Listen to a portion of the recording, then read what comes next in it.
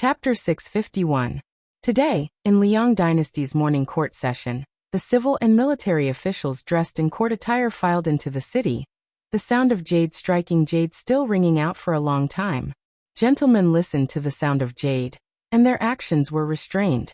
The specifications of jade ornaments were like rank, also paying particular attention to a step-by-step order, an insurmountable thunder pool. Even though the Liang faction's struggle wasn't out of control under Grand Secretary Zhang's control, the imperial censor was still able to get serious over trivial matters. Jean Lanting's appearance in the morning court session today was especially eye-catching. Half a year ago he lost his noble Great Yellow Gate, but he always lived in the capital. At first, that mansion that was completely deserted, after he impeached the king of Bailiang, Su Xiao, and had his official hat removed, visitors came in an endless stream. This time he came to the morning court session under imperial decree. Even an idiot knew that the imperial court had hidden him for an entire half a year, giving Su Xiao enough face. It was time to give Jean Sabin a higher rank. This wasn't Jean Lanting's current morning court session. While waiting outside the door, he was surrounded by his colleagues' enthusiastic and attentive calls. He also had a set of brand new jade artifacts hanging from his waist. Jade ornaments and jade beads collided, jade pendants and jade teeth colliding, releasing a wave of clear and melodious sounds. As he walked between the halls, the sound was extremely beautiful. Apart from Jean Lanting, who was the most eye-catching figure, there was another person at Great General Gu Jiantang's side, who had hurried back to the capital from the northern border, who was similarly eye-catching. It was a new face, but during this half year in the capital, people's ears had long grown calluses from hearing so much about him. An ordinary Jianghu man surnamed Yuan, a carp that jumped over the dragon's gate, suddenly became half a great general's adopted son. It was rumored that his temperament was stubborn, vicious and merciless, tormenting the Jianghu sects on the border until they were half dead. Yuan Tingshan followed behind Gu Jiantang, and just so happened to be walking shoulder to shoulder with Jin Sanlang, who was behind Zhang Julu and Grand Secretary Zhang. In comparison, the jade ornament on Yuan Tingshan's waist was very simple, crude and refined, a typical gossamer drawing, combined with the Hamba saber's cutting technique. Jean Lanting was cultured and refined. After being immersed in the capital's officialdom for 2 years and experiencing the bitterness and hypocrisy of the world, after joining the Zhongdang's tutelage, he didn't have the slightest bit of arrogance. At this moment, seeing Great General Gu Jiantang's adopted son, the future son-in-law who was set in stone, when Yuan Tingshan glanced at him, Jean Lanting immediately returned a smile. Little did he expect that this minor official, who was participating in the morning court session for the first time, would unexpectedly spit and lower his head to spit. Jean Lanting was extremely embarrassed, but his skin was who knows how many inches thicker than when he first entered the capital, so he dismissed it with a laugh. Yuan Tingshan's brazen actions made the hearts of some of the eunuchs in the distance tremble. Fine, it was clear that he was another thorn in the side. Yuan Tingshan quickened his pace and asked Gu Jiantang in a low voice, "Great General, when will I be able to carry a saber to court like you?" Gu Jiantang turned a deaf ear. Zhang Julu shot a glance at this young martial artist, who had been heard of in half of the capital before even seeing his face. He seemed to find it amusing and laughed. Yuan Tingshan still wanted to nag, but Gu Jiantang said coldly, "If you say another word, you'll get lost from the capital." Yuan Tingshan chuckled and said, "I won't say any more, I won't say any more." Jean Lanting cursed silently in his heart. "You brat, you've already said 6 words. However, Great General Gu, who had firmly controlled the Ministry of War for more than a decade, didn't care about this kind of slippery behavior. This made Jean Lanting immediately have a higher opinion of this person surnamed Yuan. Gu Jiantang and Zhang Julu both looked at a corner in the distance at almost the same time. Jean Lanting was stunned for a moment. He wore the red python robes of a great eunuch, and stood there quietly like a red cat that had been hunting mice in the palace all year round. Yuan Tingshan clicked his tongue. An expert. Jean Lanting only glanced at him from a distance and didn't dare look again. He quickly lowered his head, afraid that this notorious eunuch would remember his appearance. There was no wall in the world that didn't have a crack. Presently, there was news from the palace that this powerful eunuch, the head of the court's 100,000 eunuchs, still held a revered position. He was no longer as unmoving as he had been for more than a decade. This was because a young eunuch who had entered the palace at a young age had been chosen by Empress Zhaoji. Together with a few servants, he could be said to have interacted with the emperor day and night. His name was Tonglu, and he had only recently been bestowed the surname of Song by the emperor. Song Tonglu came from the Directorate of Credentials of the 12 Directorates. His background was clean, and his master was the head eunuch of the Internal Affairs Bureau. For many years, he was one of the few eunuchs who could walk side by side with Han Diaoxi in the palace. Song Tonglu had never made a mistake in the matter of imperial edicts. He was kind to others and had a gentle personality. Other than the difference between his position and Han Diaoxi's, his personality was also the complete opposite. At this sensitive time when several princes in the capital were about to be made kings, the emperor was close to Song Tonglu, who had been promoted by the empress, and was estranged from Han Diaoxi, who was close to Prince Zhao Kai. This undoubtedly made the powerful officials and nobles smell a trace of blood. The number of people who wanted Han Diaoxi dead was no less than the number of officials who wanted Su Xiao to fall from power. Some of the officials in the capital who had quietly placed their bets on the princes were secretly glad that they hadn't wasted their energy on Zhao Kai, whose background was unclear. For the first time in more than a decade, the red python-robed eunuch who hadn't appeared in court gently turned around and walked without a sound. Han Diaoxi habitually walked in the shadows of the palace walls. It was impossible to see the expression on his clean white face. Chapter 652. Beimeng didn't have a capital until Morong Empress usurped the throne. She used 400,000 soldiers and 900,000 people to build the capital. It took 9 years. The king of the northern courtyard, Su Huainan, and the father and son from the central plains, Zhang Rou and Zhang Lu, were responsible for the planning.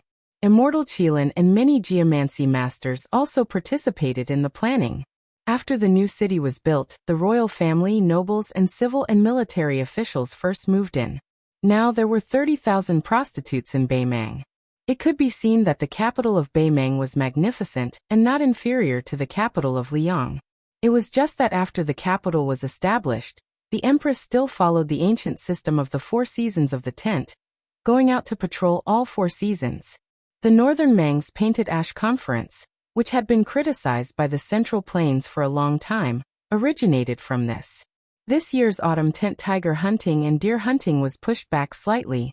The influential nobles of the northern Mang royal court were all talking about it. Many of the older nobles who had the qualifications to participate in the tent hunting in the past, but found excuses not to go, eagerly participated in it without exception. Unfortunately, they were greatly disappointed. In the capital, there was a declining branch of Taoism called Chongqing Taoist Temple.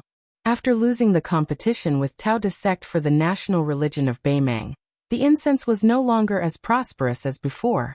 Only a few old pilgrims would come to pray during the 9-Yen festival.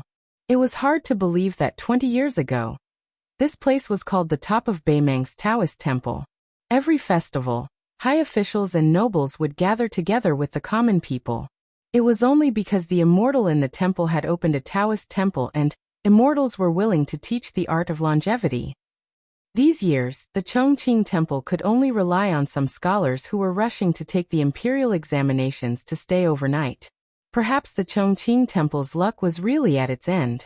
There had never been a scholar who was nominated after staying here.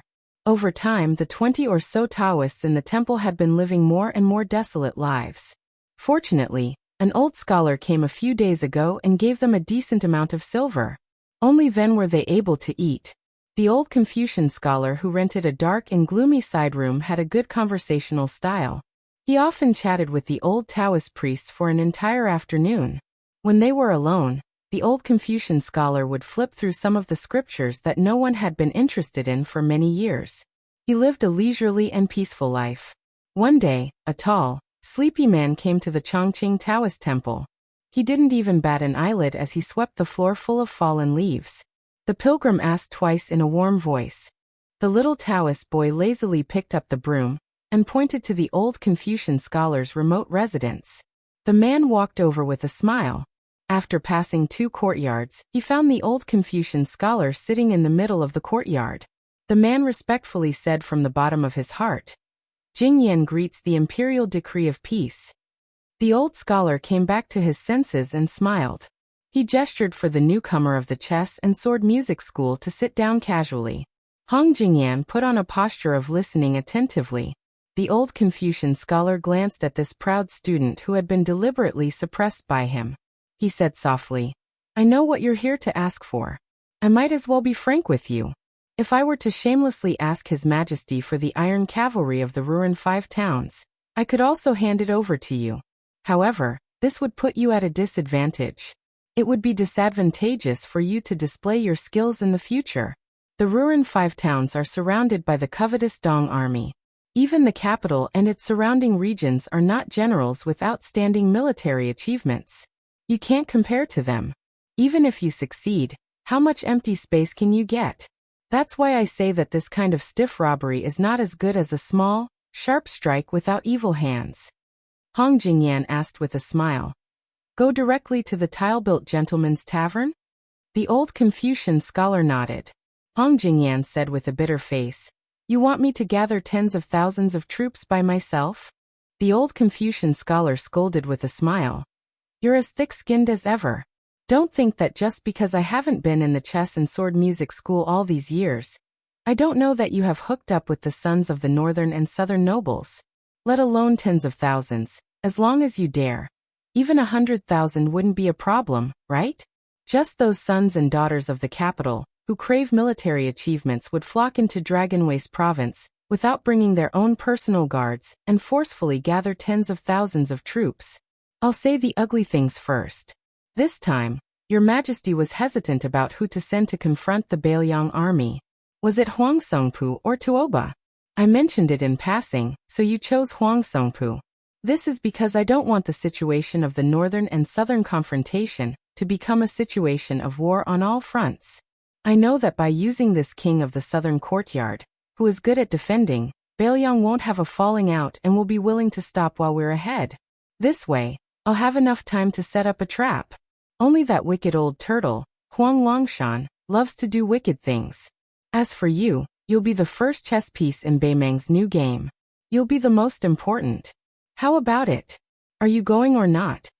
Hong Jingyan furrowed his brows and did not immediately give a reply. The old Confucian scholar, who was already the emperor's tutor, said, "There's no rush. Let's make a decision after you've thought it through. If you feel that controlling the Ruren cavalry is more advantageous, and can give me a convincing reason, I can very well let you go to the Ruren Mountains and become the Mountain King." Hong Jingyan softly said, "To tell the truth, whether I go to the Gentleman's Pavilion or the Ruren Mountains, right now, the sword chi is not by your side. I can't be at ease." The old Confucian scholar shook his head. "I know what I'm doing." Hong Jingyan looked around and laughed. "Are you really not going to meet those nobles in the imperial tent who are willing to dig 3 feet into the ground just to find you?" The old Confucian scholar indifferently said, "Burning the stove in the officialdom is a great skill. Those fellows who have gone hunting to find me are actually burning a few sticks of incense to Su Huainan right now. Only then will His Majesty pay attention to them. Those who foolishly come to me to burn incense and pray to Buddha and Bodhisattva are all carrying pig heads and meat. Even if I were a true Bodhisattva, I'd still be sick of eating them. When the stove is cold, they can give me a bowl of porridge and a plate of pickles to fill my stomach and warm my heart." There was a long period of silence. Hong Jingyan suddenly stood up and bowed with his hands clasped in front of him. "I ask the magistrate of peace to play a game of chess with me." The old Confucian scholar waved his hand, ordering him to leave. Hong Jingyan laughed at himself. He did not insist and left the Chongqing monastery. The old Confucian scholar slowly walked to the entrance of the monastery. The boy who was sweeping the floor was exhausted and sitting on the steps.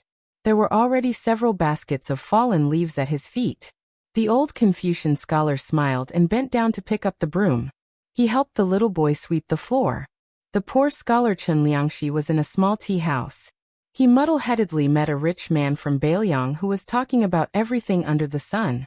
He also muddle-headedly followed the hunchbacked and lame old man into a house. There were 2 jade lions in the house and a large plaque with golden words. The little beggar who had been reading with him along the way gently raised his head and read, Baelyang Palace.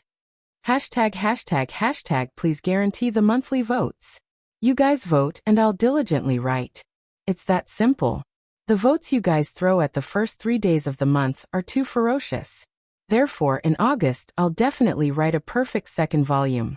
Then I'll write an even better third volume, He Xinliang. Chapter 653.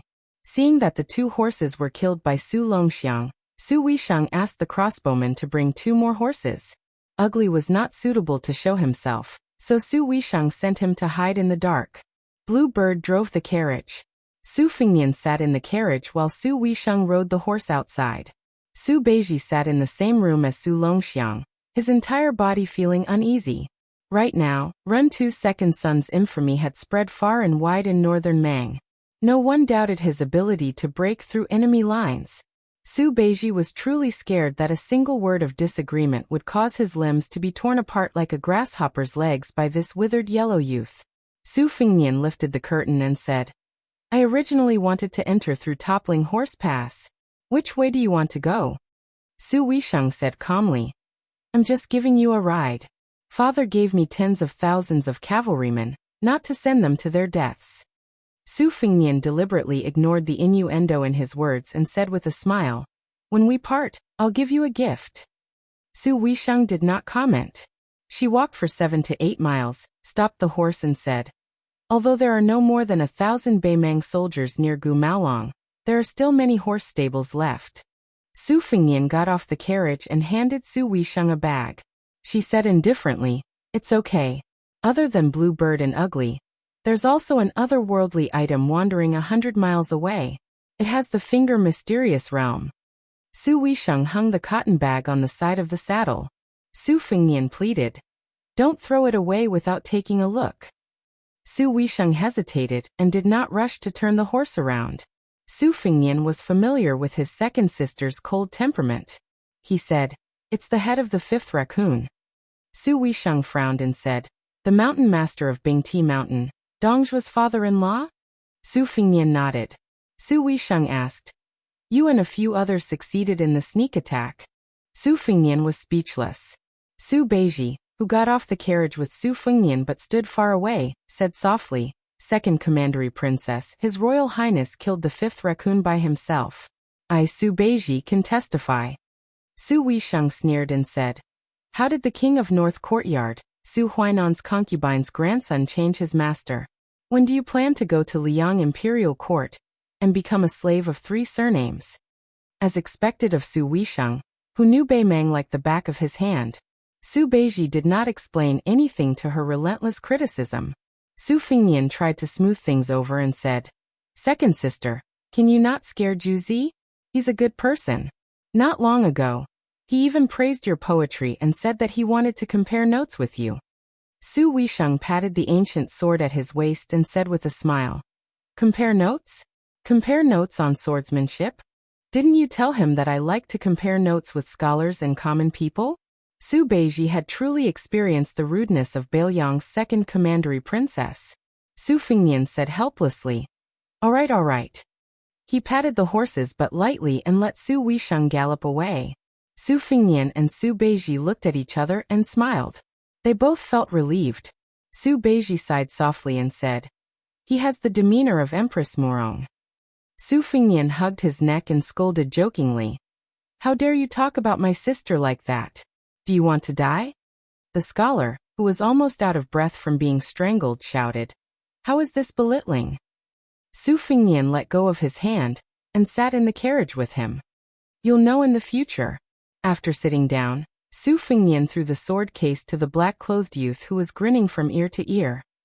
Huang Manor, there are 3 swords in there. I'll give them to you. Didn't you get stabbed by a willow branch? Next time you see him, return the 3 swords to him. Su Longxiang held the sword case and laughed foolishly. Su Fengnian turned his head to Su Beiji and said, Baelyang Palace has an abundant collection of books. If there's anything you like, just take it. It'll be your personal collection. Treat it as my meeting gift to you. How about it? Su Beiji smiled sincerely and said, It's enough. Su Fengnian thought for a while and said, When we reach the prince's mansion, why don't you change your name? Su Beiji shook his head and thanked Su Fengnian for his good intentions. It was obviously not wise to parade around Beiliang with the identity of Su Huainan's grandson. However, there were some things that Su Beiji did not want to shrink back from.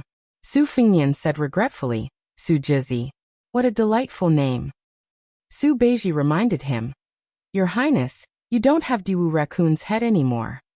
Su Fengnian said, oh, and snapped his fingers. Not long after, a slender, snow-white wrist reached into the carriage curtain. When Su Beiji saw the happy face of the otherworldly item in the red robe, he had goosebumps all over his body.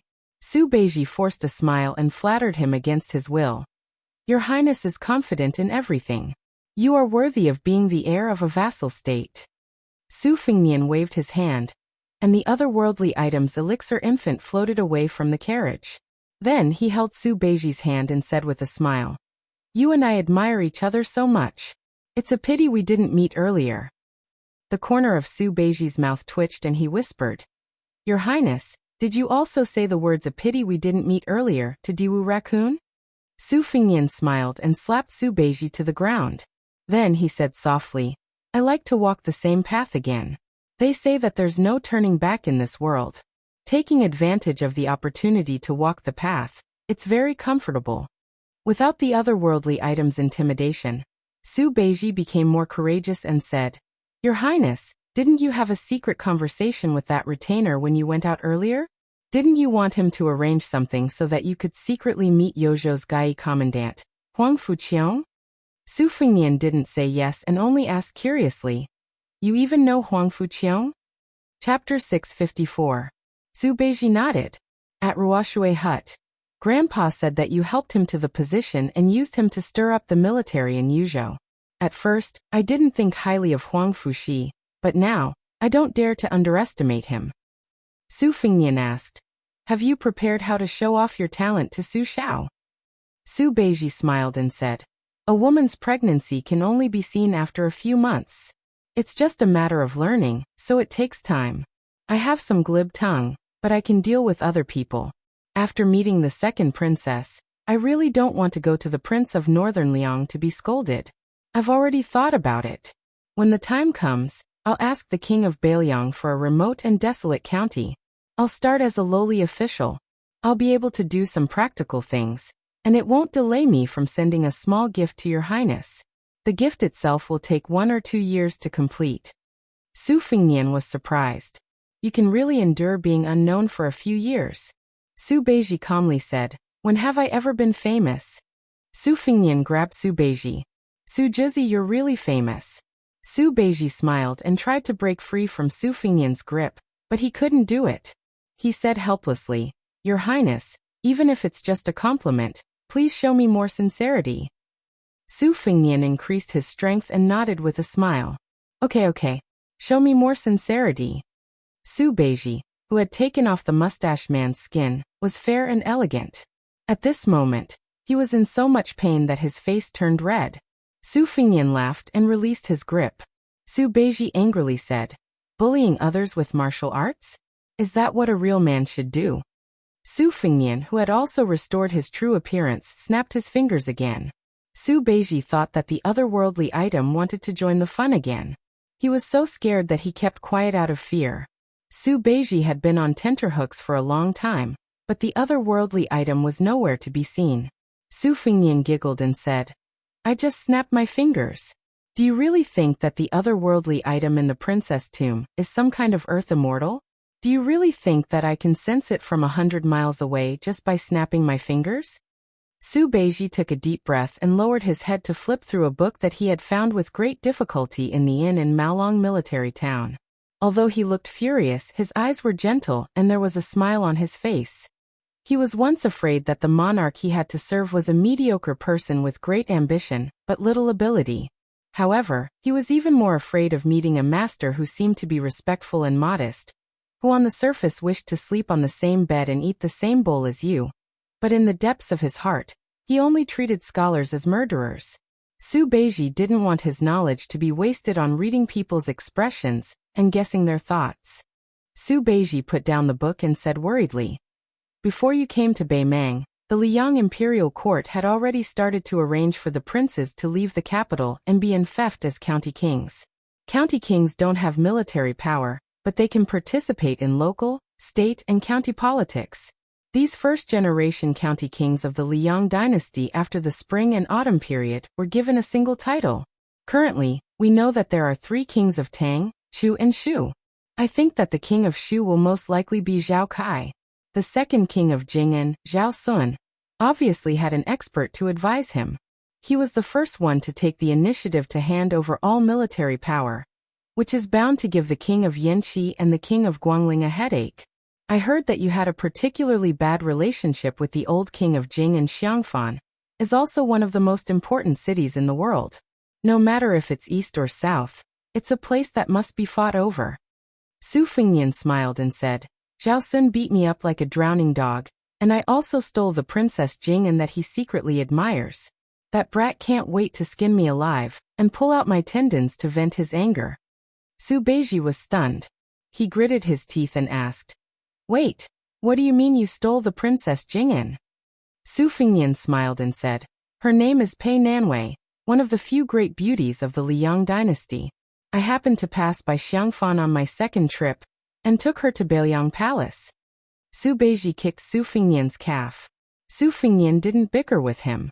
He patted the dust off and said helplessly, She's not your wife, what are you so anxious about? Su Beiji glared at him. The sallow and emaciated black-clothed Su Longxiang didn't get angry. He was born to be able to sense good intentions. Su Fengnian put away his cynicism and said softly, Don't worry, I've done enough ridiculous things. From now on, I'll only be messing around in Beiliang. Su Beiji snorted coldly. Su Fengnian quickly revealed his foxtail and said, But if a beauty comes to Beiliang to walk right into my trap, I won't refuse her. Su Beiji was about to speak, but Su Fengnian's words made him swallow his words. Why are you acting like my wife? Why do you care about this? Su Fengnian pretended to be terrified and shifted his butt. Su Jizi, don't tell me you're gay? Let me say this first, I can't wrong myself. If you can't bear it and really want to make a move, I can pay you to go to a brothel and find a young husband. Su Beiji cursed for the first time. Su Fengnian said calmly, Su Jizi, you're the first celebrity I've personally recruited. I'll arrange for Dannying to stay by your side. Ask yourself honestly, am I good to you? Su Beiji lay straight in the carriage and covered his face with the book, pretending to be dead. Su Fengnian lifted the curtain with a wicked smile and picked up a pot of green ant wine that his second sister, Su Weisheng, had purposely left behind. He sat with Huang Manor behind Bluebird. A light breeze brushed past his face, and the silver hair at his temples swayed softly. His black hair entered Beimang, and his white hair returned to Beiliang.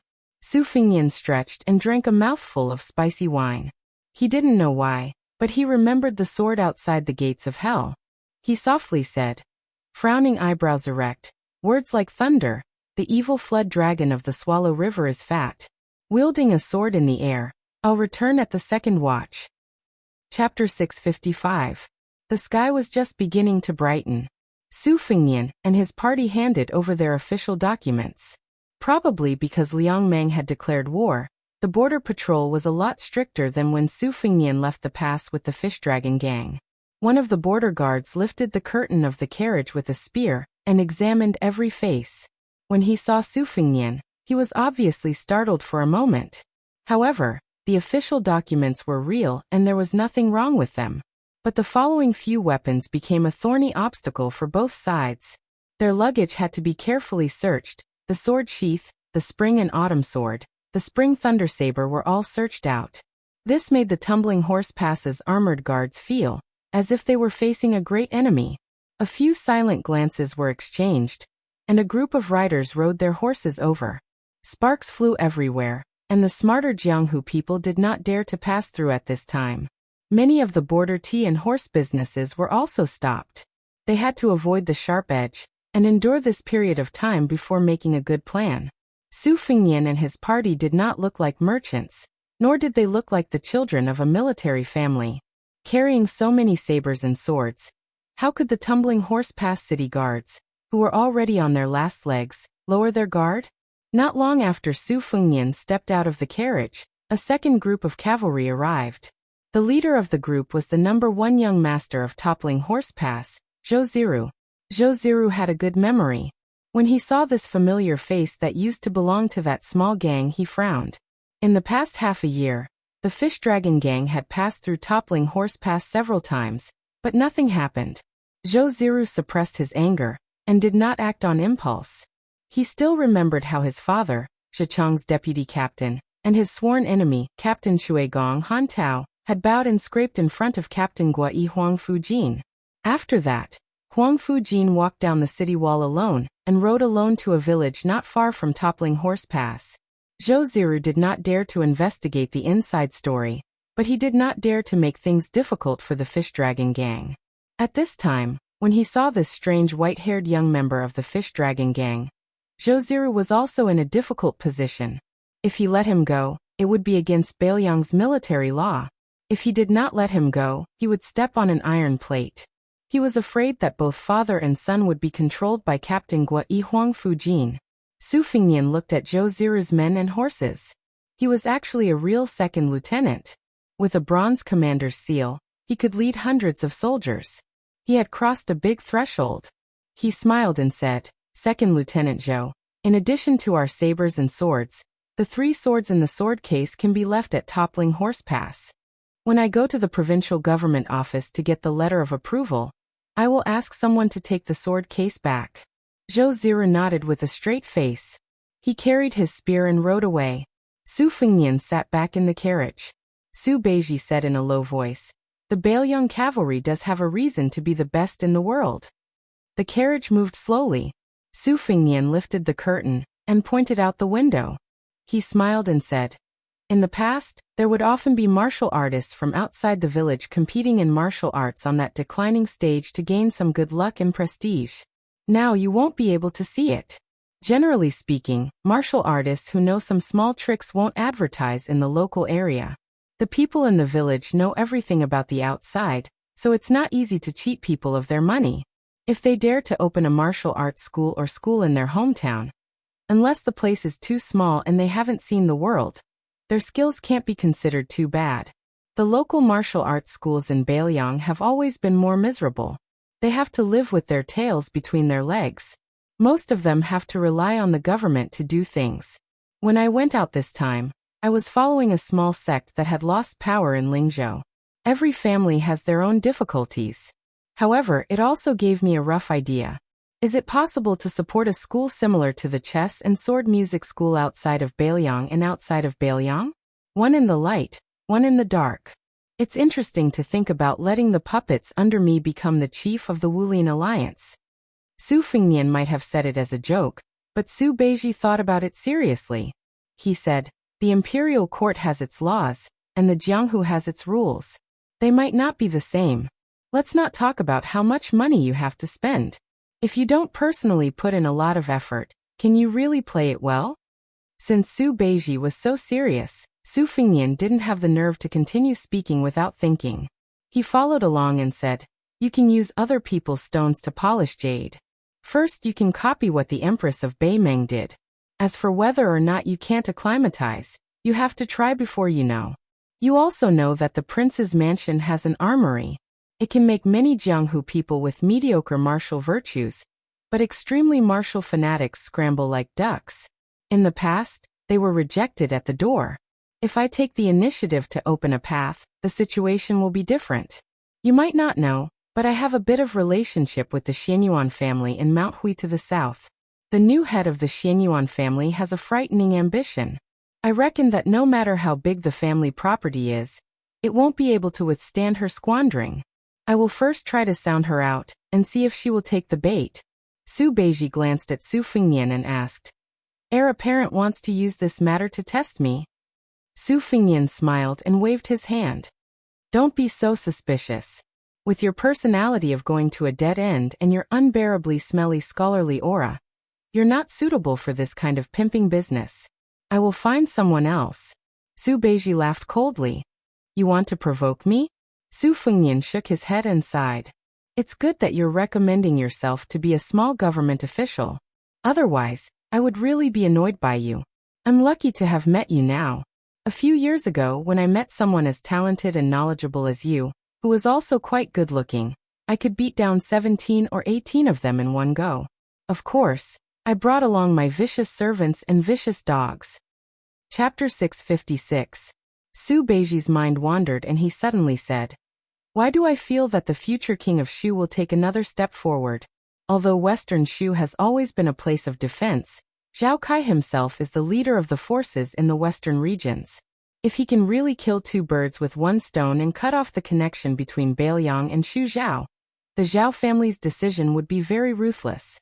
If Zhao Kai, who has always been an insignificant figure in the imperial court, can really gain a firm foothold in the position of king of Shu, and if the position of crown prince is always empty, I think this is not a good situation for Bailiang." Su Fengnian smiled and said, "Zhao Kai is going to the western regions. It's hard to say whether he will live or die." Su Beiji frowned and said, "You can leave Beimang, but he can't leave the western regions. If there is such a thing as the Son of Heaven, then Zhao Kai, who is a prince, is much more suitable than you." Su Fengnian nodded and said, "That makes sense. Then I will go and kill Zhao Kai, an eye for an eye." Su Beiji was surprised and said, "Really?" Su Fengnian said calmly, "I will personally bring people there." Su Beiji began to calculate in his mind. Su Fengnian had already noticed a detail.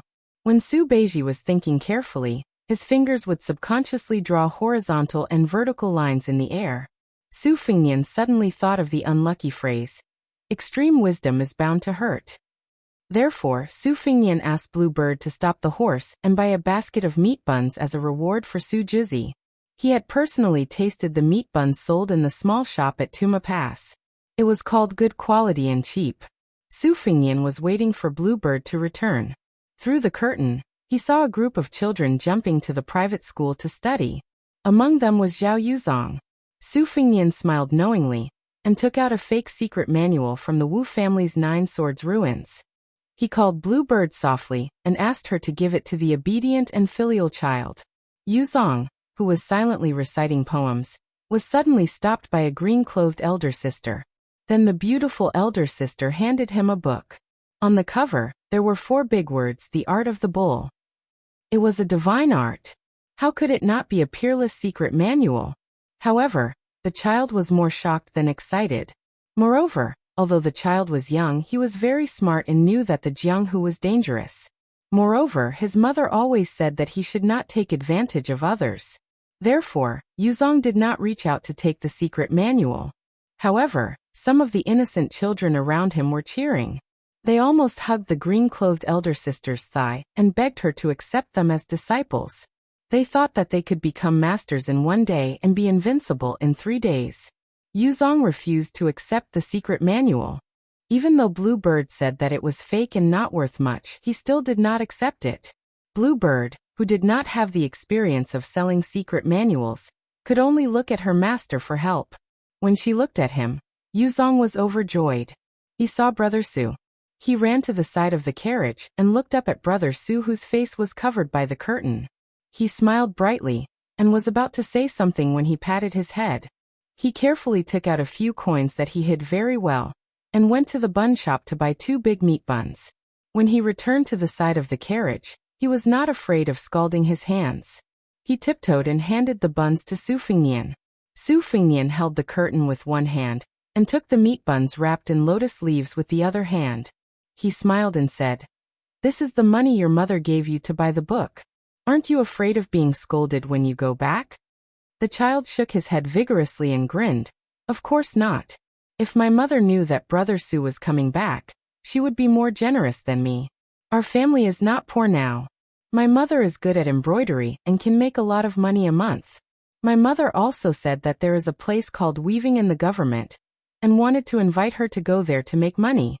Su Fengnian knew that Huang Fujin must have hinted to someone. The amount of hinting was just right. He did not treat the mother and daughter unfairly, nor did he disturb their peaceful life. Su Fengnian took a bite of the meat bun and pointed at Blue Bird. He smiled and said, "This sister is my friend. I don't know if the secret manual is real or fake.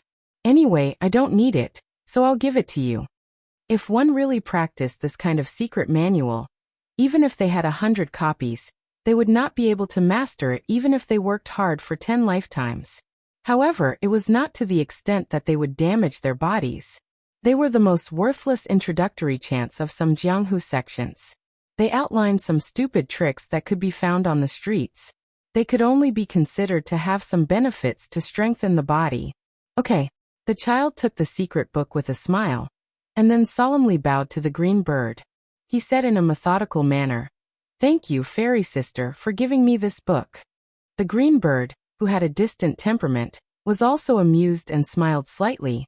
After receiving benefits, the child with a good upbringing naturally wanted to return the favor. His eyes filled with anticipation, he asked, "Brother Su isn't in a hurry to leave, right? Come to my house for lunch. My mother will definitely be happy.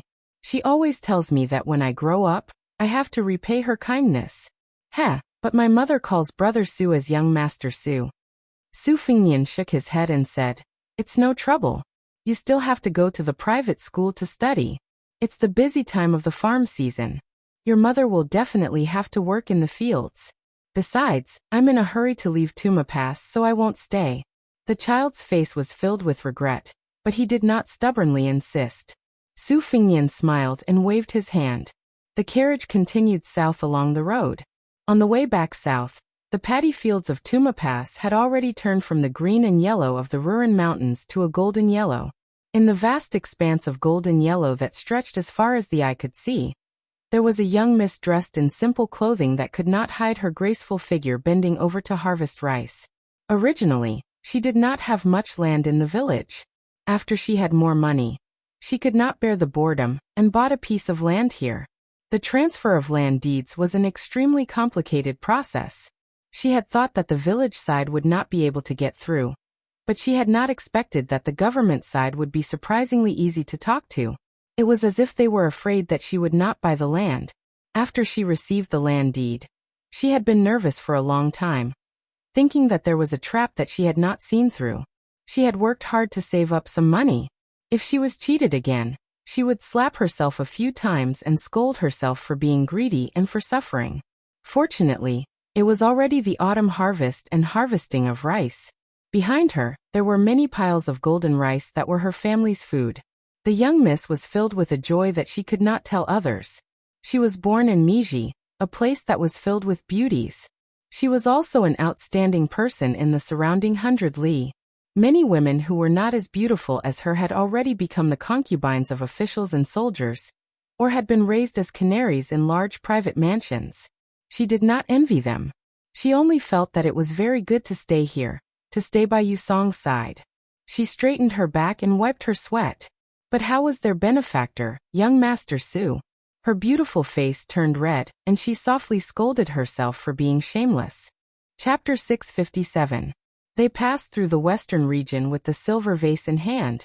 Zhao Kai walked the same path as the white-robed monk who traveled thousands of miles to the west. In Zhao Kai's party, in addition to the 200 valiant Yulin guards, there were also more than a dozen imperial bodyguards with yellow belts and golden sabers around their waists.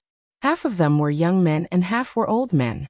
Any old man who was picked was an outstanding talent in the Wulin 10 or 20 years ago.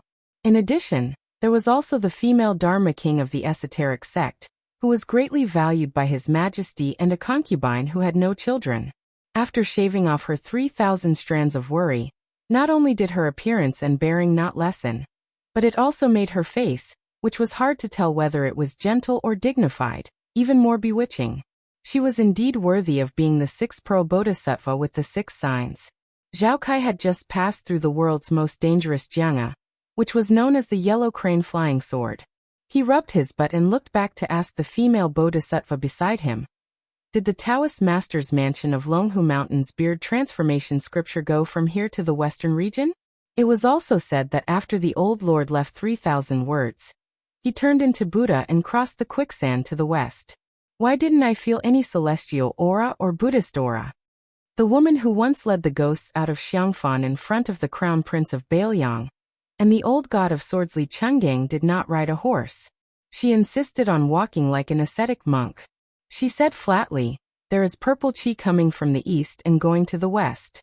It's just that you're in the mountains and don't know the mountains. Zhao Kai snorted and pointed at his own nose. You're talking about me? You don't say. Before I met you in Xiangfan, there was a very celestial senior in the Reed Marsh who praised me for my luck, second only to the princess of a fallen country in West Chu. His insight is like a torch. She ignored the prince's complacency and fluttered forward in her plain cassock. Zhao Kai subconsciously looked to the north and licked his dry lips. His face was gloomy.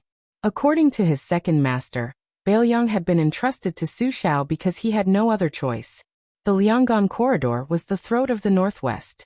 Once the corridor was opened, the million cavalrymen of Bailiang could easily dive into the central plains from the Huangshui Valley like lions hunting rabbits. In fact, it was not easy for Bailiang to set up defenses. Most of the time there were no barriers along the border. For example, if it were not for the Bailiang cavalry stationed at the wasteland north of Tuma Pass, or if any of the military brigades were used to relieve the defense, perhaps it would have long been crushed by Beimang's steel cavalry into a broken bamboo basket, leaking water everywhere. Moreover, the advantages and disadvantages of Northern Mang lay in the fact that Northern Mang's territory was so vast that it was almost as vast as the entire Central Plains. This formed a thick wall in the game of Go, which was something that Northern Liang could not compare to at all.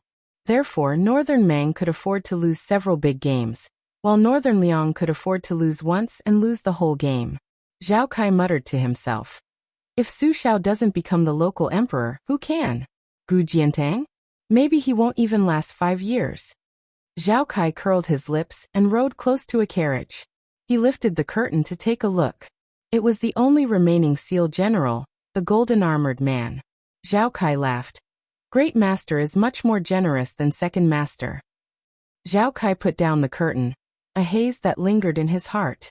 From mocking and slandering Buddha to destroying Buddha, Second Master, who had the potential to become the world's Buddha, had been indifferent and did nothing. In recent years he had simply disappeared. His great master seemed to be in danger in the palace. He had no choice but to go west this time. After all, when the tree moved, the person would die. Zhao Kai, whose throat was almost smoking, swallowed hard. He thought of the peer who was destined to be his life and death enemy and said softly, "Do you dare to come and kill me?" He looked back at the sword gate, which should be the easiest place to set up an ambush. "Su Fengnian, it seems that you don't have a chance." Zhao Kai twisted his neck and sneered. "Bah, you don't even dare to go to the gambling table." Yu Chou personally sent a message to Huang Fushi. This powerful Commandant Gua Yi immediately went to Zhudao City and waited respectfully. He did not dare to alarm the local government and the garrison. He only brought a group of valiant retinues that Bailiang Palace had specially assigned to him. Huang Fushi sat alone in the carriage and thought of all kinds of countermeasures. Now, Huang Fushi's reputation had taken a sharp turn. As a top warrior of a top sect in Jianghu, he had risked his life to fight Bailiang Palace. Therefore, people in Jianghu had to give him a thumbs up and praise him as a real man. After he joined Bailiang Palace and became a lackey, people in Bailiang all scolded him as a good-for-nothing. For the sake of his promotion and wealth, he had sacrificed almost all the lives of his entire clan and smashed the golden signboard that he had painstakingly accumulated for several generations. However, the honor and disgrace of Jianghu were one thing, but the military and political affairs of Bailiang were completely different. Everyone in Yuzhou was afraid of this jackal. Huang Fushi's official position was not low. He was the real Commandant Gua Yi, a first-class general with real power in Yuzhou. In addition, Huang Fushi had diligently walked through the vast Yuzhou like an old farmer checking his crops. Although the fence-sitters in Yuzhou might not have good moral conduct, they were not necessarily all good-for-nothings who only knew how to flatter. Among the many commandants who joined Huang Fushi, there were many young men who had made great military contributions. These guys had tied themselves together with Huang Fushi and had already grown up. The several generals in Yuzhou who had the same official position as Commandant Gua Yi finally realized that Huang Fushi did not come to Yuzhou purely to fish for profits, but he was determined to compete with them for military power. In the officialdom, there was a carrot and a pit, and each pit was worth a fortune. When you crossed the line and wanted to take over a few more pits, it was more painful than the hatred of snatching a wife. Over the past half a year, Several generals who were in cahoots with each other had teamed up to trip up Huang Fuxi. Commandant Guo Yi also resolutely fought back. The two sides were fighting fiercely. If it were not for the war in Liangmang, they might have fought with real swords and spears. Chapter 658. Rumor had it that a general had said, "Even if you, Huang Fuxi, are the new favorite of the great general, can you not follow the rules and blindly snatch territory? Back then, I went through fire and water with the great general. Is the great general someone who likes the new and hates the old? If we really fall out, at worst, we will all be tied up and brought to the king's mansion. I don't believe the great general will favor a guy like you, whose family is as dirty as a toilet." There was a brocade box beside Huang Fuxi. Inside it was a rare folding fan carved by a famous master. Bamboo Blade City was famous for its bamboo carvings. It was popular in the city for officials to give each other books and fans. This fan cost Huang Fuxi 3,000 taels of silver. It was made by Huang Wenhou of the Jinshi family. Within the bamboo fan, there were more than 10,000 words. The words were small and had the charm of a famous calligraphy. Huang Fuxi came from a powerful family in the martial arts world. When he was young, he was also an elegant young master who excelled in music, chess, calligraphy, and painting. His vision was naturally top-notch. The reason why he chose the bamboo fan, other than the fan's elegance, was that Huang Wenhou was praised by fans in the industry for his vision. However, Huang Fuxi knew that this old man who did not show off was a genuine martial artist. Huang Fuxi bought the fan with no less money than Huang Wenhou. However, if Huang Wenhou was not willing to work for him, then the 3,000 taels of silver would be the price to buy his life. Huang Fuxi intuitively felt that Beiliang's Jianghu would be taken over by someone sooner or later. He was just feeling the stones to cross the river and explore the way. It would be best if he won the bet, but if not, it was fine to spend some money. Huang Fuxi did not even care about his face and family, so why would he care about those worldly possessions that he would not bring with him when he died? Huang Fuxi smiled lightly. He had been waiting outside Bamboo Blade City for an entire morning, and did not lift the curtain once. If I, Huang Fuxi, dare to go bankrupt on the gambling table, would you generals with dead wives dare to? The carriage slowly turned around and drove into the city. Only then did Huang Fuxi lift a corner of the curtain. He looked at the simple carriage in front of him and gently put it down. The carriage stopped at the entrance of an ordinary inn in Bamboo Blade City. Huang Fujian got off the carriage, leaving behind the elite retinue that would never be loyal to him in this lifetime, and quietly followed. Along the way, Lieutenant General Guo Yi did not look sideways. They followed him to a quiet single-family residence in the backyard. After Su Fengnian sat down, he asked Bluebird to buy some dyes. His current appearance was too unbecoming. He beckoned Huang Fujian, who was standing at the door, to enter the house. The burly general prostrated himself on the ground without any hesitation, the brocade box placed beside his hand. Su Fengnian didn't pretend to be amiable and approachable. Su Beiji helped him take the brocade box. Su Fengnian opened it and took a look. With a snap, he opened his folding fan and squinted his eyes. He smiled and said, "It's a piece of art. One look and I can tell it's the work of someone from the Jinling school." Huang Wenhou? Then wouldn't General Huang Fu have spent a year's salary on it? Huang Fujian said softly, "As long as your highness doesn't mind dirtying your hands." Su Fengnian waved his bamboo fan, feeling that it was too romantic to wave a fan in autumn. Thus, he tossed it to Su Beiji, who was quietly drinking tea at the side. Only then did he say, "Huang Wenhou is very reputable in Bamboo Blade City. Don't look at him as a scholar who migrated from southern Tang to Beiliang. In these years, he has mingled well with both the black and the white. The prince's residence has a notice with his name on it. If you didn't report your name and didn't use the title of an official to pressure him, this old man might not be willing to sell you this fan, right? His fan is said to be able to exchange for a 7th-grade official in Bamboo Blade City. According to the market price in Yuzhou, how can a few thousand taels buy it?" Huang Fujian said calmly, "I did report my name before Huang Wenhou handed over the fan." Su Fengnian asked with a smile, "Was there a reason?" Huang Fujian replied, "Many of the big ruffians in Bamboo Blade City have acknowledged Huang Wenhou, who is proficient in feng shui, as their master.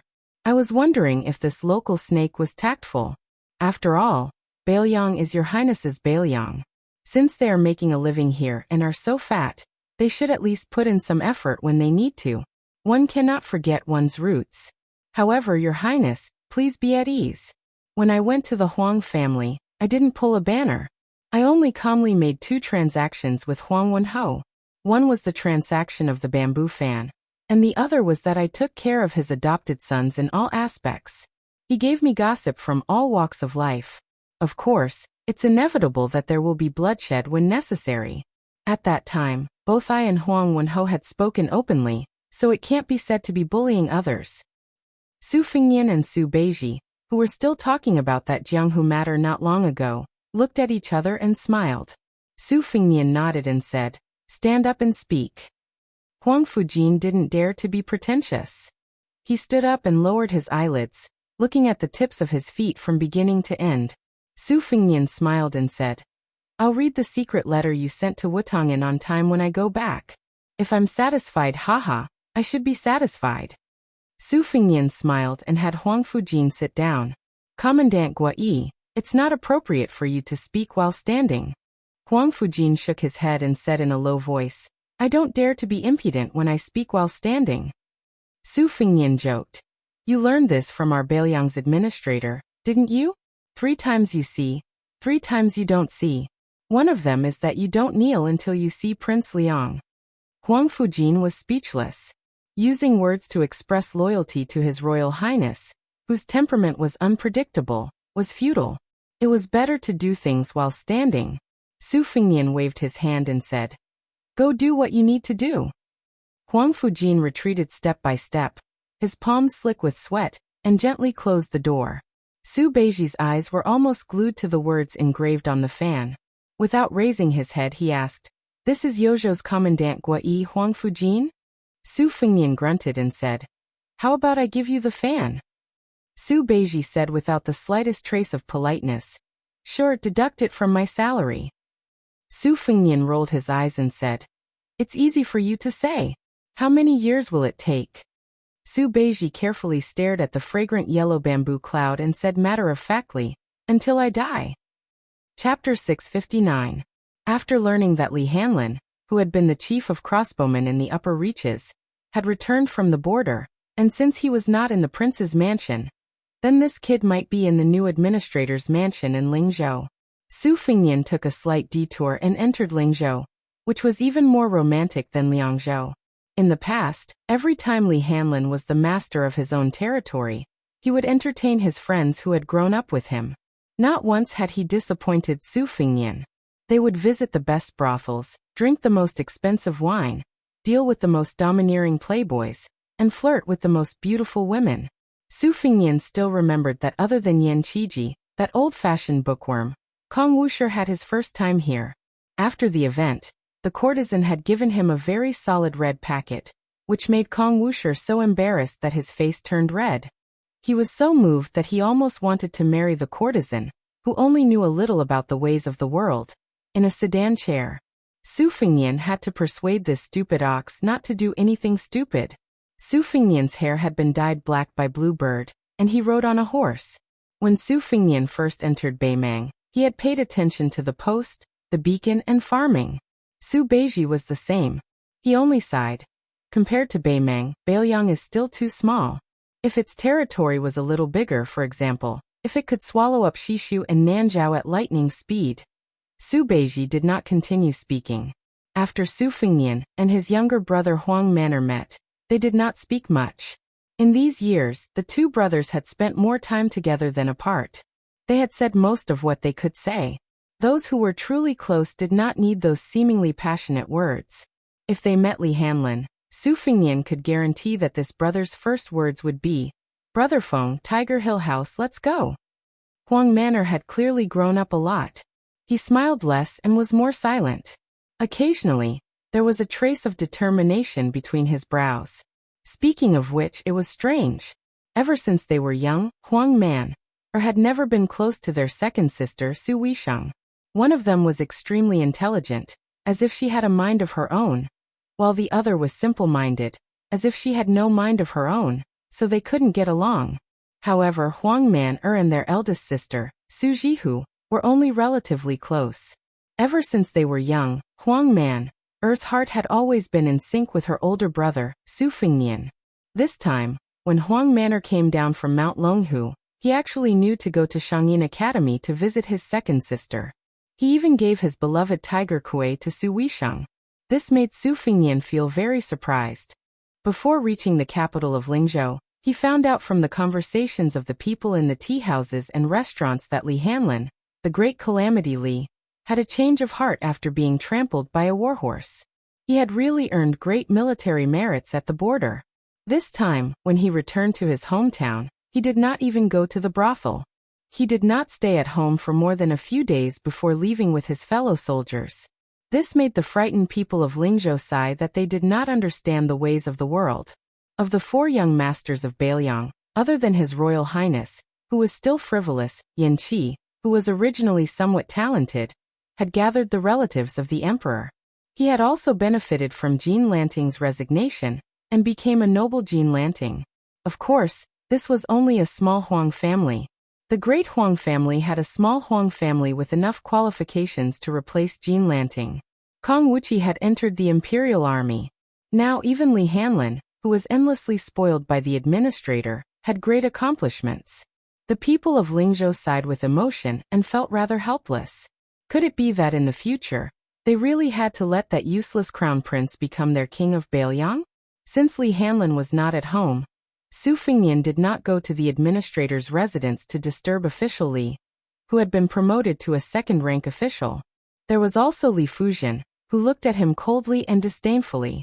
It was fine if they did not meet, but if they did meet, it would be even more boring.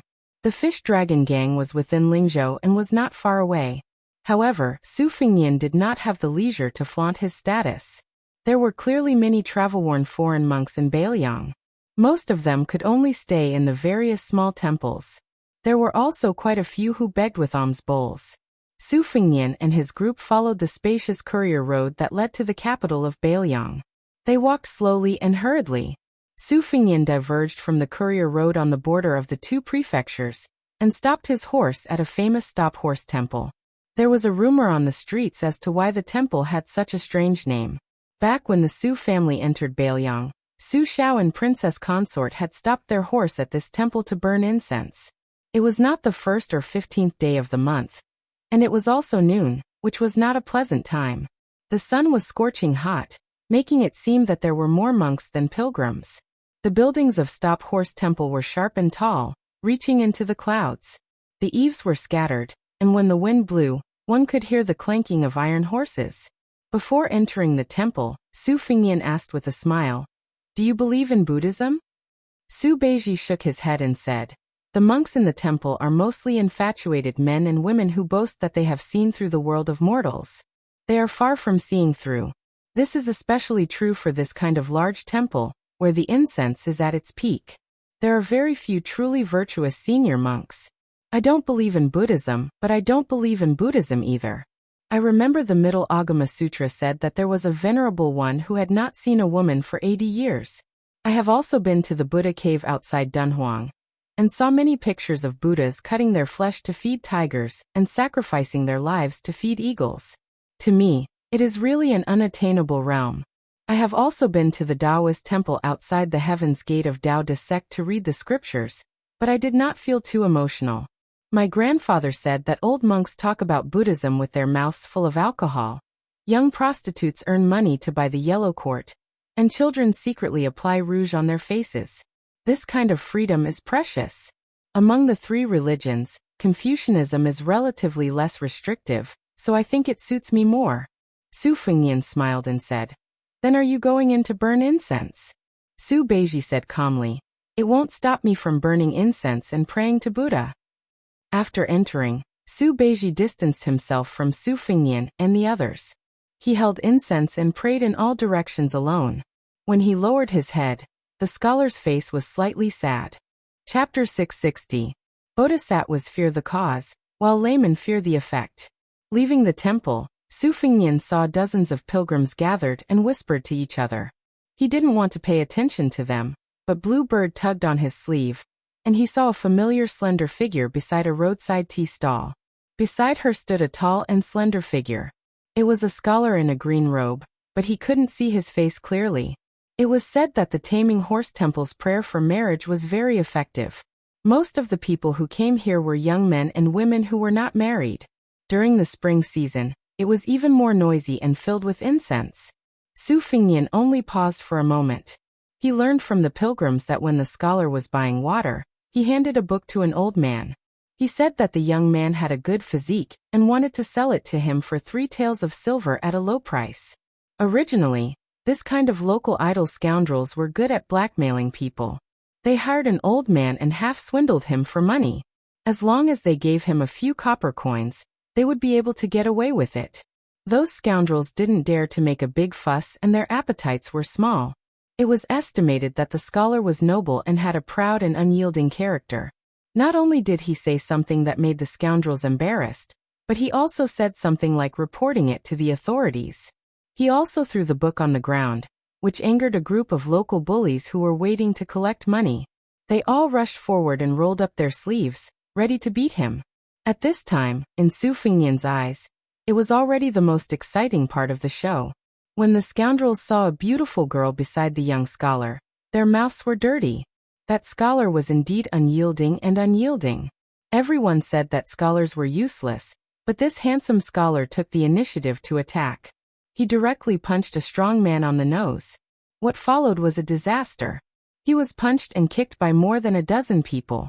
If the girl didn't lie on the ground to protect him, he would have to lie in bed for a few days before he could walk.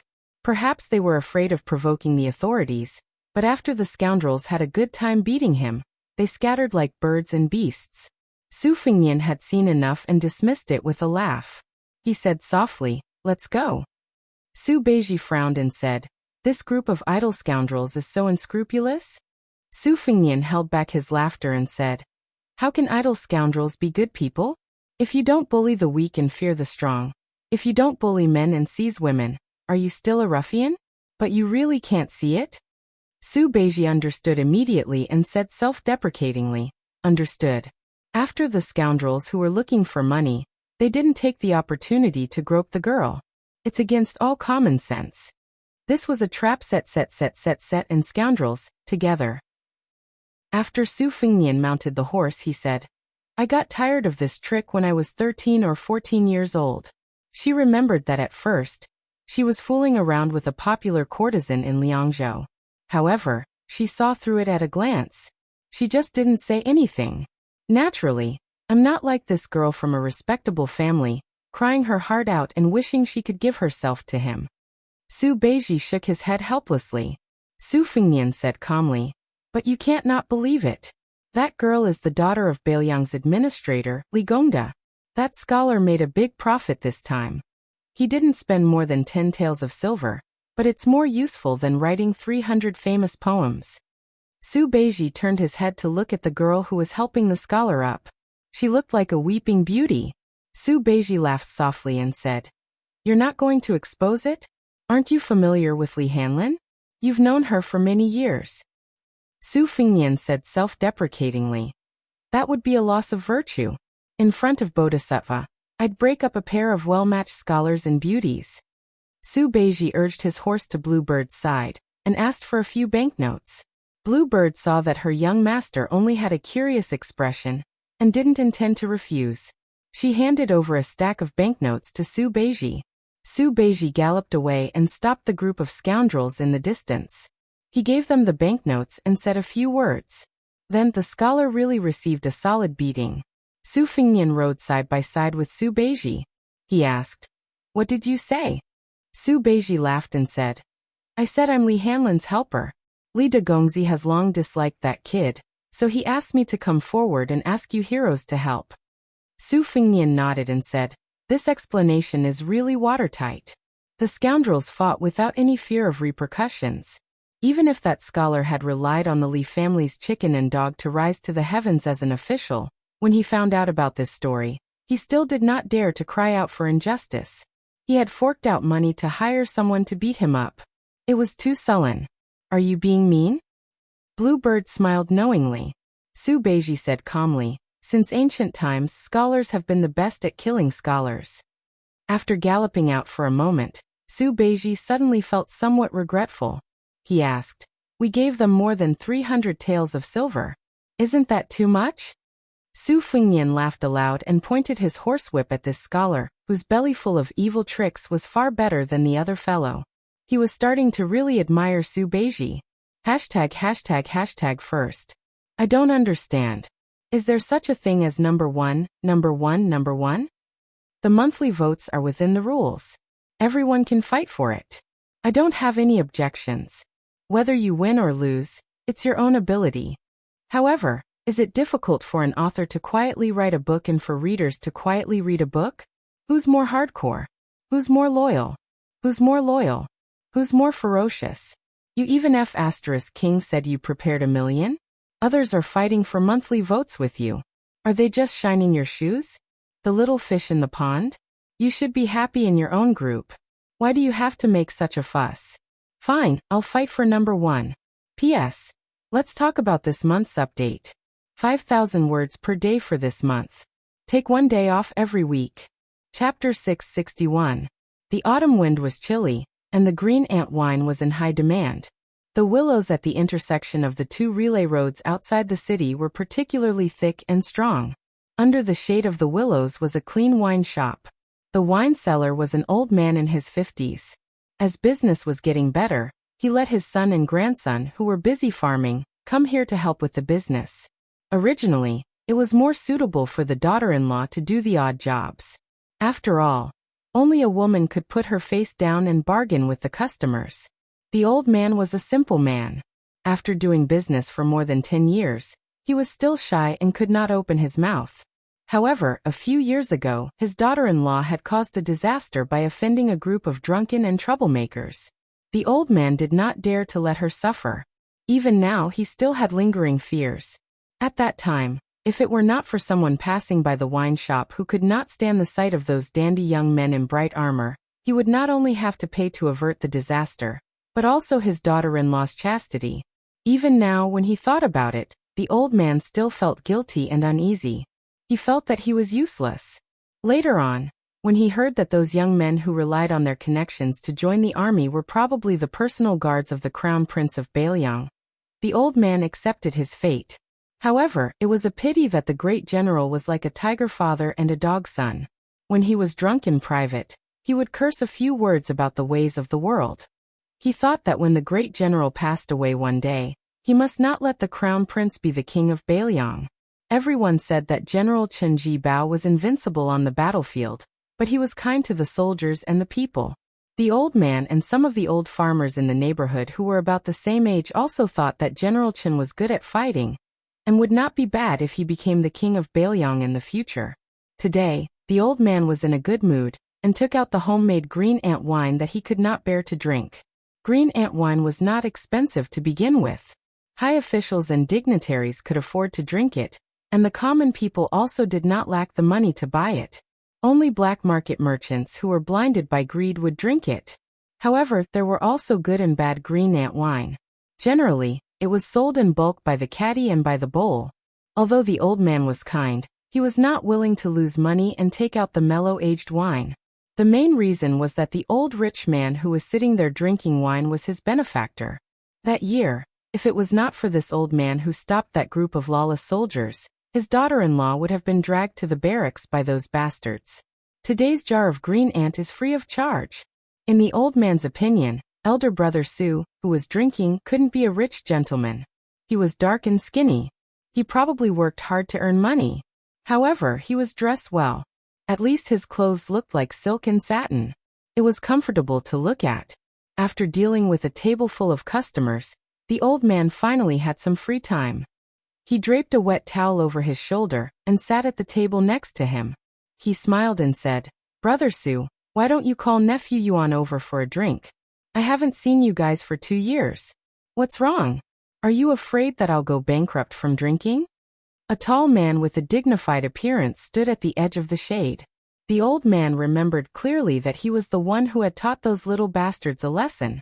Later, he learned that he was old brother Su's adopted son, surnamed Yuan.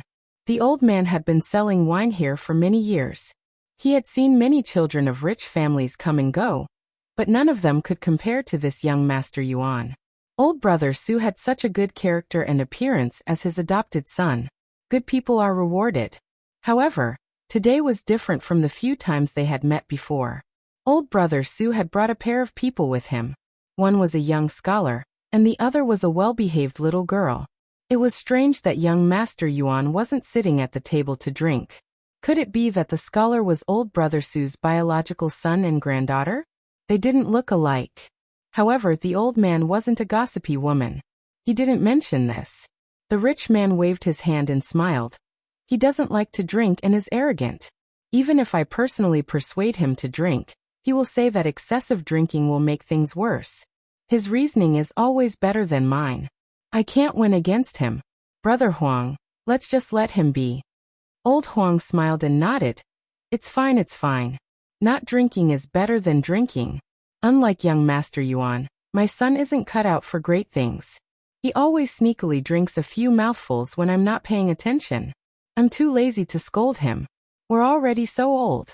We've thought things through. The old man with the surname Su drank a mouthful of green ant wine. He took a deep breath and snorted. With a face full of joy he said, "Brother, your words are very straightforward." The old man was happy. He laughed and said, "What do you mean by straightforward? It's all nonsense. We don't know any reasoning. We're just living our lives. My grandson went to a private school to learn how to read. I'm just waiting for him to change the word wine on the brochure. It doesn't matter if it looks good or not. It's fine as long as he can recognize it." The old man thought for a moment and said, "My son's handwriting is quite good. Why don't we use it first and change it when your grandson learns how to write couplets?" Old Huang was stunned. He rubbed his hands and said with an embarrassed expression, "That's good. But won't it be too troublesome for you?" The old man waved his hand and smiled comfortably. "It's fine. I'm here today to wait for my son to come home. When he finishes drinking, won't it be easy? It's just that I don't have a pen and ink." Old Huang slapped his thigh and said, "If you don't have it, then go get it. The village isn't far. It's 2 miles away. I'll get my grandson to go get it. That brat's legs are very nimble." There was a child who had been in the private school for less than 2 years who had been happily squatting nearby. He rested his chin on his hand and peeked at the little girl sitting at the table. He felt that she was really beautiful. When he heard his grandfather praising his legs in front of everyone, he felt very proud and smiled. Without his grandfather's instructions, he stood up and disappeared. Old Huang generously took the bowl of wine that Brother Su handed over. He took a sip and asked with a smile, "Brother, is your son a scholar who wants to take the imperial examinations?" The old man shook his head and said, "He's not very educated. However, I've been forcing him to go out for the past few years. He travels very far and doesn't stay at home for many days. Sometimes I regret it." The old man sighed and said, "Brother Su, young people should go out and experience more. Otherwise, they won't be able to support a family. Brother, your family business is definitely not small. Unlike us who only have 1 mu of land our whole lives. Young Master Su will definitely have to suffer more. It's a good thing." The scholar who didn't drink much smiled and raised his head to look at the end of the post-house road. Old Huang only drank half a bowl of wine before he went to greet the other tables of customers. The tavern was a small business with a small profit margin. It was rare to have a repeat customer, so all of them were unfamiliar faces. The table of scholars didn't have loud voices, but it sounded like they were talking about the world. Old Huang couldn't understand them anyway. The table of people who had been in the Jianghu were mostly dressed in simple clothes. Among them, there was one who was dressed in brocade clothes and had a loud voice. He spoke with a foreign accent, but he was relatively generous. Other than 2 jars of green ant wine, he also ordered a few caddies of cooked beef. The tables of people didn't interfere with each other's business. The scholar talked loudly and arrogantly. Chapter 662. On the other hand, the group of Jianghu people took a few more glances at young Master Yuan, who was standing like a spear by the side of the post house. There was some fear in their eyes. They knew their own weight. They had come to Beiliang to make a living. They wanted to open an escort agency near Liangzhou, or join a slightly larger gang. They had traveled a long way. They had left their hometown in Liaodong because they had been bitten black and blue by a mad dog who also had the surname Yuan. Their original gang had been strangled by that brat, so they definitely had some tricks up their sleeves. They were definitely not those so-called invincible fighters who fought all the way from the village head to the village head, from the east to the village head, and from the east to the village head. They were also not boxing masters who dared to call themselves grandmasters. The reason they had chosen Bailiang as a place to stay was because they knew that the king of Bailiang had brought prosperity to Liaodong. Although Bailiang had suppressed Jianghu quite a bit, at least there was some incense burning there. Furthermore, they were just a few small fish and a few small shrimps. They had not done anything against the country's laws, so it should not be difficult for them to make a living. However, since they were unfamiliar with the place, they had to be careful. They were more cautious, afraid that they would encounter an unreasonable territorial snake.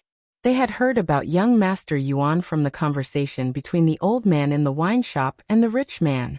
The reason they spoke loudly and deliberately talked about the heroic deeds of wandering Jianghu was because they wanted to see if they could gain the favor of the crippled rich man. It would be best if they could get a guard instructor who could guarantee a steady income. Otherwise, they were embarrassingly short of money and did not have much traveling expenses. They would not put on a facade and ask for a few more caddies of beef. A single copper coin could not kill a hero. How could they dare to rob in the territory under that butcher's jurisdiction? A scholar put down his wine bowl and clicked his tongue. The Longxiang army penetrated deep into the enemy's territory alone and showed the might of the Bailiang army. The Great Snow Dragon cavalry even killed all the way to the northern barbarians' Nanjing prefecture. This is all true, but what does His Royal Highness have to do with this? I've heard that the Crown Prince is very confident. So it turns out that you've been strategizing in a brothel in Liangzhou from thousands of miles away. Impressive, impressive. Another scholar from the same school who had studied the books of the sages shook his head and laughed. It's the same thing. They're both fighting on horseback. His Royal Highness is fighting on horseback when he's on a girl in a brothel. Isn't he fighting on horseback? Yuan Liang, you are underestimating our hereditary His Royal Highness. A scholar with a jade pendant hanging on his waist sneered. I'm waiting for this prince to ride the Empress of Beimang. That's true ability. When the time comes, I'll be the first to tame him. The scholar who started this said in a strange tone. Is the age difference a little too big? Scholar Xuanyu asked. Isn't His Royal Highness famous for being unrestrained? The table of scholars who were worried about the country, and the people burst into laughter. Young Master Yuan, who was standing quietly in the distance, narrowed his eyes. Instantly, a strong murderous aura exploded from his body. Among the three old and young people at the next table, the little girl who knew how to be grateful looked indignant. There were tears in her eyes. The old tycoon drank a mouthful of wine and smiled. Chen Xiliang, the scholar from Jiangnan, also smiled gently. The scholar at the other table, who was wearing the most luxurious clothing, put down his wine bowl heavily. He didn't point at anyone and laughed. I've heard that the Crown Prince of Bailiang went to marshal Emperor City, and even went to the top of the city wall. Later on, he followed the old god of swords and killed his way to the king of Guangling by the Guangling River. I admit that I can't do it even if I have 100 guts. If it were someone else, let alone doing it, they would be so scared that they peed in their pants. Don't talk to me about having an expert protecting you. At this level of grudge, it doesn't matter if you're the crown prince or not. I don't believe that a crown prince who only knows how to bully women can make a sword immortal like Li Chenggang escort him for thousands of miles. Can he make the second in the world, marshal Emperor City, let him go to the top of the city wall and walk out of the city? His friend tugged at his sleeve and shook his head slightly, indicating to his brother not to let his emotions affect his decisions. Scholar Pendant Jade had a calm expression and said slowly, Is a boorish man worthy to talk about the world's affairs? A toad opens its mouth to the sky and swallows the sun and the moon? You sure talk big. When arguing with someone, how could the people of Jianghu win against a scholar? That person of Jianghu in embroidered clothes was probably an impatient boorish man. When he heard such sarcastic remarks, he grabbed a knife on the table and immediately held down the people at the same table. Chen Shiliang finally opened his mouth and smiled. A toad swallowing the sky and the moon is called ambition. Even if it's unpleasant to hear, it's just having high standards. But a frog at the bottom of the well looking at the sky is petty. A scholar shot a glance at this shabby scholar in white clothes and sneered. Who do you think you are? Chen Shiliang said calmly. Let's not talk about me first. Even if you read a few sage books, you're not even a thing. If I were your father, I wouldn't have ridden your mother. What's the use of giving birth to you? The little girl covered her mouth and laughed. She secretly gave Brother Chen a thumbs up.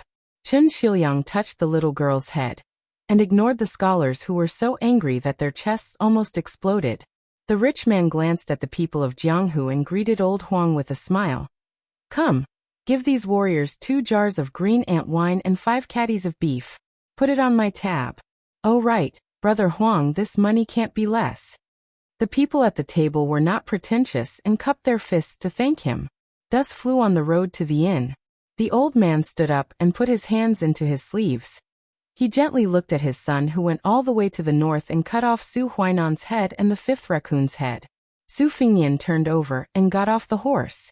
White Bear Yuan Zuozong smiled and walked forward to take the reins of the horse. Su Fingnian smiled and thanked him. He said, I'll drink a bowl of wine with second brother Yuan later. Yuan Zuozong nodded. The old man rubbed the head of his second son, Huang Man and then walked to the table with his eldest son. He said softly, You've become darker. Su Fingnian nodded. After the father and son sat down, the little girl sensibly moved to Chen Shiliang's bench. She greeted the brother who had once picked up the wishing money for her, and gave her a big watermelon. She shyly called young Master Su.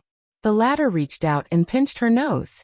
He smiled and said, Now you're much fairer than me. In the future, there will be a lot of handsome young masters lining up to admire you. At the table, the old man sat alone on a bench. Chen Shiliang and the little girl sat on another. Su Fingnian and Su Longxiang sat together. Su Beiji sat on the last bench. Yuan Zuozong stood and drank a bowl of wine. He stood back to his original position. Su Xiao asked with a smile. Oh right, I boasted to the tavern's owner, Brother Huang, that your handwriting is not bad. I want you to write the word wine so that I can hang it on a pole to attract customers. Is that okay? Su Fingnian drank a bowl of wine and wiped the corner of his mouth. It's okay. The little boy hurriedly brought a brush, ink and a small piece of satin that was carefully stored at home. Su Fingnian raised his arm and wrote. But he wrote very slowly and neatly. Old Huang was naturally satisfied and thanked him repeatedly. When Su Fingnian returned the brush and ink, he stood up and said with a smile, No need, no need. He even joked that his father must have come here many times to cheat wine. It was just a small matter. After a moment of silence, Su Xiao wanted to say something but stopped. Su Fingnian lowered his head and drank. His lips touched the edge of the bowl. He slightly raised his head and said, I already know. Su Xiao nodded. Su Fingnian asked softly, Are the troops ready? Su Xiao smiled. Su Fingnian tightly pursed his lips. I won't enter the city first. I'll go later. Su Xiao sighed in his heart. Su Fingnian drank another bowl of wine and gently stood up. Su Xiao raised his arm to Yuan Zuozong. Su Beiji bowed deeply to the old man before sitting down. While sitting down and drinking, he and Chen Shiliang looked at each other almost at the same time. They looked at each other but quickly moved away. Su Fingnian mounted the horse and galloped to the northwest. There were 800 white horses of the Phoenix Battalion ahead. They were going to kill Prince Zhao Kai. Su Xiao sat down and drank. Old Huang came closer and joked, Young Master Su is really handsome. You don't look like old brother Su at all. Su Xiao asked old Huang to sit down and laughed. It's good that he doesn't look like me. If he looks like me, it will be difficult to find a wife. He looks like his mother. What a blessing. The old wine seller had a deep expression on his face. Su Xiao stood up to pay the bill. After much persuasion, he finally handed it to the old man.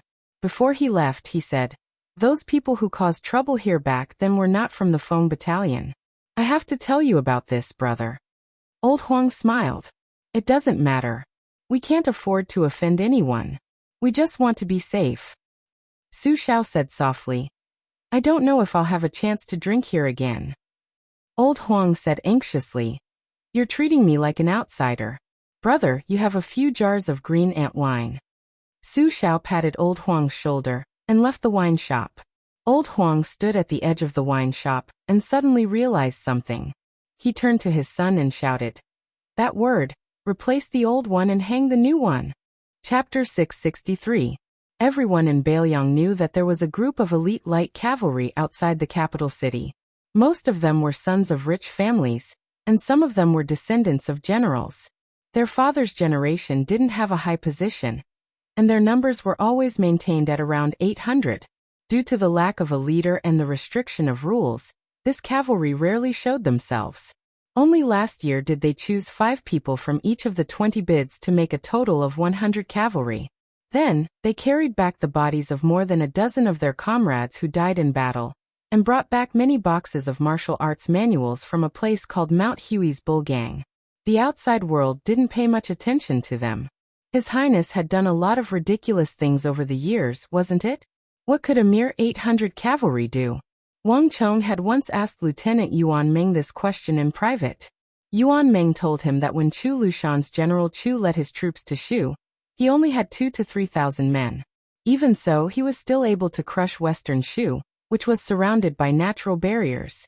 Cavalry Wang Chong's good brother Lin Heng died in the Battle of Xiangfan City's Reed Marsh. He was pierced through by Wang Mingyin's halberd. When they were crossing the gates of hell, they were on duty together. Lin Heng saw that person sitting at the bow of the ship and flicking his saber with his fingers. Lin Heng even said that the person wasn't just for show. Although Wang Chong's martial arts weren't as good as Lin Heng, who always said that his saber skills would be better than Gu Jiantong's, he didn't believe it at the time. Later, outside Xiangfan City, he was killed by Wang Mingyin, one of the few experts in the martial arts world. After seeing that person draw his saber, Wang Chong finally believed it. However, Lin Heng died. But Wang Chong didn't hate that person. Because that day, when they faced off against King of Jing and 1,000 cavalry, that person took the lead and lightly stabbed a fierce general of the Qingzhou army to death. After that person gave the order to withdraw his saber, he didn't say anything to calm the soldiers down. He just personally bandaged Wang Chong's wound. Wang Chong wasn't a rash person. The reason why he entered the Phoenix Battalion was because his father, who had been a lieutenant in Chengdu, said that there would be a day when he could earn merits with a clear conscience. Wang Chong naturally didn't feel that he was going to throw his life away. Is my life not a life? Why should he work for you? My father isn't that bad either. After he came down from the Bailiang army, he was at least the head of a county's army. But after that trip to the pugilistic world, not to mention Wang Chong, even a ruffian like Wang Donglin had changed after returning to Bailiang. If anyone in the Phoenix Battalion said anything bad about that person, Wang Donglin didn't waste his breath. He went to the training ground and had a horse battle. He won 3 battles in a row. In the 4th battle, he used a wooden spear to poke someone off his horse. He made that person sit high on the horse and pointed the tip of the spear at his chest. Before Wang Donglin could open his mouth, the other lieutenant, Hong Shuwen, who had traveled the pugilistic world with him, flipped over and got on his horse. He then poked that person off his horse and asked him if he was convinced. Hong Shuwen was one of the most ruthless people in the Phoenix Battalion. He was outstanding in both horse and infantry battles. Even Field Officer Yuan said that this kid was a dog that didn't bark. When he bit someone, he didn't know how to hold back. Very quickly, no one in the Phoenix Battalion dared to speak ill of this young man who had never stepped into the military camp. It wasn't that they didn't want to say anything, but they didn't dare to. Damn it, Hong Shuwen had fought with a few people in private. Field Officer Yuan always said that he would punish him, but after the fight, he didn't say anything. There were even people who saw Field Officer Yuan giving special treatment to Hong Shuwen, teaching him a few spear techniques. Everyone finally understood that Field Officer Yuan had also switched sides with that fellow.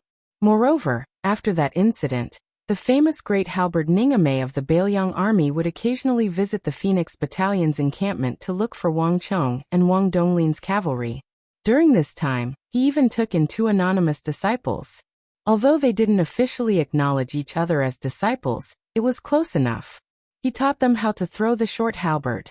When he was free, he even took out money to treat these nameless soldiers who didn't have any military achievements to drink. This made others very envious. After all, Ningame wasn't an ordinary character. He was one of the four fangs of Bailiang.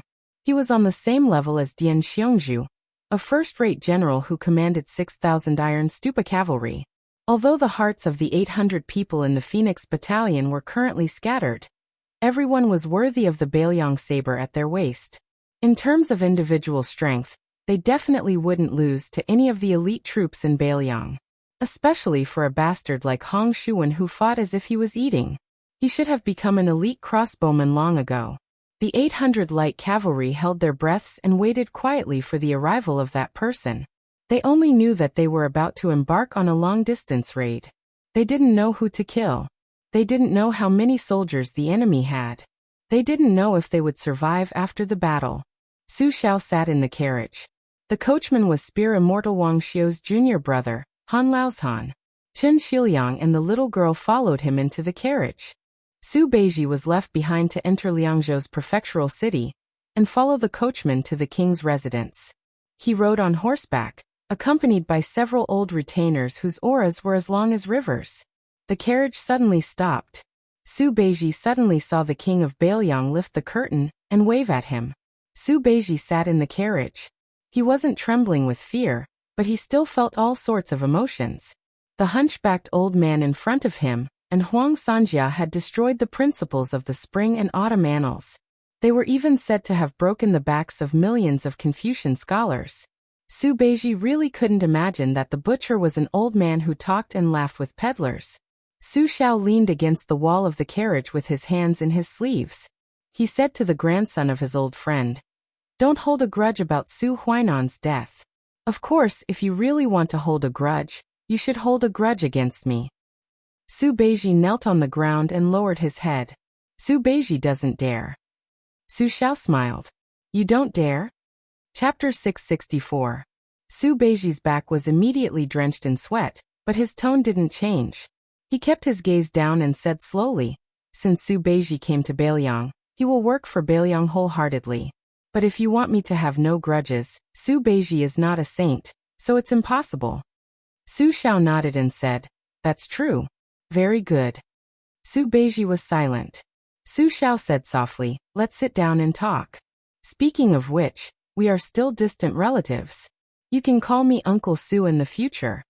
Su Beiji sat down cross-legged.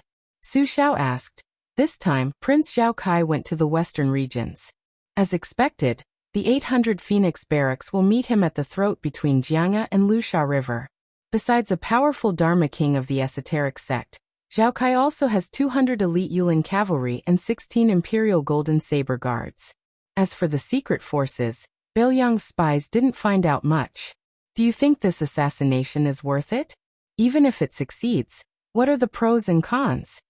Su Beiji asked calmly, "May I ask how many soldiers in Jianghe have rebelled?"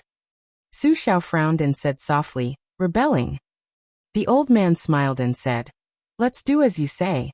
Jianghe has been a top strategic town since ancient times. Its importance can be ranked in the top 10 in the entire Liang dynasty.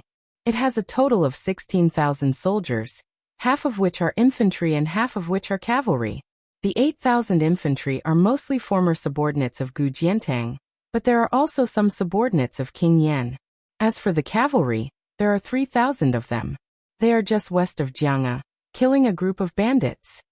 Su Beiji continued to ask, "How many of the remaining 5,000 can come out in an emergency?"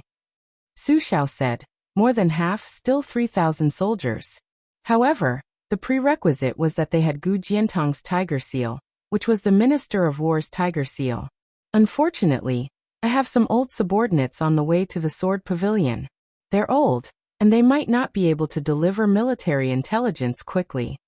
Su Beiji shook his head and said, "I dare say that it is not these 3,000 soldiers who will make a move but the other 2,000.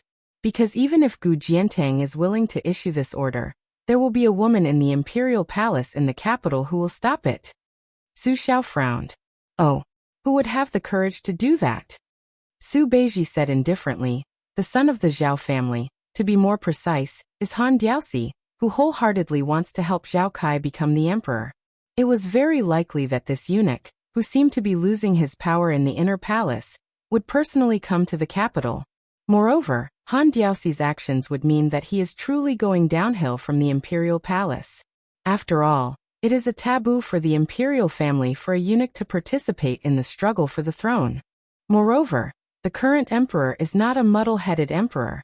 No matter how great the friendship he has with a personal eunuch before he sits on the throne, he can't afford to squander it like this.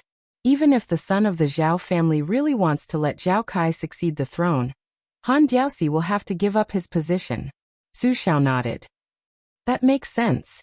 Chun Liangxi, who had been holding the little girl, looked down at her and smiled knowingly. She didn't know why Brother Chen was smiling, but she smiled at him out of habit. Su Beiji sighed from the bottom of his heart. Even if the heir is determined to kill off Zhao Kai and the 200 imperial guards, I'm afraid it will be a battle of backups, like the mantis stalking the cicada. Su Xiao suddenly laughed loudly and pointed at Chen Shiliang.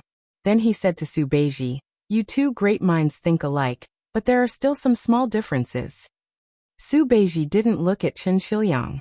Chen Shiliang also didn't raise his head to look at Su Beiji. One was the grandson of the king of the northern courtyard, Su Huainan, who had high hopes for him.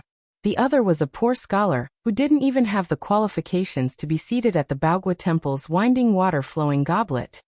Just like a woman from a wealthy family, even if she has the appearance of an ordinary person, she has the bearing of a great family. She needs to be carefully sculpted and removed from her arrogance. Only then can she slowly see her heavenly fragrance and national beauty, and gradually enter the best state. Just like a beauty from a poor family, although extremely beautiful and moving, in the end, she lacks the natural bearing of wealth. She needs to be given an aura from the big picture, and open up the layout. Only then can she be as round as she wishes, charming but not demonic. On the top floor of the Tide Listening Pavilion was a writing table. There was a piece of fine paper on which a scholar had written a few comments from Su Beiji and Chen Shiliang before his death. Su Xiao said softly, "You two are much luckier to meet Fengyan than those scholars who met me." Su Xiao laughed softly. "In the future, I'll have to trouble you two in Beiliang. It's already difficult to establish a business and preserve one's achievements. If you really want to rely on those who preserve their achievements to fight for a new country, it'll be even more difficult." The two of them were both stunned and frightened. A rare hint of loneliness appeared in Su Xiao's eyes. "After entering the city, you two should first go to Feng Yan's grave to toast someone. He valued the two of you greatly when he was alive. Don't disappoint him. This person is called Li Yishan." A group of cavalrymen arrived with a rumble on a remote path that didn't belong to the post house. Yuan Meng suddenly opened his eyes wide, his gaze instantly burning. This general who had been mocked by his colleagues all year round was even trembling as he held his spear. The leader of the cavalrymen was an extremely distinguished young master. However, on his handsome face, which should have been frivolous, there was a solemn and heroic air that even the 800 white horses would find unfamiliar. There was a short knife at his waist on his left hand, and a long sword on his right. The second cavalryman was the black-clothed and barefoot butcher's second son. Huan Beimeng and Li Yang didn't know about the Longxiang army. Who didn't know about the enemy of 10,000 Su Longxiang? The third cavalryman was the white bear Yuan Zuozong, who was known as one of the top 3 in the Liang dynasty's army. This unparalleled valiant general known throughout the world during the battle at the tomb of a concubine of West Chu only carried a Beiliang knife, which was enough. The fourth cavalryman was a woman in green with a long spear in her hand. The fifth cavalryman was a woman whose arms were hidden in the big sleeves of a red robe and a red scarf on her head. Her face couldn't be seen clearly, but her demonic aura was eerie. Her aura didn't lose to Yuan Zuozong at all. The 5 cavalrymen passed by the Phoenix Battalion in succession. Yuan Ming was the first to turn his horse around. The rest of the cavalrymen were silent and followed closely behind. Chapter 665.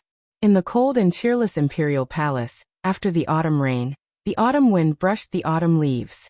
The newest imperial concubine, Yan Donggu, sat under a parasol tree and told her mother-in-law some interesting anecdotes from the streets. Nothing was taboo. The relationship between mother-in-law and daughter-in-law was harmonious, far beyond what people outside the palace could imagine. This talented woman of northern Liang, who was only slightly overshadowed by Su Weisheng, smiled as she spoke of the matter of writing a poem on a red leaf. That gentle, courteous and thrifty, scholarly prince immediately picked up a piece of wudong leaf that had just drifted down and didn't have time to sweep it away. He stood up with a serious expression and bowed with his hands clasped in front of his chest. "Wife, please write a poem for me."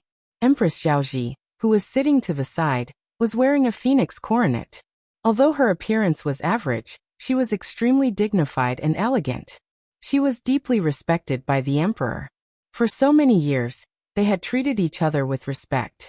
In addition to working diligently, the emperor of the Zhao family would occasionally personally draw her eyebrows when he was in the mood. As for Zhaoji's method of managing the harem with both strength and gentleness, it really made all the favored concubines' hair stand on end. Not long ago, there was a concubine who was banished to the cold palace. She washed her face with tears every day in the Changchun Palace, and secretly spent 300 taels of gold to buy an extremely sentimental poem. In the end, it was the empress who personally delivered it to the emperor.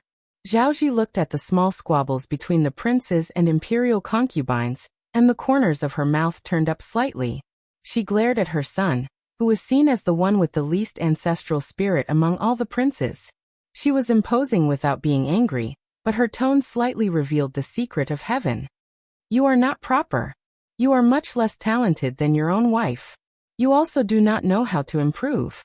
The prince, who was famous in the capital for his elegance, said helplessly, "A woman's virtue is to have no talent. Mother, you should teach Dongwu a lesson. She is full of talent.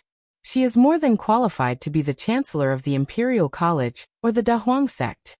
Yan Dongwu copied Zhaoji and glared at her husband, who spoke without thinking, and pinched him under the table. Zhaoji reached out and slapped her son's forehead. "Are you scolding me indirectly? Or are you scolding me and Dong Yuwu together?"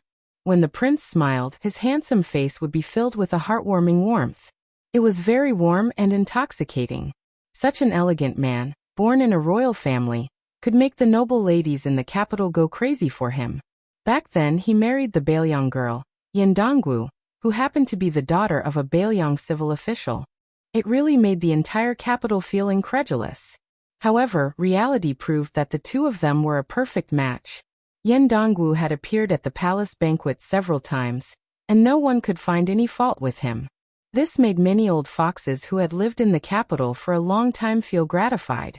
The prince held Yan Dongwu's cold hands and faced Empress Zhaoji. He smiled and said, "I have scolded both of you. Both of you are very talented. You are also a good-for-nothing who brought shame to my mother. You are the two women I love the most in the world. I love my mother more when I am with my mother. When I am at home, I love my wife more." Zhaoji joked, "If Fengya heard this, let's see how you deal with it." The prince sighed sadly. "This stupid girl. I have been worried for nothing for 20 years. These years she has come to find you more often than I have." Zhaoji said calmly, "When she gets married and suffers some hardship, she will know who really cares for her." The prince shook his head and said, "I can't bear for her to suffer. It hurts so much." Zhaoji smiled again. "Your wife is still here. You don't need to think before you speak. How can you love your sister for a lifetime? Besides, it is useless to rely on your love." Yan Dongwu said softly, "Princess Suiju's personality is really good." Zhaoji nodded. The prince reached out and held a yellow leaf. He sighed. "It is so cold in autumn." Thunder rumbled in the gloomy sky without warning. The prince frowned and said, "It sounds like winter thunder." Zhaoji, who liked the clean scene in her field of vision, gently brushed away a leaf that had just left the branch on the table. She raised her head and squinted at the west. The prince listened to the thunder and smiled as he quietly threw away the autumn leaf in his hand. After Su Shao granted him the title of king, Gu Jiantang, who destroyed the spring and autumn kingdoms, took charge of the Ministry of War with the rank of first-rank general. He was one rank higher than the other 5 ministers, and became the nominal head of the military in the Liang dynasty. Apart from the 6 vassal kings, in the imperial court, only Grand Secretary Zhang Jiulu and the leader of the remnants, Sun Shiji, were on par with him. Last year he rushed to the northern border of the empire to personally take charge of all border matters, and rarely participated in court meetings. However, no one dared to write a memorial to remove the title of Minister of War because they empathized with Great General Gu's hard work. The Ministry of War was still the watertight general's camp of the Gu party. As a first-class important minister of the border, as well as the leader of Gu's party, apart from his previous night duty in the palace, Gu Jiantang almost never had any private contact with Zhang Julu. When he returned to the capital this time, he made an unprecedented visit to Grand Secretary Zhang's residence, doing so openly, not caring if the emperor suspected that the civil and military officials were of the same mind, or if the other officials in the capital were in cahoots with each other. This type of official taboo that the powerful ministers of previous dynasties feared like a tiger, on Gu Jiantang's side, it became a trivial matter. The great general came out in casual clothes, even bringing along the newly appointed guerrilla officer Yuan Tingshan, who might be his adopted son or son-in-law. On the same street, there were many pairs of eyes staring fixedly from behind the doors of most of the important ministers' residences.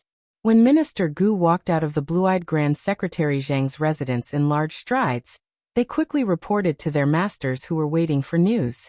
No more, no less, exactly an hour. It wasn't even enough time to drink 2 pots of tea. What kind of important military and state matters could be discussed? After entering the mansion, Yuan Tingshan, who had been wandering around aimlessly, followed the great general into the carriage. He didn't find any clues from this world's #1 bladesman's face. His expression was as indifferent as a white steamed bun, making Yuan Tingshan, who wished for nothing more than a heavenly thunder and earthly fire fight, feel extremely regretful. Yuan Tingshan had an impatient temperament where he couldn't sit still for even half a moment. The silent carriage made him pass his days and years.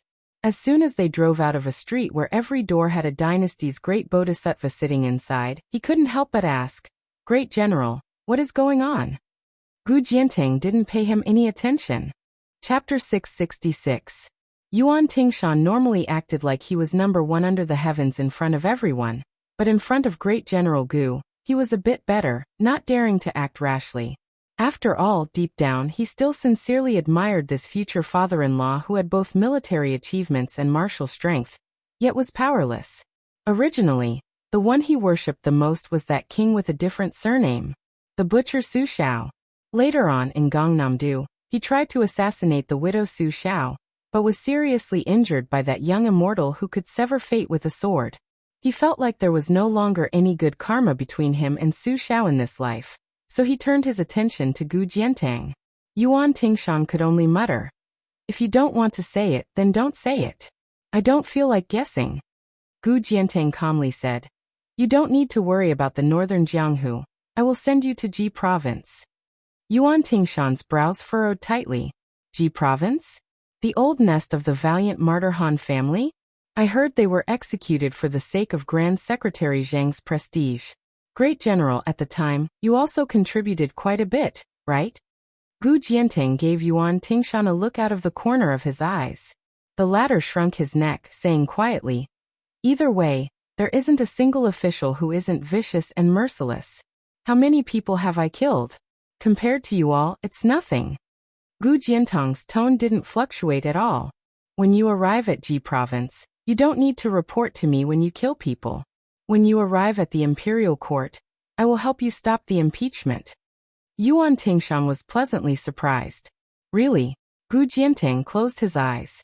Yuan Tingshan said with a laugh, "When there is a great battle to fight, you better not let this old one get promoted to a high official, or else when the time comes, Baoyang won't be able to bear the consequences. This old one has a death grudge with that surnamed Su and His Royal Highness." Gu Jiantang closed his eyes, saying with a sneer, "Just based on you?" Yuan Tingshan's hands held the back of his head, leaning against the carriage wall, his expression gloomy. "That day will come. Let's see whose blade can take more lives." Gu Jiantang slowly said, "There might not necessarily be a chance." Yuan Tingshan said in shock, "Great General, what do you mean by these words?" Gu Jiantang put on a fake smile, which made the fearless mad dog Yuan feel a chill run down his spine. Sit on the mountain and watch the tigers fight. But this time, those sitting on the mountain will all come down the mountain. As the throat of the dynasty that controlled the west, Jiang'e housed a sizable number of war elite troops. They had both infantry and cavalry, and the 8,000 infantry were mostly mountaintop powers from the Spring and Autumn War. Most of them were the old subordinates of General Gu Jiantang, and the King of Yan was slightly fewer. The 8,000 cavalrymen were in a complicated situation where three parties were vying for supremacy. Among them, 3,000 cavalrymen were orphans without parents. The leader, Wang Ji, was a general who rose to his position after the spring and autumn period. He often led 200 to 300 elite cavalrymen into the hinterlands of the western regions to hunt. His hands were so bloody that they were almost black, and he was not very popular among his peers. Currently, he was leading 3,000 cavalrymen to kill a group of highland bandits. Other than that, although the general in charge of the 3,000 cavalrymen was not a member of the Gu party, he was a relatively orthodox member of the Ministry of War. He relied on his connections in the capital to climb up the ranks. He belonged to the foreign faction of the Sword Garret. The remaining 2,000 cavalrymen were born and raised in Swords Gate. Cavalry General He Yan had always been a fence-sitter, and he had been living a difficult life. He did not have many men under him, and he had such a spineless leader. Although the 2,000 cavalrymen were strong, they could not gain much from him. What was strange was that the various factions of the Sword Garret were intertwined with each other, and these 2,000 cavalrymen were not willing to cross the wall. The Gu party's General Ruan Daiqing was the nominal commander of the Sword Garret. Today he watched as the 2,000 cavalrymen left the Sword Garret without permission. He had already cursed the 18 generations of He Yan's ancestors in the barracks. He was about to ask his trusted aide to write an impeachment report to the Ministry of War, accusing He Yan of leaving the Sword Garret for no reason. But when Ruan Daiqing was about to finish the report, he stopped. He Yan was the most cunning and slippery person. Why did he suddenly take the wrong medicine? Earlier, when he had personally gone to intercept them, the 2,000 riders had charged straight out of the city. They had the arrogant attitude of wanting to kill anyone who blocked their way. This made Ruan Daiqing almost think that there was a mutiny and could only avoid them. At the time, he was only glad that he had caught something on them. Now that he thought about it, Ruan Daiqing calmed down and his abacus sank deeper. He picked up the memorial from the desk and slowly burned it with a match. He said to the startled scholar, "Change it to a secret letter.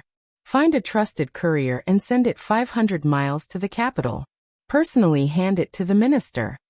At this time, a dusty man with a clean face and no beard broke into the tent.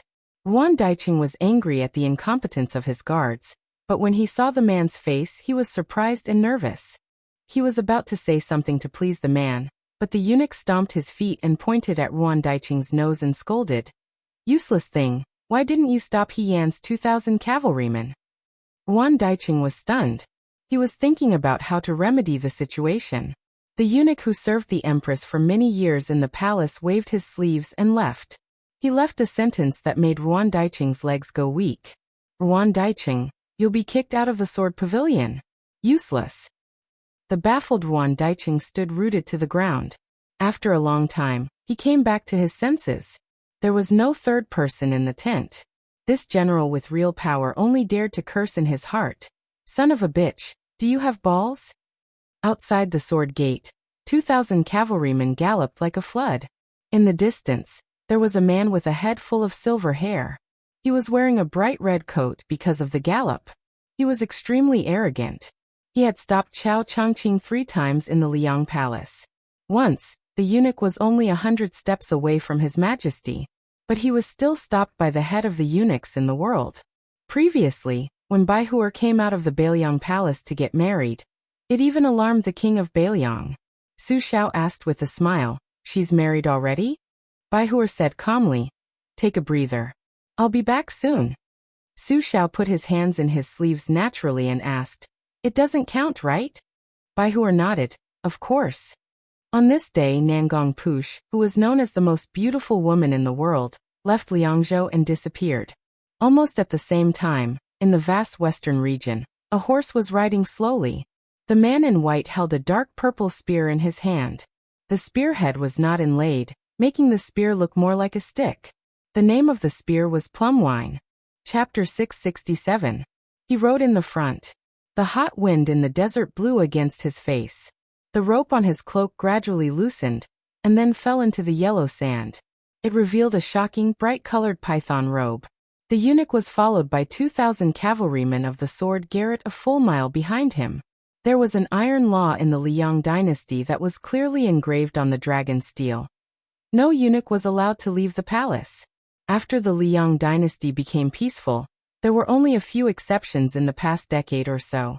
The first time was when Princess Suizhu sneaked into Beimang. After the head eunuch of the Imperial Horse Directorate returned to the palace, he died not long after being entangled by his red threads. Another time was when he went to pick up the emperor's illegitimate son Zhao Kai. Even though it was the emperor's order, he still used half of his friendship, mobilizing the 2,000 cavalrymen behind him that were only loyal to the royal family. Was still a quiet move by the emperor on the chessboard of the world. He also used half of the remaining friendship between master and servant. But Han Shengxian, the most powerful official whose real name was very unfamiliar in the court, didn't regret it, let alone think about the emperor's fickleness. The human cat Han Shengxian was greedy for power. Otherwise, he would not have held power alone for so many years. However, he knew who he was greedy for. Back then, when the emperor was still the weakest prince, he was willing to die for the emperor. When the emperor sat on the dragon throne and had children, Han Shengxian chose to call him Great Master Zhao Kai from the very beginning. Han Shengxian was the son of that gentle woman. Han Shengxian had eaten a few meals personally cooked by her. He was not the least bit despised by her as a eunuch. The world bullied me, Han Shengxian, once. I will bully you all my life. If she respected me, I'll respect her 1,000 feet. She died early, so Han Shengxian repaid her kindness to Zhao Kai. Han Shengxian was never educated and didn't know many words. He also never cared about national laws or human relationships. The emperor and the prince Zhao Kai were the only rules. Han Diaoxi only cared about these two family rules in his life. Spurring his horse forward, Han Diaoxi saw the dense cavalry formation in front of him. The old eunuch, who did not carry any weapons, raised his hands and twirled 2 strands of silver hair hanging down from his temples. His hands were bound by 3,000 red threads. Once he killed all the rebels and traitors that the Bailiang had cultivated, he would be able to hand the job over to Hien. Han Diaoxi could have easily killed the head eunuch of the Hall Directorate, who went to the sword garret to stop him from mobilizing his troops. However, the Catman did not have any ill feelings towards the Empress, and he did not want to embarrass his young master in the future. Therefore, he had a falling out with her too early. Thus, he allowed Ruan Daiqing to go to the Sword Firmament Pavilion and look for the good-for-nothing Ruan Daiqing. He charged towards the 3,000-strong cavalry without slowing down, still in the mood to smile and say, "Black monk, don't let our disciples die here. Otherwise, as the great teacher, this old servant will tear you apart even if it means risking my life." Wang Ji, the cavalry general on the opposite side, did not relax even when facing Han Diaoxi, not only because he had guessed the identity of the old eunuch, but also because he knew what he was doing. Treason. Wang Ji lowered his head and touched the saber that he had kept for many years. The 3,000 cavalrymen behind him did not recognize Ruan Daiqing, the commander of the sword garret. They had been fighting for many years, and had even forgotten about the son of the Zhao family. His father was placed in the sword garret by Great General Su as a garrison general. Before his death, he had gathered 1,000 trusted subordinates, and in 10 years, he had gained 2,000 cavalrymen. Among them, 300 were from Bailiang who had slowly infiltrated the sword garret. Most of them were 15 or 16 years old youths. Last year, 80 of them came in one go. In the quicksand of the western regions, 800 miles away from the Sword Gate Pass, Wang Ji saw the human butcher for the first time. Wang Ji knew that it would not be long before he could use his father's treasured saber, the Bailiang saber. Wang Ji tilted his head and spat on the ground, silently pulling out the Bailiang saber. 1,000 cavalrymen retreated abnormally, while 2,000 began to charge. This was an interception that risked countless lives to stop a finger-profound level expert. Wang Ji still wanted to become a famous governor of the border, a great general who could intimidate the great desert. If he really died here, he would definitely regret it. But since he was reincarnated and had the same surname as his father who used to be a Bailiang soldier, he had no regrets. The plum wine was in his hand. The man who did not drink took the water pouch from his waist and drank a mouthful. Some people said that he was the best general, who could turn something rotten into something magical since the emergence of large-scale cavalry battles. He was invincible in cavalry battles with more than 100,000 soldiers. Even the current emperor praised him as the white-clothed warrior immortal, who could not be compared to all the other officials in the court. In the army of the Liang dynasty, who was the best in martial arts? Originally, most people said that General Gu Jiantang was better. Since he fought 2 battles with Beimeng Hongjingyan and the ancestor Bronze Man, he had become the new immortal of spears, vaguely surpassing Gu Jiantang, who had extraordinary saber skills. Chen Jibao stopped his horse and turned around. A small group of cavalrymen followed behind. The horses under them were exhausted after a long chase. They saw the leading woman with a sword on her back, covered in dried blood. Chen Jibao's bitter smile flashed across his face. Chapter 668. He turned his horse around and lightly tossed the water skin to her. Unfortunately, she didn't catch it. The two of them were 50 paces apart. Chen Jibao laughed. You guys don't even consider physical strength.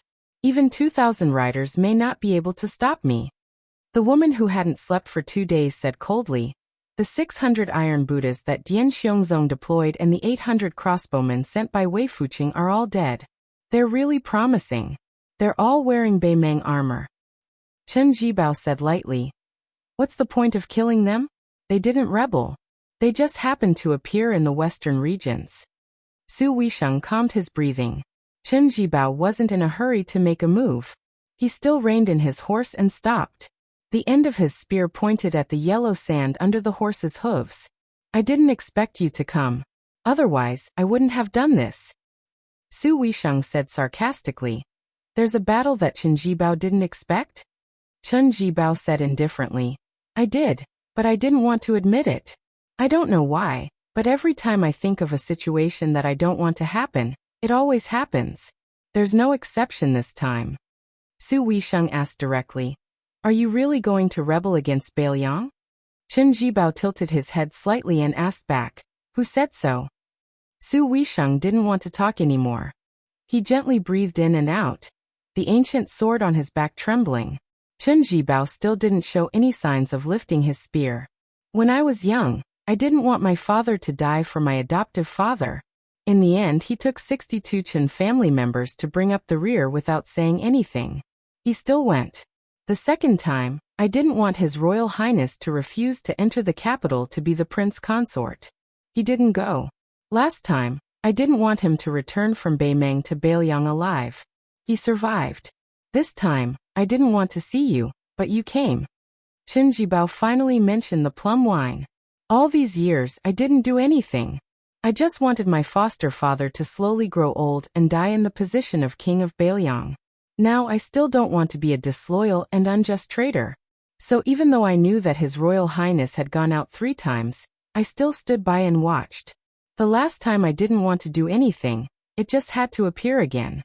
Chen Jibao bent down and took out a spearhead from his hanging pouch. He inserted it into the already incomplete plum wine. When he lowered his head, the man in white said slowly, I know that the maiden Wutongin Blue Bird is the daughter of spear immortal Wang Xiao. I knew that the instant spear was left in the armory. She was groomed to be a death warrior, to be used to kill me in the future. I was very clear about that. Su Weisheng, since you are the death warrior who has been hiding for more than 20 years, I, Chen Jibao, will let you die today. After all, the last man you saw before you died was me. I will take your corpse to Western Shu and be the princess of Shu for 10 years. This group of horses held the silver bottle that was about to overturn the current power structure in the western region. They actually stopped their horses heading west. The place where they stopped was between the Sword Garret and the quicksand. Behind the group of horses was the Iron Gate Pass recorded in the Spring and Autumn Chronicle. The pass was built by the Emperor Qin. The cliff was like an axe, and the stone was like iron. This was a steep canyon that was 20 miles long upstream of the Jiao River. It was an important passage from the western region to the eastern region. Every time the situation in the Central Plains was stabilized, they had to pass through the north and south of Tian Shan. The armored soldiers of the Central Plains had to pass through this place. Every time the horse galloped to the west, it symbolized the power of the Central Plains. Every time they retreated to the east, it meant the collapse of the Central Plains. Prince Zhao Kai got into the carriage and sat on the coachman's seat. The talisman general in golden armor stood guard beside him. When he saw a dusty old monk in black coming from the north, he smiled brightly. It was his second master, the sickly tiger Yang Taisui. When the old monk saw that Zhao Kai was safe and sound, he felt relieved. He did not say a word to his disciple, who had the potential to become a Buddha, and stop the process of destroying Buddhism. He only put his palms together and bowed to the Bodhisattva. Then he silently turned around and headed east. Less than half a mile away, with a saber and a sword, Su Fengnian urged his horse straight to the Iron Gate Pass. Any prince could rush to the western region to accumulate merits, and pave the way for his future ascension to the throne. They could also allow a prince to be the king of Shu who broke the ambush line of Bailiang and Nanzhao. However, a prince could not be the king of Shu after achieving great merits and then sit on the throne by destroying Bailiang. Moreover, this prince was Zhao Kai, the one Li Yishan wanted to kill. In front of him, an old monk rushed toward him. Using the great Buddhist supernatural power, he kept whispering to the hereditary king of Bailiang, Su Fengnian. Anyone can die. I can die. I can die. I can die. I can die. I can die. I can die. I can die. I can die. I can die. My 216 retainers can die. Only Zhao Kai can't die. I can escort Zhao Kai back to the capital and go to the Bailiang Palace to ask for forgiveness. If you insist on killing Zhao Kai, who has the emperor's order and is blessed by fate, do you know what will happen to you? The old monk floated over. F***ck off. Su Fengnian, who had always been able to remain calm in front of his enemies, suddenly had bloodshot eyes. He angrily said, Yang Taisui, the first person I'll kill today is you. Do you still remember the white clothes case in the capital? I would rather die in the process of practicing my saber than be a useless king of Bailiang in the future. I want to kill you bastards with my own hands. Chapter 669. Chen Jibao was in the front when he left the small manor surrounded by willows, followed by the tide-listening pavilion, with Baihuer's face. Su Xiao came to this quiet manor without a tree outside the outer wall. Most of the servants in the manor already knew that there was such a person who could make General Chen, who did not like to joke, become abnormal. After sending the old man away last time, he was obviously in a good mood. Some time ago, they were still guessing if the old man could be the administrator, Li Gongda, but they felt that it did not seem like it. Sir Li seemed to have a bad reputation. With General Chen's temper and status, he would not deliberately flatter him. After guessing, they could only think that it was most likely an old general, who had retired from the Northern Liang army. Perhaps he was General Chen's old subordinate. Only the old manager of the manor guessed the truth, but he did not dare to spread it. This time, the Prince of Northern Liang came in person, and the old steward did not spend much effort. He still received him under the shade of a tree in the backyard and asked Wuxia, who he had met before, to bring him the fruits and snacks made by the manor. After Su Xiao ate a little, he stood up with a smile and asked the maid to lead him to Chen Jibao's study. The young girl, Wuxia, did not dare to make a decision on her own, but she could not directly say that General Chen's study was not cleaned by the maids. It was all done by the general himself when he came to the quiet manor to recuperate. Being influenced by what he saw and heard, it became an unwritten rule that the servants did not go to the general's study, even if the door of the study was open all year round. Even if it was covered in dust, no one would go. The maid was in a dilemma. The steward, who was waiting quietly in the distance, quickly trotted over and personally led the general to the study. When they reached the door, the old steward quickly walked away with the suspicious maid, Wuxia. Su Xiao crossed the threshold with his hands behind his back and walked to the study desk. He saw a blank piece of paper on it. When a woman married and left home, she would bring her dowry. When a man went out, he did not marry into anyone's family. Naturally, he would be alone. The lychee finally left the branch. Su Xiao put the paper in his sleeve and said softly, This is good. Su Xiao looked around. The bookshelves were filled with precious military books and historical records that had been collected. They did not use red sandalwood and yellow rosewood as bookcases to collect them. It was obvious that they wanted something that could be flipped through and read at any time. Su Xiao was in a daze for a while, and thought about the past. He remembered that Jibao was a very naughty child when he was young. He liked to ride on Brother Chen's neck and pull his beard. When he was young, Su Xiao himself often carried him around the barracks. This little bastard was full of bad ideas. He would hold it in before he was carried, but when he was halfway through he would piss. Since when did he become so taciturn? It was probably on the day that Jibao knelt at the tomb and buried his head in the yellow soil. Even Su Xiao did not know whether the child cried or not. Later, the Bailiang army began to grow. Their iron hooves broke the gallbladder of the 6 kingdoms. Afterwards, they were ordered to enter the capital. Before the father and son met the emperor, Su Xiao had a frank conversation with him. He asked if he wanted to go to Bailiang and become a king with a different surname. He, Su Xiao, could retire in the capital and become the minister of war. Chen Jibao would go to Bailiang and become the only king with a different surname. He would control the throat of the northwest for the dynasty. At that time, the emperor also had the same idea. However, that time, Chen Jibao did not agree. He said that the capital was not safe and he was not at ease with his foster father being his hostage. Later on, when they arrived at the imperial court, the emperor probed again, whether intentionally or not, asking Chen Jibao if he was willing to work together with the king of Yan to wipe out the barbarians in the south for the imperial court. This was practically establishing 2 kings with different surnames, scaring all of the civil and military officials until their faces turned pale. Even Gu Jiantang, this type of great general who was extremely good at maintaining his composure, immediately flew into a rage. He abruptly swung his sleeves and turned around. The king of Yan raised his head to look at the roof beams of the great hall, not saying a single word. The old Grand Secretary, the current Grand Secretary Zhang's respected teacher, the leader of the civil officials, knelt on the ground and did not get up, continuously kowtowing until blood flowed endlessly, admonishing the emperor that he could not go against the rules and bestow rewards.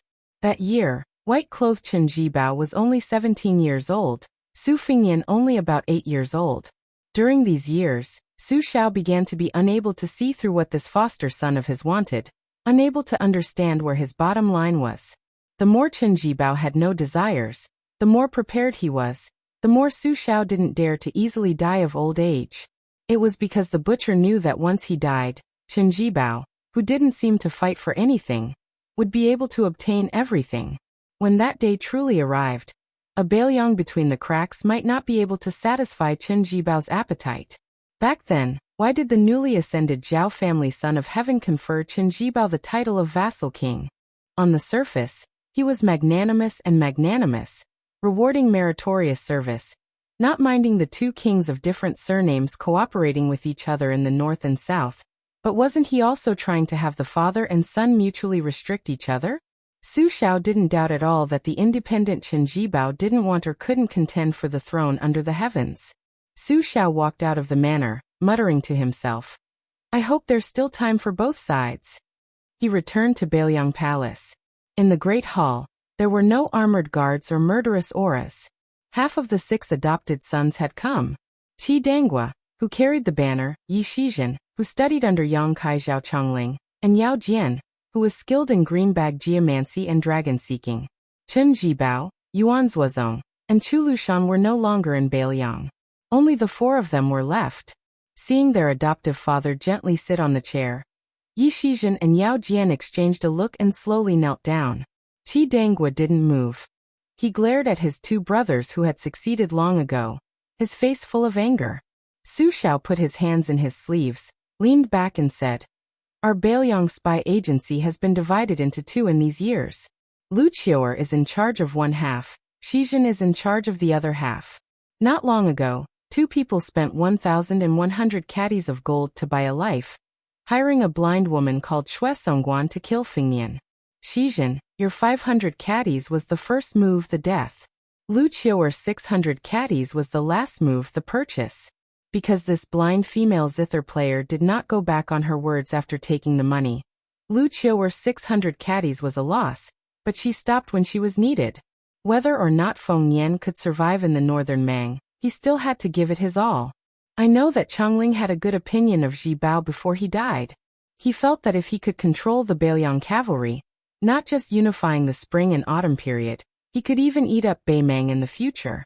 Chongling was a peerless scholar who did not play tricks. He never concealed his thoughts in front of me. Before he died, he held my hand. His last words were that Ji Bao could become a great monarch like the Qin emperor. So Xizhen, you inherited Chongling's will. In these years, I could not find out who did not do it personally, and I did not want Lu Qiuer to find out. But I know who was adding fuel to the fire. Also, this was Yishan's original intention for me to hide. I do not blame you for this. Xizhen, you just wanted to fight for your master, prove that Li Yishan was wrong, and prove that Li Yishan was not as good as Zhao Chongling. In these years, the hearts of the old subordinates of Beiliang have been scattered, especially those old people who urged me to become emperor. They still have resentment that has not dissipated. As to you, Yao Jian, you always believed in Huang Longshi's words about the white-robed man slaying the boa dragon. You were stubborn from a young age, and wanted to become a state teacher like Beimang's Qilin spiritual master. You also had the great ambition of continuing the orthodoxy of the world. If I had advised you openly, the relationship between father and son would have been long gone. You would not have been able to run all over Beiliang with Feng Yan in those years, so I endured and did not say anything. Su Xiao was really old. He put his hands on the back of the chair and slowly stood up from the chair. The young general who was not afraid of fatigue and death every time he took the lead was actually so difficult. In the end, he said, "Now it's hard for me to say that I'm definitely right and you guys are wrong." Su Xiao walked out of the hall. Qi Dangua was guarding the door with his back to Yao Jian and Yi Xizhen. Yi Xizhen was the first to stand and stumbled over to pick up the jug of wine his foster father had left behind. He held 2 wine cups in one hand, and raised the jug to his nose with the other to sniff. The tearful scholar smiled and said softly, "See, I told you it was green ants, but you had to bet with me that it was yellow wine. Yellow wine needs to be warmed. You do not find it troublesome, but I do." Yao Jian did not stand up, and just sat cross-legged. Yi Xizhen sat in front of him and poured 2 cups of wine. Yi Xizhen raised a cup of green ants and used his sleeve to wipe his tears. He said with a smile, "What, old Yao, you are not willing to part with your rooms of books?" The expressionless Yao Jian gripped the wine cup and shook his head. "What is there to be unwilling about? It is good to leave them for Feng Yan. In the past, he liked to steal books when he was young. This time, he does not have to worry about being scolded by me. Whether I live or die, I am only one person. But you, on the other hand, are you not worried about that family?" Yi Xizhen laughed out loud. "Of course I am. Do you think I do not trust foster father in this matter?" Yao Jian nodded. Yi Xizhen raised his cup to Yao Jian. "Shall we have a toast?" Yao Jian rolled his eyes. "No, you have never been good at drinking your whole life. When did you not have a few caddies of wine under your feet during a celebration? It was all wasted by you. Clinking cups with you would be a disgrace." The scholar Yi Xizhen covered his face with his sleeve and drained his cup in one gulp. Yao Jian drank his cup at the same time. He closed his eyes and whispered, "It is a pity there is no food to go with the wine." The two drank their cups of wine, and then knelt in the direction of the door. Standing at the door, Qi Dangua rubbed his eyes. He looked at his foster father leaning against a large red pillar outside the door. Qi Dangua closed the door and walked to the old man's side. He squatted down and said hoarsely, "I do not understand why they are thinking so much. Is it not good to live well?" Su Xiao seemed to be tired of standing.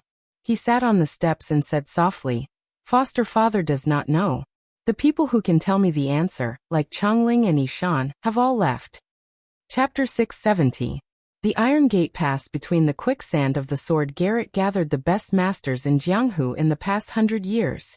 The number of masters was enough to shake the Jianghu of Liang and Beimang. Almost all of them had the mentality of fighting to the death. This was very different from when Chao Chongqing and Dong Tai went to the top of the martial emperor city. At that time, there were many hidden masters, But only 2 people actually fought. They just watched from the sidelines. Compared with the Iron Gate Pass, which was extremely strange to the Jianghu of the Central Plains, it was a far cry. No one could stay away from the Battle of the Iron Gate Pass as long as you appeared in the field of vision. Among the masters who had appeared in person, there were Chen Jibao, who came late with a stick of plum wine, Han Diaoxi, who was known to be good at killing celestial phenomena with his mysterious finger, Yang Taisui, the sick tiger who once stepped on half of the dragon tiger demon-slaying platform, White Bear Yuan Zuozong, the third person in the Liang army, Su Fengnian, who was at the false realm with his mysterious finger, Su Weisheng, who carried the red dragon sword, Bodhisattva of Tantric Buddhism, Golden Armor Man who used to be one of the 4 grandmasters, Su Longxiang, who was born as King Kong, and Blue Bird, who held the instant spear. They were doing the shocking business of plotting and quelling rebellion. The people who were killing each other were the princes who were likely to sit on the dragon throne, and the next king of Bailiang. This was a chaotic battle that would soon determine the future of the western region and western Shu and Bailiang. No one dared to say that they would be the last one to laugh and survive until the end. Su Fengnian rode in the front. 12 flying swords with perfect sword embryo formed a thunder pool sword formation that he stole from Dong Tai, the god of peach blossom sword. He crashed into the old monk in black, Yang Taisui, who was the main accomplice of the white-clothed case in the capital. Yuan Zuozong urged his horse to follow closely behind to support his royal highness, but the distance between them was 50 paces apart. Along the way, the 2-faced and 4-armed otherworldly item in the red robe finally revealed its ferocious appearance. It bypassed Su Fengnian and the black-clothed monk and dashed straight toward the entrance of the Iron Gate Pass. Its goal was very clear. Whoever was suitable to be used as food, it would absorb their blood, flesh, and qi. The 5th raccoon was a good example. At this moment, the Een item's nascent core's dual-faced golden eyes were shining brightly, showing a different aura from ordinary filth. Blue Bird tilted her head for an instant and urged her horse forward. She still did not pay attention to the famous black-clothed imperial tutor. She directly led the 800 white horse righteous entourage to kill the 200 imperial guards. In the Ruran Mountains, before the battle, her young master smiled and said that he would give the 5th raccoon to her. Blue Bird did not doubt that her young master could take the 5th raccoon's head. Today, her young master was entangled with Yang Taisui, so she would not do anything unnecessary. The black-clothed young man had already abandoned his horse and walked on foot, but his body was like rolling thunder on the ground, far surpassing the galloping horse. Once again, he showed what it meant to take the lead in a battle. Wang Chong of the Phoenix Battalion stood side by side with the warhorse and His Royal Highness. He subconsciously glanced at them and clenched his spear, whispering, "Lin Heng, watch carefully." This time, His Highness single-handedly took on the bald donkey Yang Taisui. He didn't let us down. Quickly leaving His Royal Highness, Yuan Zuozong, and the black-clothed monk behind, the white horse righteous entourage began to charge. Their blood was boiling, and they were almost trembling all over. 700 of them had previously followed this unscrupulous young master, who had never set foot in the military camp. They all said that other than bullying Miss Shui Ling, he only had the ability to spend money in brothels. Over the years, who didn't feel suffocated. Along the way to the west, the Bailiang young master who carried a saber and a sword did not say a word. He did not even think of saying a few words that were friendly and approachable. Fortunately, on the surface, he did not show any friendliness. Just when they were 2 miles away from the Iron Gate Pass, he said in a deep voice, "Today, follow me to kill Prince Zhao Kai of Liang." They were 200 steps away from the enemy. Yuan Meng let out a furious roar. "White horse righteous entourage. Fight to the death." The 200 imperial cavalry began to charge at the same time. None of the 16 golden-clothed bodyguards were left behind. They all mounted their horses to meet the enemy. Zhao Kai sat on the coachman's seat, squinting his eyes and looking into the distance. The talisman General Golden Armor stood quietly in front of the carriage with both hands holding the quaint sword hilt, and inserted it into the ground. This ferocious sword was exchanged with the lives of the whole family of a famous swordsmith. The puppet in the golden armor was a great guru who was skinned by Han Diaoxi. Its combat power alone was enough to crush the other 4 abandoned talisman armors. The female bodhisattva of Tantra in a snow-white cassock made a mudra in front of her chest with one hand, and held a bottle with the other hand.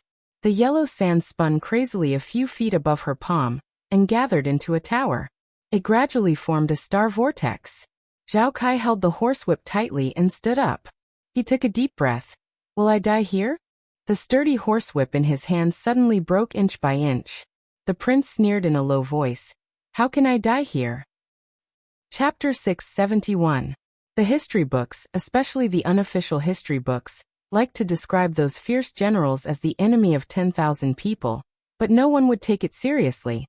However, the saying that the enemy of 1,000 people did exist in the army of the Liang dynasty.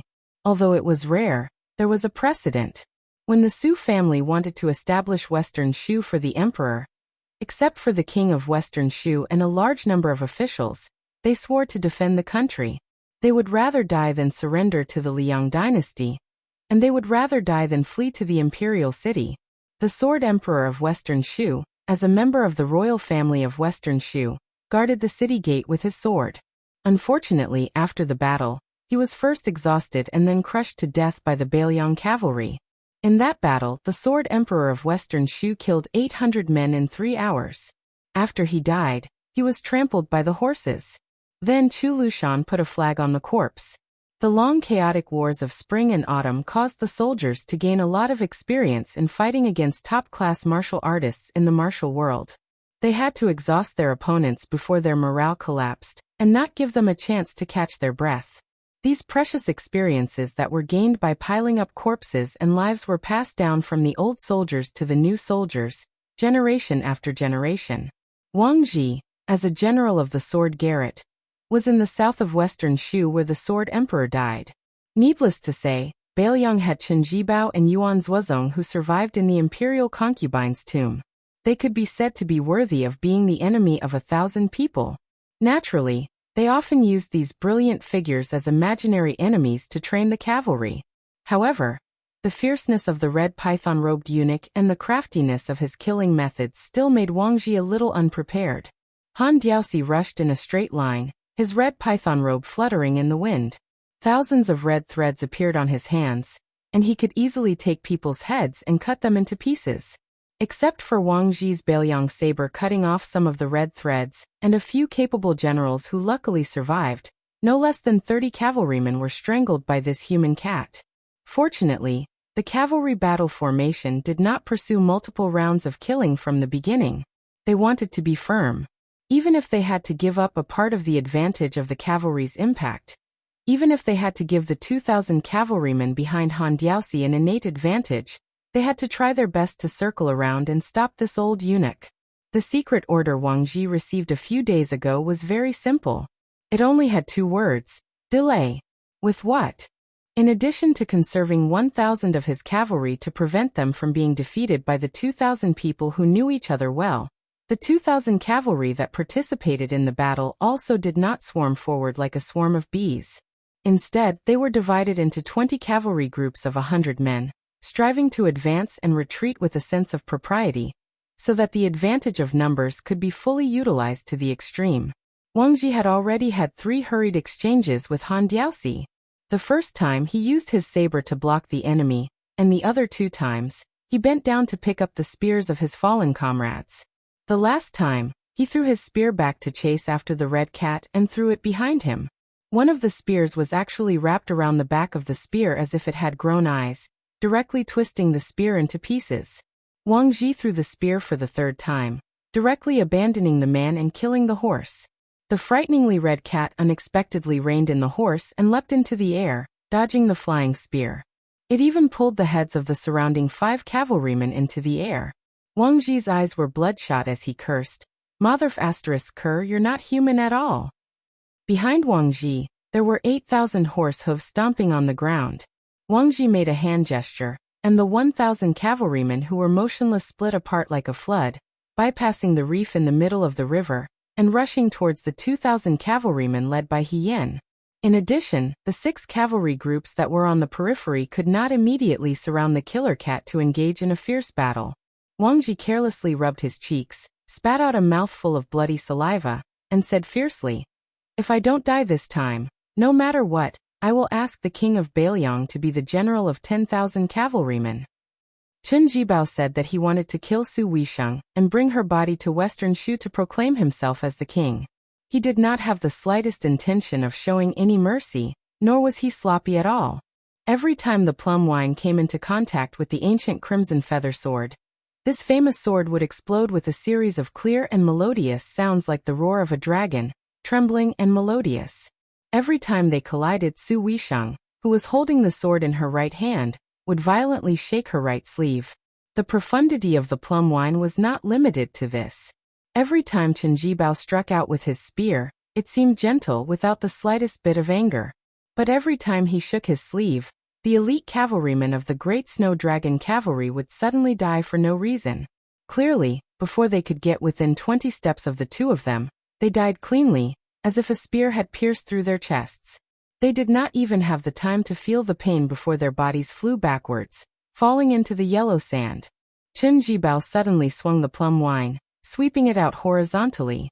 The ancient crimson feather sword in Su Weisheng's hand drew a frightening arc that would definitely break an ordinary famous sword.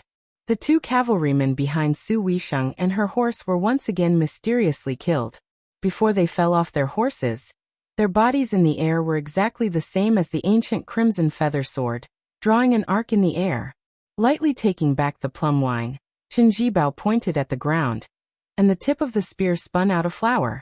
Looking at the woman who was spitting out blood, he lightly smiled. This is the time when the plum is still young. You really don't plan on extending your left hand? The second sword of Taoism, the ancient crimson feather sword, in the end is still the word order. Su Weisheng did not make a sound. Chen Jibao turned his head to look at the Iron Gate Pass. I originally wanted to go there and cut down the python and dragon, and then enter Shu alone. This way no matter who it is acceptable. The plum wine in his hand gradually turned a deep purple. Su Weisheng threw the ancient crimson feather high into the air. High into the clouds, it attracted the heavenly thunder. Su Weisheng was just about to blurt out the word order. A spear pierced through the abdomen. Chen Jibao pulled out the plum wine, drawing a stream of blood from the woman's body. His face was expressionless. Su Weisheng was still trying his best to say the word order. Then, the white-robed man spun to the end of the spear and knocked him off his horse. It seemed like he was showing mercy, but in fact, this plum turning from green to purple was the real killing move. At this moment, a woman was flying south on her sword. Behind the woman was a green-robed Confucian scholar leisurely following. The young woman was extremely beautiful, and the way she rode the sword was like a carefree immortal. She fiercely glared at Su Weisheng, who was her second mortal enemy in her life, and said coldly, "I'm just watching. Don't expect me to make a move." On the other hand, the middle-aged Confucian scholar who had dominated the world chuckled and said, "The plum wine goes best when it's purple." Chao Chongqing floated over and supported the woman whose soul was swaying unsteadily. He pressed down on her heart meridian, gently inserted a pill, and gently put her down. Only God knew if she was dead or alive. He was just doing his best. In fact, it was still difficult to escape death by forcefully attracting the heavenly tribulation. Death warriors deserved to die. If it wasn't for the fact that he had scouted this place, and the yellow sand was thousands of miles long, even the land immortal Chao Chongqing wouldn't have been able to catch up. Chao Chongqing stood up and stretched out his hand, asking, "Confucian sage Chen Jibao, can you fight?" This white-robed warrior immortal, who no one in the world knew had quietly entered the saint realm, raised the plum wine that was surrounded by a vast purple aura and said calmly, "Please." Chapter 672. The night duty area of the Minister of Governmental Affairs was located on the east side of the palace's Longshan Gate. Below the palace walls was a row of low-tiled houses. Compared to the grandiose style of the Hall of Governmental Affairs' two provinces, it truly seemed extremely shabby. Tonight, the current court's Grand Secretary Zhang Julu was personally on night duty in the palace. Of the three high officials, because West Chu's Grand Tutor Sun Shiji had been transferred out of the capital to become the administrator of West Chu's old territory, the Minister of Governmental Affairs of the three provinces was originally vacant. Out of the three positions, two of them were immediately left empty. This was becoming more and more outrageous. not conforming to the dynasty's etiquette system. Immediately, the influential officials of all levels of society were speculating about who would have the qualifications and luck to replace Sun Shiji and leap up. Gangnam-do's Lu Daolin had just been promoted to the position of Minister of Rights for less than a year. Yet the left chancellor Huan Wen immediately became the big shot that everyone looked up to. In the Minister of Governmental Affairs main hall, apart from the low room in the center with the name Zhang Lu sitting inside, Zhang Jiulu, Lu Daolin's younger brother Lu Baijie, was also in the easternmost short room. This Tangxi sword immortal was the newly appointed assistant minister of the Ministry of War, coincidentally also on duty.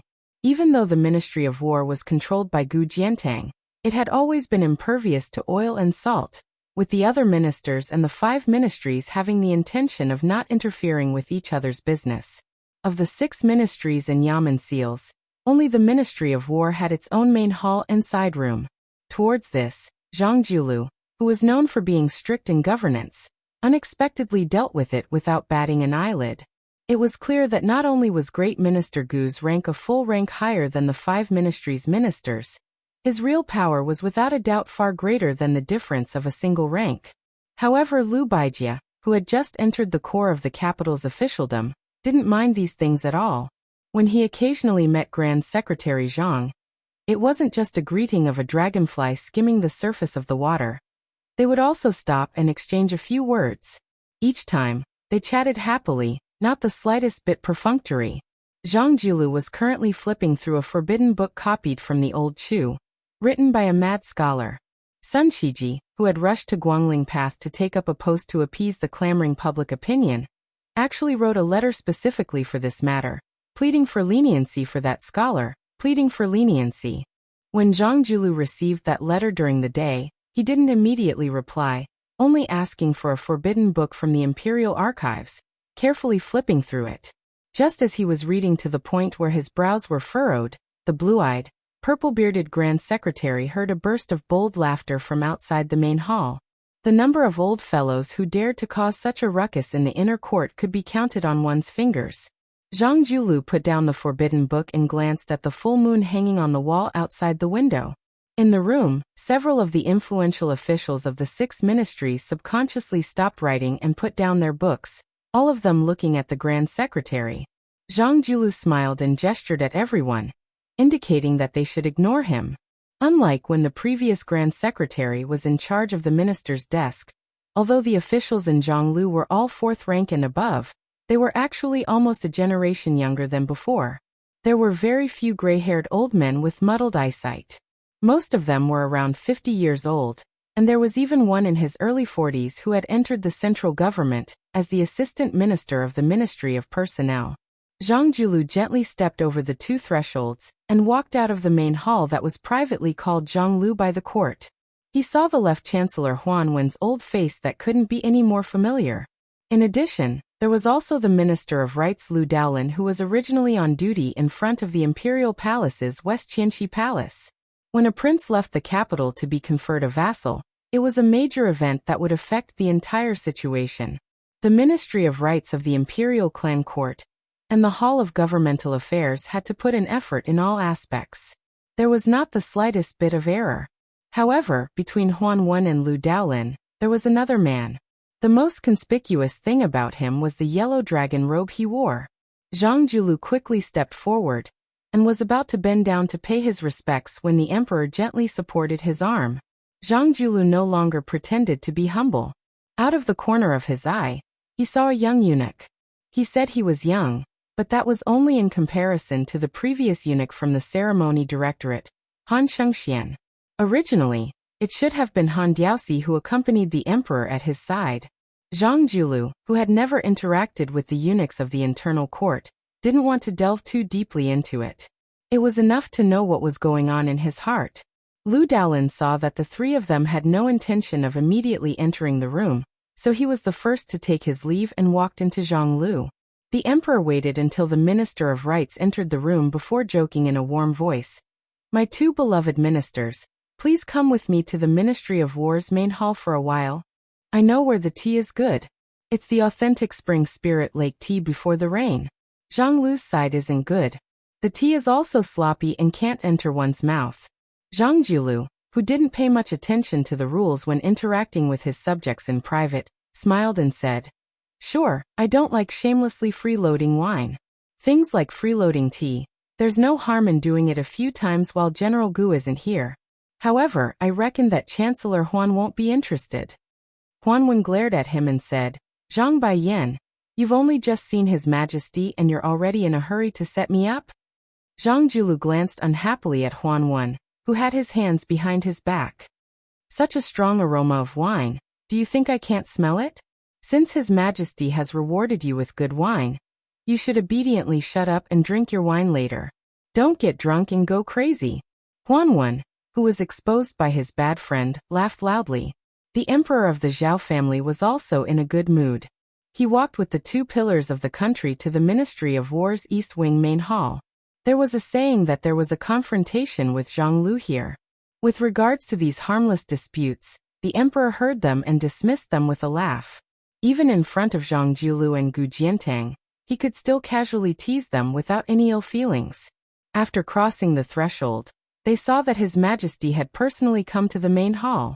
The officials of the Ministry of War in the outer and inner rooms all rushed out and knelt on the ground. The Assistant Minister of the Ministry of War, Liu Baijie, knelt at the front and his voice was also the most passionate and mellow. The emperor had everyone rise. He had no intention of lecturing them. He only asked them to return to their desks to deal with military affairs.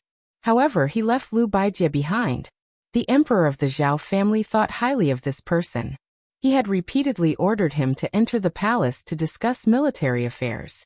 He had even asked Sword Fairy Tang, she to teach swordsmanship to a few of the imperial grandsons. It could be said that the emperor's kindness was vast and mighty.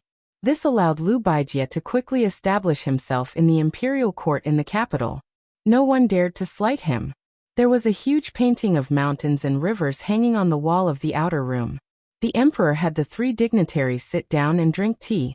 He himself stood under the painting and picked up a slender red sandalwood pole. For the time being, he did not point out anything on the painting. Zhang Jiulu drank a mouthful of the goddess of spring Bilyaconch, which had become a tribute tea because of a poem. He whispered to the left chancellor of the Imperial College, who was sitting on the chair next to him, "Drink further away. The aroma of the tea is all washed away." Huanwen retorted, "The room is only so big and the wine is so fragrant. Where do you want me to go?" After he finished speaking, he asked the attendant in the main hall to ask for an extra cup from the spring kiln. He handed it to the Assistant Minister of the Ministry of War, Liu Baijie, and said with a smile, "Sword Fairy Tang Shi, let's drink to our heart's content. It's 2 against 1. If someone has to scram, it should be that blue-eyed guy. Isn't that right?" Liu Baijie, who had the bearing of a scholarly general, took the cup with a smile and said softly, "I'll drink the wine. But if it's not right, Left Chancellor, I really don't dare to say." Zhang Jiulu laughed angrily. Each one is more slippery than the other. The Left Chancellor who carries the wind and moon on his shoulders? The Sword Fairy Tang Shi who is generous and unsophisticated? Why does it change when it comes to me? Chapter 673. The emperor, who had left his servants and eunuchs outside in the middle of the night, turned around with a smile and asked, "Jiulu, tell me more about the imperial examinations North and South rankings and the selection of soldiers. I have read the memorial. Although I can recognize all 60,000 words, there are still many parts one don't understand. Especially the part where the strong medicine will cure the illness, but after 100 years, we will see the shortcomings of the party. That memorial started strong but ended weak. It was not detailed enough, so I want to talk more about it tonight. Chancellor Huan and Assistant Minister Liu, don't be idle. If you have any ideas, speak. Whether it is tea or wine, I will give you all plenty. If you don't give me an explanation before dawn, don't blame me for being stingy. How much tea and wine did you drink? I will charge you according to the market price. Don't think about paying less." Zhang Jiulu faced Huanwen and Liu Baijie and smiled. "How is it? Am I being unreasonable, or is your Majesty being unreasonable?" The two nodded and smiled. "Your Majesty is even more unreasonable." The emperor laughed heartily. "If it were anyone else, they would be praising me for being thrifty and diligent in governing the country." The emperor of Zhao waved his hand to signal for the servants to retreat into the room and close the door. He picked an expensive chair with exquisite workmanship and sat down. However, he still held the sandalwood pole in his hand and placed it on his knees. He received a cup of refreshing tea from Lu Baijia.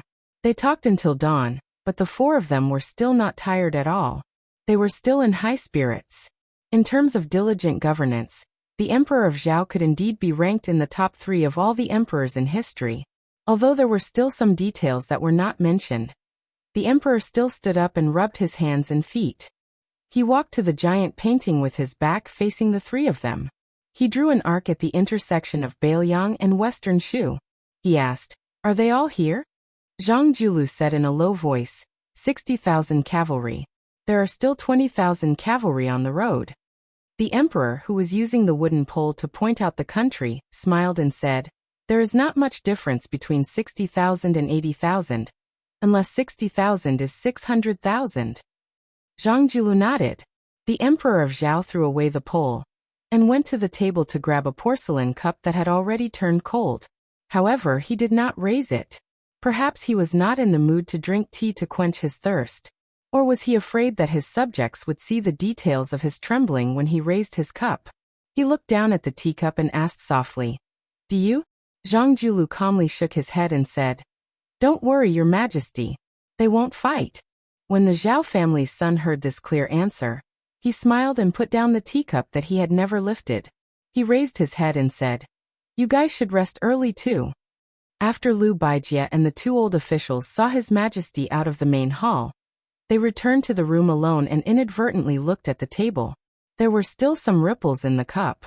No one would believe that a large net had been cast on the border of Bailiang. It could be said that all the old subordinates of the Gu party had come out. 60,000 men and horses had rushed to set up camp in one place under the pretext of redeployment. There were even 20,000 cavalry who had rushed into the border from Jizhou. The momentum was so great that it could not be concealed at all. The 60,000 men and horses that were already in place were led by Kai Nan, a former subordinate of General Gu Jiantang. They had formed a loose defense line on the border that went against the common rules of the art of war. This defense system was like a child's play, not to mention the cavalry in the north that had shocked the 2 dynasties. Even the ordinary cavalry of the Duke of Guangling and Duke of Yanqi could be destroyed in one go. However, when Kai Nan led hundreds of soldiers to patrol the front line, there were no signs of any changes. The generals and captains in the army were not without doubts. However, when one of them asked and was sternly reprimanded by Kai Nan, no one dared to ask again. Kai Nan rode on his horse and looked to the north. All sorts of feelings welled up in his heart. He muttered to himself, "I just wish I could have 40,000 more men to symbolically place people on the entire border. This way, we can put up a formation that will not allow the Bailiang cavalry to openly enter the border. Otherwise, if a fight really breaks out, how can 60,000 people block it? However, if the Bailiang army dares to charge in, so what if you kill all 60,000 of my men? Openly rebel? I've been waiting for this day." Kai Nan thought this way. However, when he thought about it more deeply, he felt like he was walking on thin ice when he thought about how he had to be an enemy of the general, who was much more famous than Minister Gu. A pawn that crossed the river had no choice. Kai Nan knew that he had to suffer. As for why there was such a commotion, Kai Nan only knew that Prince Zhao Kai had gone to the western regions. Could it be that someone in Bailiang wanted to kill this famous prince? Although Kai Nan was a martial artist, he understood the superficial logic of not having a proper status. If Prince Zhao Kai, whose background was unclear, really had such intentions, he would definitely have done so. Moreover, the capital was currently in a crucial period when the princes were being conferred the title of king. If Zhao Kai could really gain power in the western regions, Kai Nan did not need to think to know that he would definitely become a king with real power. If he went to western Shu and became the king of Shu, then that would be interesting. A scout quickly rushed back. His face was pale. After dismounting, he knelt on the ground and said in a trembling voice, "The Bailiang cavalry has arrived. I don't know the exact number, but there are at least 10,000 of them. However, these 10,000 cavalry are the Great Snow Dragon cavalry."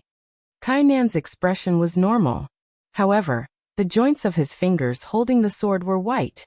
Was 10,000 cavalry soldiers of the king of Bailiang a small number? Kainan felt that it was too much. Gritting his teeth, Kainan ordered a trusted general behind him. Pass down the order. Within 100 miles, gather the troops here. Kainan looked into the distance. Yellow sand rolled in his field of vision. Kainan's mouth was bitter. He took a deep breath. Which adopted son will be leading the troops? He did not care about being stopped. He insisted on leaving the soldiers behind and charged forward alone. When Kainan was half a mile away, he did not dare to take half a step forward. The endless horsemen stopped their horses solemnly on the vast plain. Kainan could see a royal flag with the word Su flapping in the wind. A rider stepped out of the formation and slowly advanced. Kainan's eyes widened. His breathing, which could be considered steady, suddenly became hurried. The old man was wearing armor and holding a spear. Kainan's mind was blank. He did not know why. But his hands and feet could not help but dismount. He knelt on the ground and shouted respectfully, "This General Kainan pays his respects to the king of Bailiang." The man, horse and spear approached Kainan. The general gave a light sound of acknowledgement. The warhorse continued to slowly move forward. The sound of its hooves trampled on Kainan's heart. Reining in his horse, the general Su Shao finally put on his armor and spear again. He looked into the distance and asked softly, "Only 60,000 men. Isn't Gu Jiantang being too stingy?" Kainan, who had been kneeling on the ground all this time, could not care about his pride. His face was covered in sand. He did not dare to make a sound. This butcher smiled. "Don't worry. I'm just waiting for someone. I won't kill anyone. As long as you don't interfere, this king has no interest in falling out with anyone." Su Shao smiled. "Let's go, General Kai. Let this king see the glory of the Gu clan's cavalry." On this day when the king of Bailiang, Su Shao, and his cavalry were about to enter battle, someone dismounted and shouted, "Greetings to the general." The 20,000 cavalry soldiers who had rushed over all knelt. Chapter 674. East of Iron Gate Pass was favorable for cavalry attacks, so it was naturally a good place where it was easy for people to die. 200 light cavalry faced 800 light cavalry. The 200 Imperial Army soldiers didn't cower in the slightest. It was different from a few years ago when the children of influential families from the capital mixed into the Imperial family's personal army to earn a living. After Zhang Jiulu took power, he personally flipped through the Imperial Army's records. As long as they were the descendants of ministers or high-ranking officers, they would all be expelled from the Imperial Army in a single day. That day, the military camp was already half empty. Many of the children of generals who relied on their own abilities to enter the army were no exception. This made Zhang Jiulu extremely unpopular among the capital's officials and generals. When quite a few old generals who had meritorious achievements met, they all began to curse at him. One of the old generals who lived on the same street directly blocked the door, questioning that purple-bearded and blue-eyed man, questioning why with his grandson's strength, he couldn't be an ordinary soldier of the Imperial Army. Grand Secretary Zhang walked out the door calmly saying, "Your grandson indeed has the ability, but your great-grandson definitely won't have this ability in the future. This official is only closing this door 20 years in advance." Back then, the old general who still held an important position didn't understand that scholarly and twisted reasoning. Fortunately, he didn't dare roll up his sleeves and use force against the current Grand Secretary, only deciding to never interact with him again. The two families who originally had a harmonious relationship even had a joyous marriage delayed. Only many years later did the old general retire from the Ministry of War's second highest position, and only then did he take the initiative to apologize. The black-clothed youth passed by Feng Battalion's officer Yuan Meng and Blue Bird, facing a middle-aged martial artist who rushed out of the cavalry formation. This imperial bodyguard didn't use a blade. After his arms were grabbed by Su Longxiang's hands, the flesh on his originally thick and solid arms immediately dried up, becoming a ghastly bag of bones. After breaking free from his shackles, he seized the initiative with a flip of his hand, wishing to tear apart the hands of the sallow and skinny youth in front of him. Su Longxiang still allowed him to exert his strength quickly, only kicking out. The middle-aged imperial bodyguard, who had been protecting the imperial prince Zhao Kai all this time, had originally intended to trade a life for a life by tearing off Su Longxiang's arms and forcefully blocking the kick through his chest. However, when his arms suddenly expanded to the size of large bowls, the youth still didn't move an inch. The imperial bodyguard immediately let go, both hands pressing down on the youth's toes, his entire body borrowing the force to soar into the air, avoiding a fatal blow. The man from Jianghu's hidden sex crossed his legs, as if he was climbing a ladder. He was fast, but Su Longxiang's hand was even faster. He grabbed one of the man's ankles, pulling his entire body down, and raised his knee to strike. The man, who had immersed himself in secret manuals after entering the palace, used all his strength to elbow him, but he was still hit in the stomach by the youth's knee. His well-built body floated backwards. Fortunately, the cavalry behind him were skilled in horsemanship, and were able to quickly circle around him. The man's 5 fingers were like hooks grabbing the ground, carving out a gully several zhang long on the ground. Only then did he stop retreating, his stomach churning and blood seeping out of the corner of his mouth.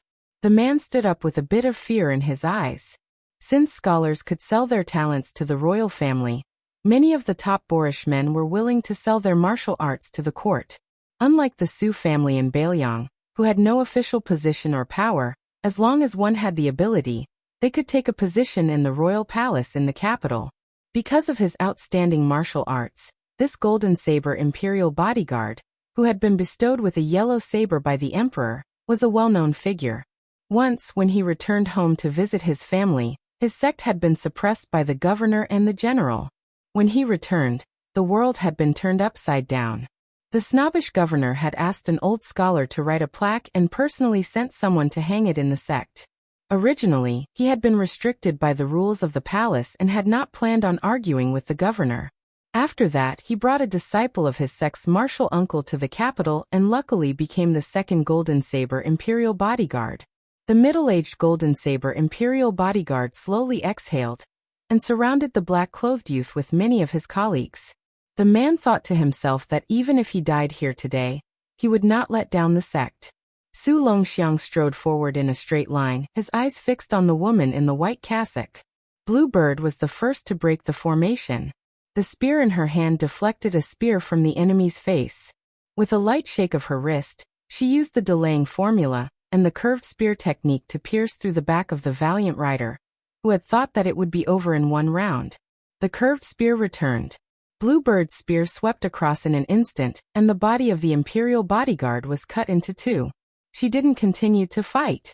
After killing one of the cavalry generals, she didn't use it again.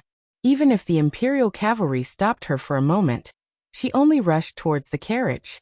When the first wave of riders' spears brushed past, more than 30 corpses rolled on the ground. It was like 2 blades cutting into each other's flesh. The 2 wounds continued to tear and expand rapidly. Yuan Meng's spear flipped over an enemy rider. The body of the imperial bodyguard who had a bloody hole in his armor was thrown into the air. The rider who still had the strength to fight turned his body in the air. He wanted to land on the ground and stabilize himself before pulling out his sword to fight again. Unfortunately, before he could land on the ground, his head was chopped off by a white horse rider. Yuan Meng laughed loudly. "Ruthless Hong, this head is yours. When we get back, don't be so stingy. I'll treat you, Field Officer Yuan, to a good meal." The expressionless Hong Shuan muttered softly, "Let me be a deputy field officer, and I'll treat you to wine." Chapter 675. Yuan Meng's ears were good. Even in the midst of the battle, he could still hear clearly. He laughed and scolded. "Bullsh *T. You can talk to me about this after you've killed 10 people." The northern cold saber in Hong Shuan's hand twisted and changed into an inverted scallion thrust, bending his waist to dodge the spear. Borrowing the momentum of the warhorse charging forward, the cold saber slid rapidly along the spear shaft, cutting off the enemy rider's arm with one slash, and then the Phoenix Battalion's famed ruthlessness cut off half of his head. The horse was still galloping forward, but the man was already dead. Hong Shuan, who still had one Beiliang saber at his waist, said indifferently, "2." Wang Chong, who was charging forward on his horse, glanced at the white horse protector who had died in front of him and gritted his teeth. Suddenly, a red cloud floated over their heads and fell outside the iron gate. before one of the royal guards fell to the ground and died. He could vaguely see the Warring States master riding his flying sword in the distance. He cursed weakly as he closed his eyes. F***ck your 18 generations of scholars in the capital. Didn't you all say that the crown prince of Bailiang only knew how to bully women? Su Fengnian had seen the Thunder Pool twice. Outside the martial emperor city, Dong Tai's Thunder Pool sword formation killed the celestial being Zhao Xuansu. The Thunder Pool in the mausoleum of the Yellow Emperor was destroyed by the demon Luo Yang with a flick of her sword. Every success and every defeat. Su Fengnian had his own Thunder Pool with flying swords. He had once told Su Beiji that within a few feet of the Thunder Pool, killing people with flying swords was as easy as pie. At first, the sickly old monk in black did not pay much attention to the young heir of Bailiang's talk of revenge.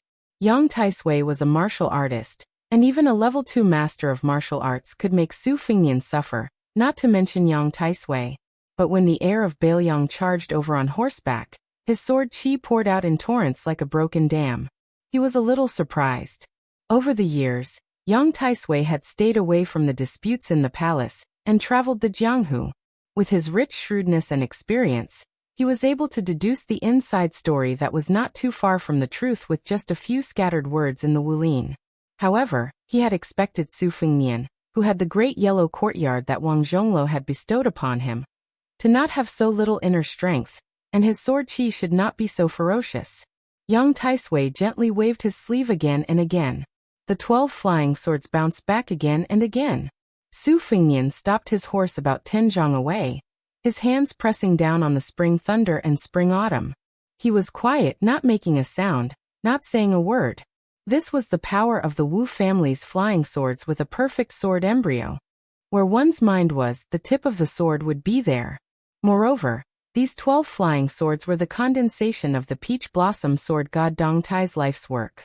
Even if he had erased the Rui sword embryo before giving the swords to them, the 12 flying swords themselves had long been smooth and transparent. Return to the sect. The old monk in black smiled and spat out these 2 words. One of his hands formed a palm in front of his chest. With a flick of his sleeve, he drew the 6 flying swords into his sleeve. His large sleeve billowed like a balloon. Of the remaining 6 flying swords, Tai stabbed towards the space between Yang Taisui's eyebrows. The old monk raised his hand and slapped, sticking close to Tai. His body seemed to be moving slowly, but this palm forcefully caught 4 flying swords, including Tai in the air. The other 2 bamboo horse and peach blossom swords struck the old monk's back one after another. However, the Kasaya was like a stone thrown into a lake, waves rippled behind it. The bamboo horse and peach blossom swords returned without any effect and were caught between the 4 fingers of Yang Taisui's palm. The 12 swords were all in the old monk's sleeve and hand. Yang Taisui looked at the young man sitting still on the horse and said softly, "Your Highness, can you retreat now?" Su Fengnian twitched the corner of his mouth. "It's still early. You're not dead yet." He stretched out his hand and flicked his fingers in the air in front of him.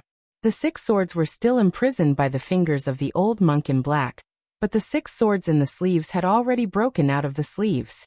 Yang Taisui was surprised and muttered to himself, "Breaking longevity with a knock of the fingers?"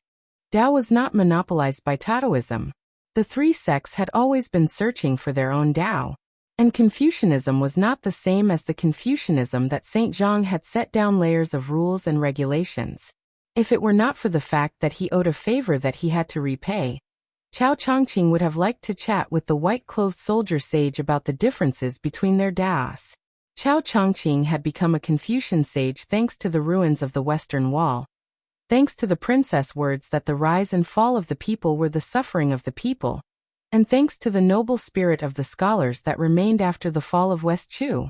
He was very curious about how Chen Jibao could skip the celestial phenomenon and become an earth immortal. In fact, with Chen Jibao's extraordinary talent, he had followed the martial arts realm step by step into the celestial phenomenon realm, and then became an earth immortal with the identity of a Confucian sage.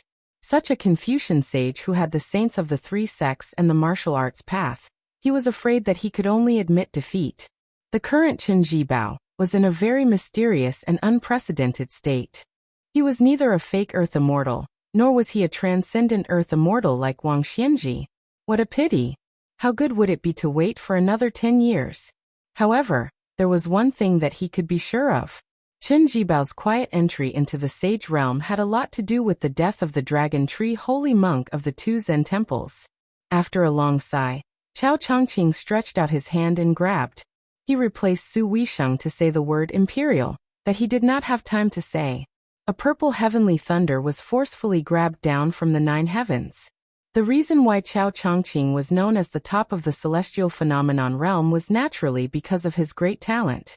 Previously, after Chen Jibao faced Chao Chongqing, he gently dismounted and patted the warhorse to let it run away. He looked up at the thunder falling. Suddenly he stabbed the dark purple plum wine into the ground. Chao Chongqing smiled slightly and said the word, imperial again, this time with his palm facing down. Law Phenomenon. Chapter 676. Under the new sword master Su Fengnian's breaking longevity, the 6 top-notch flying swords of the Wu family's sword tomb broke through the old monk's Sumeru mustard seed sleeve, pierced through the cage and soared into the sky. Young Taisui, who was holding on to the remaining 6 swords, gently flipped his palm, as if he was reversing heaven and earth. His childhood sweetheart, spring water peach blossom, vermilion bird Tai-E, could only spin rapidly within 2 feet of his palm. Even though the 6 flying swords were like rainbows, they were still unable to escape for the time being. However, the sickly old monk's kasaya was also cut open by the flying swords, strands of it floating in the air. Young Taisui flipped his palm again. Reducing the distance, the flying swords wreaked havoc from 2 feet to 1.5 feet. After a few flips, the 6 flying swords were tightly bound and almost immobile. The old monk in black said indifferently, His Royal Highness originally had the Buddha's embryo Taoist root, a rare talent that is very different from the ordinary outstanding martial artists. Why is he not willing to progress step by step to prove the great way, taking the unconventional path time and time again? In this way, how many times can he withstand squandering? Wudong's old supreme leader Wang Zhonglo painstakingly created the big yellow pond. As long as he carefully watered and widened it, then a small pond would become a vast lake.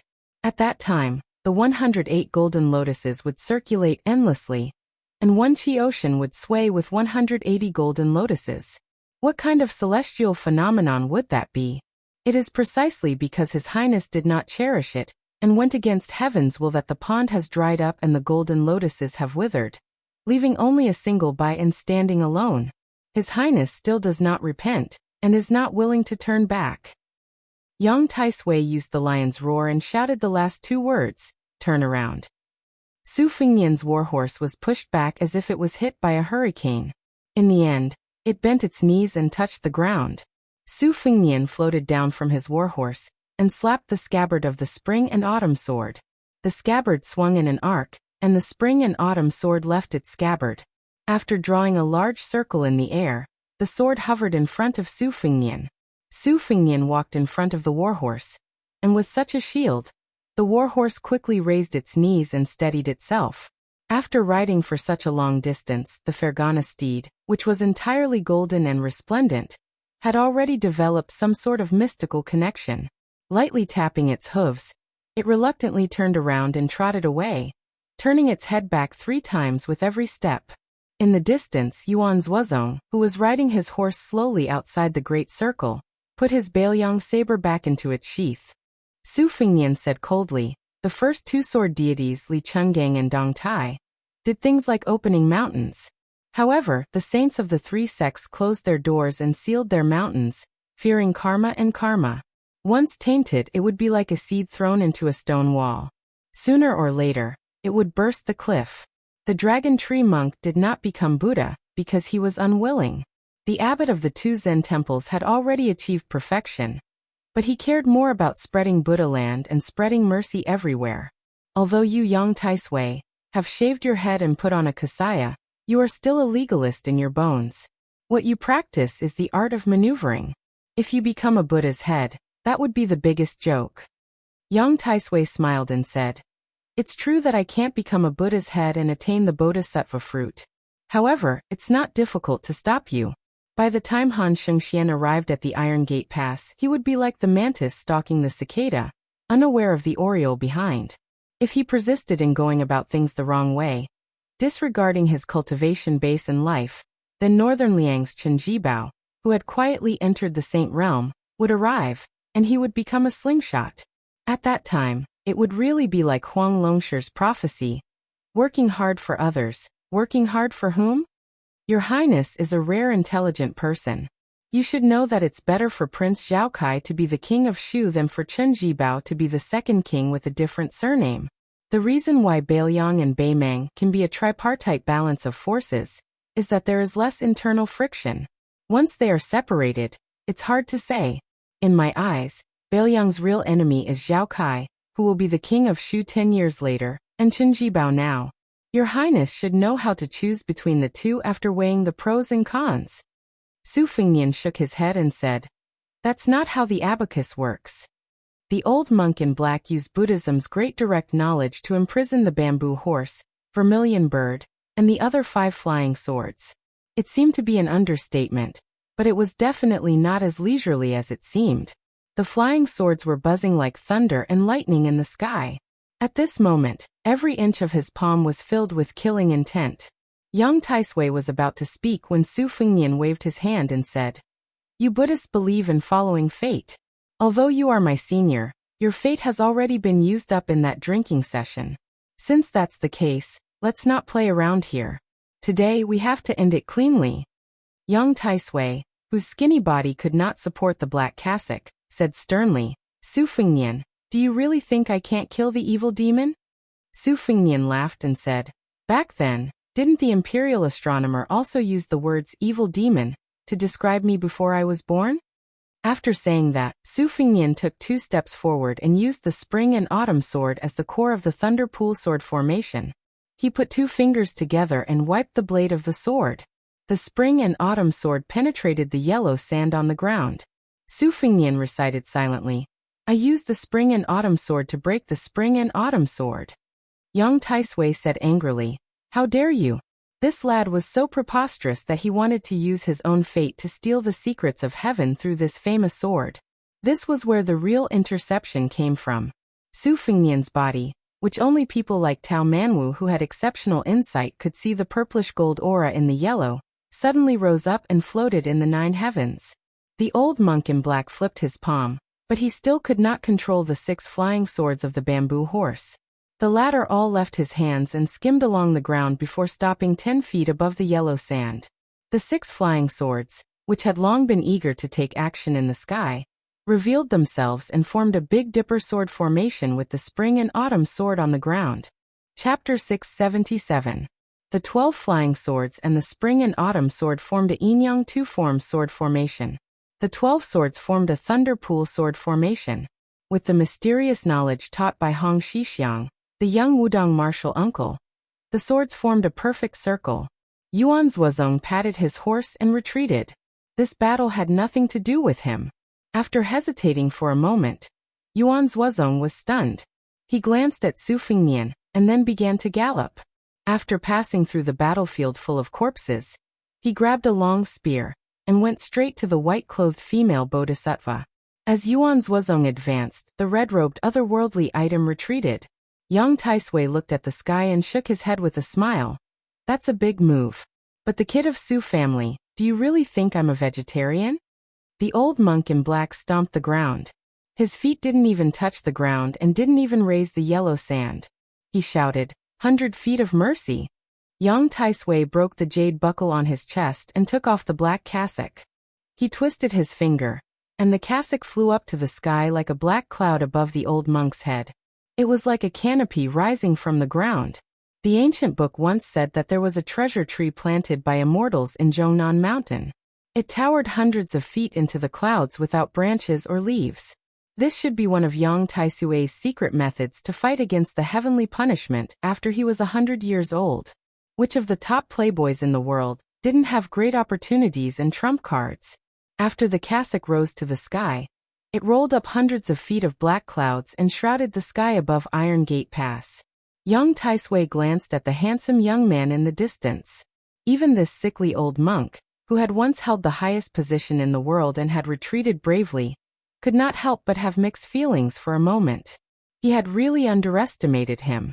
Being born in a rich family could wear down the spirit of the younger generation. Most of them were born because of this. In the past, Su Xiao conquered the 6 countries. His achievements were unparalleled. This was the first dead knot. That woman was pregnant with Su Fengnian. She entered the palace in white and became an immortal on earth. She became a sword immortal overnight. This was another dead knot. Su Fengnian did not want to be a hedonistic son of rich parents. This was another dead knot. Su Fengnian had been restraining himself for 20 years. Now that he had achieved great success in his martial arts practice, the hostility and resentment in his heart had tightened the knot that had never been untied. Young Taisui slowly closed his eyes and put his palms together. A dead knot can only be resolved with death. But today, Su Fengnian has to die first. Amitba. Su Fengnian allowed the heavens and earth to absorb his luck. Blood slowly flowed out from his 7 orifices. Since Su Fengnian started practicing saber martial arts, and later on, he even raised his sword. How many fights and dangers had he experienced? Perhaps even he himself couldn't remember it clearly. His sword chi had once rolled over the dragon wall. He had once shaken Kunlun alone. He had once guarded the city gate with his sword. He had once killed Ji Xian with a single slash. Between heaven and earth, several sword formations and the black clouds of Kasaya were sliced apart layer by layer, constantly squeezing. Whether it was Liang or Beimang, the winter thunder that came early in the morning outside the Iron Gate was the most shocking. Young Taisui did not care about the soul-stirring phenomenon above his head. He forcibly took a step forward in the thunder pool sword formation of sword chi. This step was 20 feet away. As he stepped on the ground, heaven and earth shook, causing the black rocks on the cliff of the Iron Gate that were as hard as iron to peel off and roll away. The distance of the second step was reduced, but it was still 1.5 feet away. He took 6 steps in a row, each step leaving a Buddha lotus mark on the ground. The old monk in black looked at the young man who was only an arm's length away with pity. These 6 steps plus the previous stomp were the true supreme Buddhist supernatural power of 7 steps blooming lotus. Inside the sword formation, other than the obvious 6 huge lotus flowers, there were also countless small lotus flowers that appeared out of thin air on the ground. It was like a fairy scattering flowers all over the sky, but also like the blessing of 500 arhats. The huge sword formation shook. This part of heaven and earth was like a heavenly deity shaking a huge bucket, rippling without end.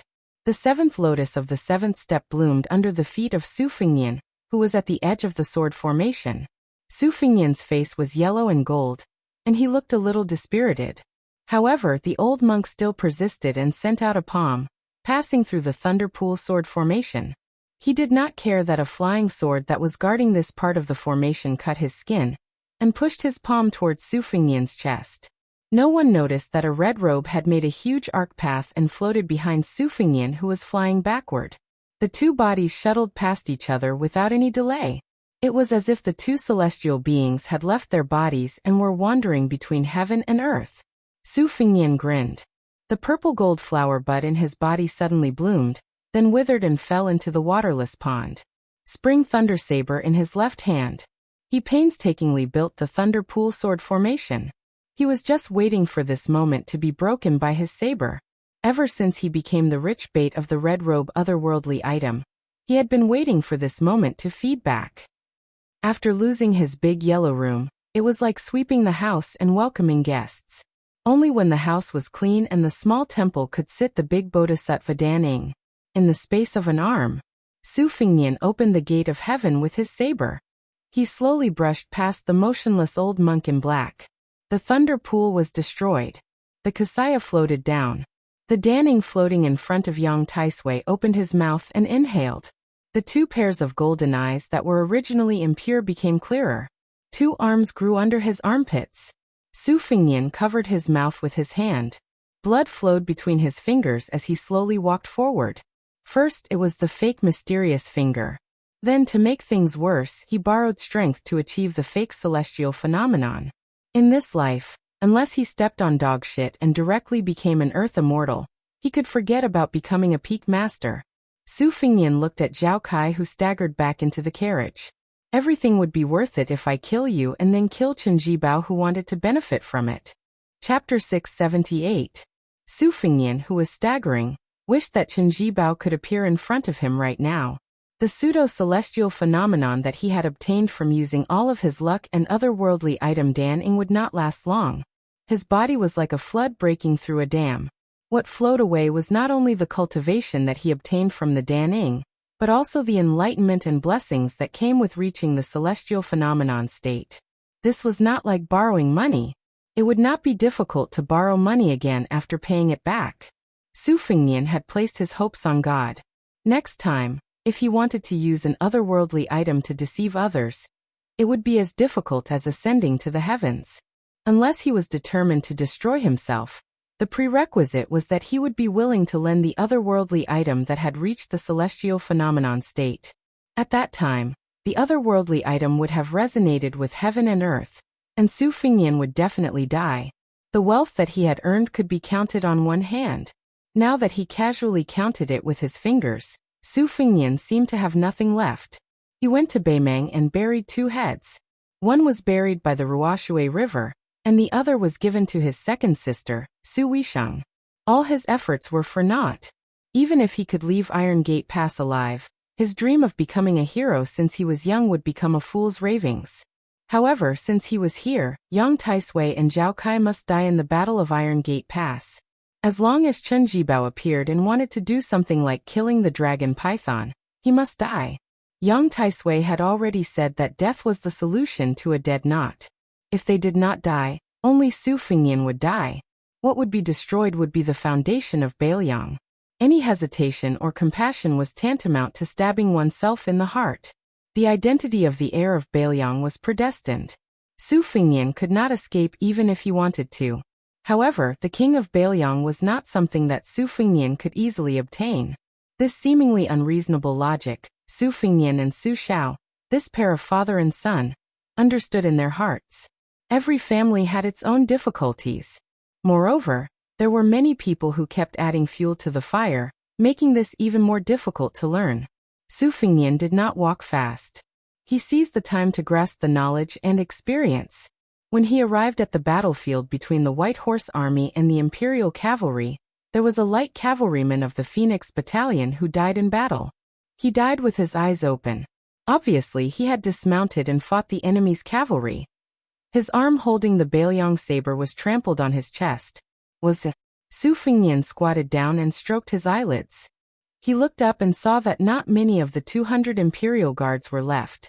On the battlefield, the more powerful the general was, the faster he would die once he fell into a quagmire. The Golden Saber Guards were all dead. Not a single one was left. Half of the White Horse Army were still fighting on horseback. The other half had been fighting on foot for a long time. The 6-jewel Bodhisattva was entangled by Huang Manor and Bluebird. The talisman general was held back by Yuan Zuozong with a long spear. Prince Zhao Kai, who was sitting on the coachman's seat dejectedly, was not sure if he was waiting for Han Diaosi to come and save the situation, or if he was waiting for death. More than 10 heavily injured Imperial Guards swore to protect the front of the carriage. Previously, the rolling black clouds could not cover the Thunder Pool sword formation. Many people saw with their own eyes the scene of the old monk in black, Yang Taisui, being killed. Since ancient times, heroes were judged by their success or failure.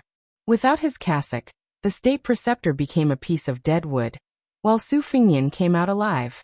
It was obvious what would happen to Prince Zhao Kai this time, when he went to the western regions with a bottle. Su Fengnian did not lower his guard. The sword garret was moving. Wang Ji's 3,000 cavalry was against Han Diaosi, who was supported by He Yan's 2,000 cavalry. They might not be able to stop Han Shengxian, who had bet all on Zhao Kai. Logically speaking, it was time for him to show up. However, Su Fengnian, who had the spring thunder saber at his waist, looked at the endless yellow sand in the north. Was Chen Jibao waiting for the next fight between the snipe and the clam? That was right. His patience had always been so good that it made people's hair stand on end. Zhao Kai stood up and looked at the approaching Prince of Beiliang. He asked calmly, Su Fengnian, do you really dare to kill me? Does Beiliang really want to rebel? Su Fengnian did not pay attention to this prince who had participated in the assassination at the Reed Marsh in Xiangfan City. He just looked at the female bodhisattva who was fighting Huang Man, or at the entrance of the valley. Zhao Kai can give you a silver bottle that symbolizes the Liang dynasty. I'm not the son of the Zhao family, so I can't do it. But I can lend you 100,000 cavalrymen of Beiliang. You help me pacify the western regions, and I can leave 20,000 soldiers and horses to guard the north and south of Tianshan. Do you want to do this deal? Of course, you have to pay me a deposit to kill Zhao Kai. I can't bear the label of rebellion. The western regions are in turmoil and chaos, and a large number of wandering monk soldiers have appeared to kill the prince. That's why I have a reason to lend you the soldiers. You want the western regions to be free, so I'll give you this freedom. Zhao Kai's expression was uncertain. Yuan Meng tore off a strip of cloth from his inner robe and wrapped it around the knife wound on his arm. He grinned sinisterly. This was His Royal Highness, who could make King of Jing'an, Zhao Heng, suffer in silence. The ruthless Hong Shuwen, who was covered in blood, remained on the horse's back. He held 2 Beiliang sabers in his hands and gently patted the horse's belly. The 6-pearl bodhisattva did not bat an eyelid. She sent Huang Man flying again and again. More than half of the Iron Gate Pass had already collapsed. Every time Huang Man retreated, Qing Niao's instant arc spear would follow, not leaving the slightest gap. Chapter 679. Su Fengnian walked towards the entrance of the valley. Behind him, a red cloud floated. He turned around and saw the otherworldly item dragging a small and withered corpse. The otherworldly item landed behind Su Fengnian. It was happy but not happy. It looked even more solemn. Su Fengnian patted its head and pointed at the cliff. The otherworldly item tilted its head and flew towards the cliff of Iron Gate Pass. It stepped on a big hole and placed Yang Taisui's corpse into it. A master of Taoism was buried on a wild cliff. Su Fengnian waved his hand and signaled Huang Manor and Bluebird to stop. The otherworldly item circled around the mountain peak and landed on the narrow road behind the entrance of the valley, blocking the escape route of the Tantric Dharma King. Su Fengnian looked at the Buddhist mirror in the woman's hand. It was like a small world. He smiled and said, I don't know when Chen Jibao will come. Are you waiting for him too? If my crow's beak is right, we don't need to talk nonsense. The bodhisattva frowned her charming eyebrows. They looked at each other and their eyebrows gradually relaxed. Su Fengnian felt relieved. He said suspiciously, Don't destroy the talisman armor. I have a use for it. Above her palm, the sand gathered to form a star. 9 sand balls had been revolving mysteriously like the stars in the sky. At this moment, the star collapsed and countless yellow sand drifted away between her fingers. The bodhisattva didn't say a word. She just walked towards Zhao Kai, who was much luckier than Su Fengnian. As she walked, the bodhisattva lowered her eyebrows and pondered. Even with her innate skill in Taoism, she couldn't figure out why Zhao Kai was defeated. In the eyes of the common people, the saying of climbing up the social ladder was a common view of seeking benefits. However, when one reached her level, it was infinitely more magnificent. Just like Hong Shixiang's sword-cutting fate, even if a normal martial artist had reached the finger xian state, he would not be able to see any clues. However, the people of the 3 sects, especially the qi cultivators who were proficient in qi observation, could see the pillars of qi collapsing one by one. Similarly, the people of the 3 sects attached themselves to the imperial court, and each had their own motives.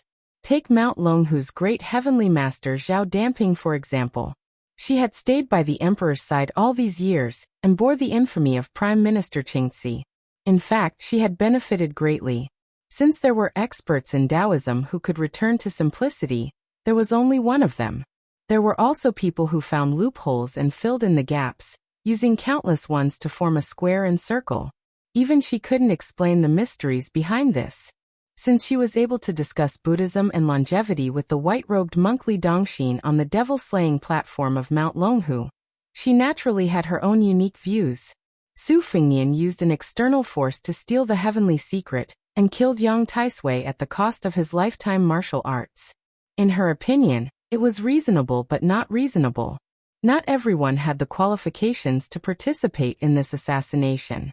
A chessboard in the end only had those positions. It was impossible for the two sides to slowly arrange 361 chess pieces. Bailiang and Liang were playing in the western regions. The butcher Su Xiao wouldn't personally enter the Iron Gate Pass area, and the emperor of the Zhao family was the same. Originally, on the chessboard, Su Fengnian and Zhao Kai both had a 50% chance of winning. However, some people didn't intend to watch the game silently. In the eyes of the Red Sect's Dharma King, these people happened to be people who had the potential to become immortals on Earth in the future. They completely disrupted the game. One of them blocked Han Diaoxi. Two of them stopped 100 miles north of the Iron Gate Pass.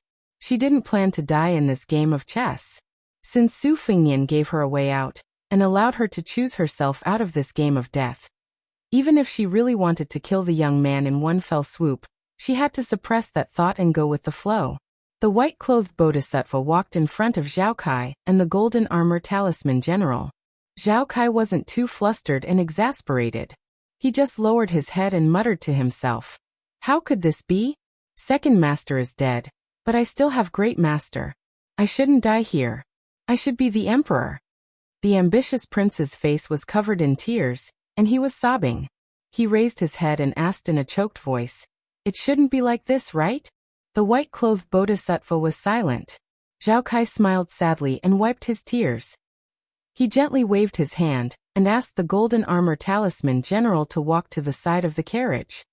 He took the giant sword from the talisman general's hand and slit his neck. Before he died, he looked at the capital in a daze. His last words were only one word. Father. As soon as Zhao Kai died, the golden armor talisman general, which was connected to its master's qi, lost all its vitality. Su Fengnian had the white horse righteous Song take the corpses and weapons of his fallen comrades and leave Iron Gate Pass. The golden armor talisman general was dragged by Huang Manor with one hand. The next step was to head north.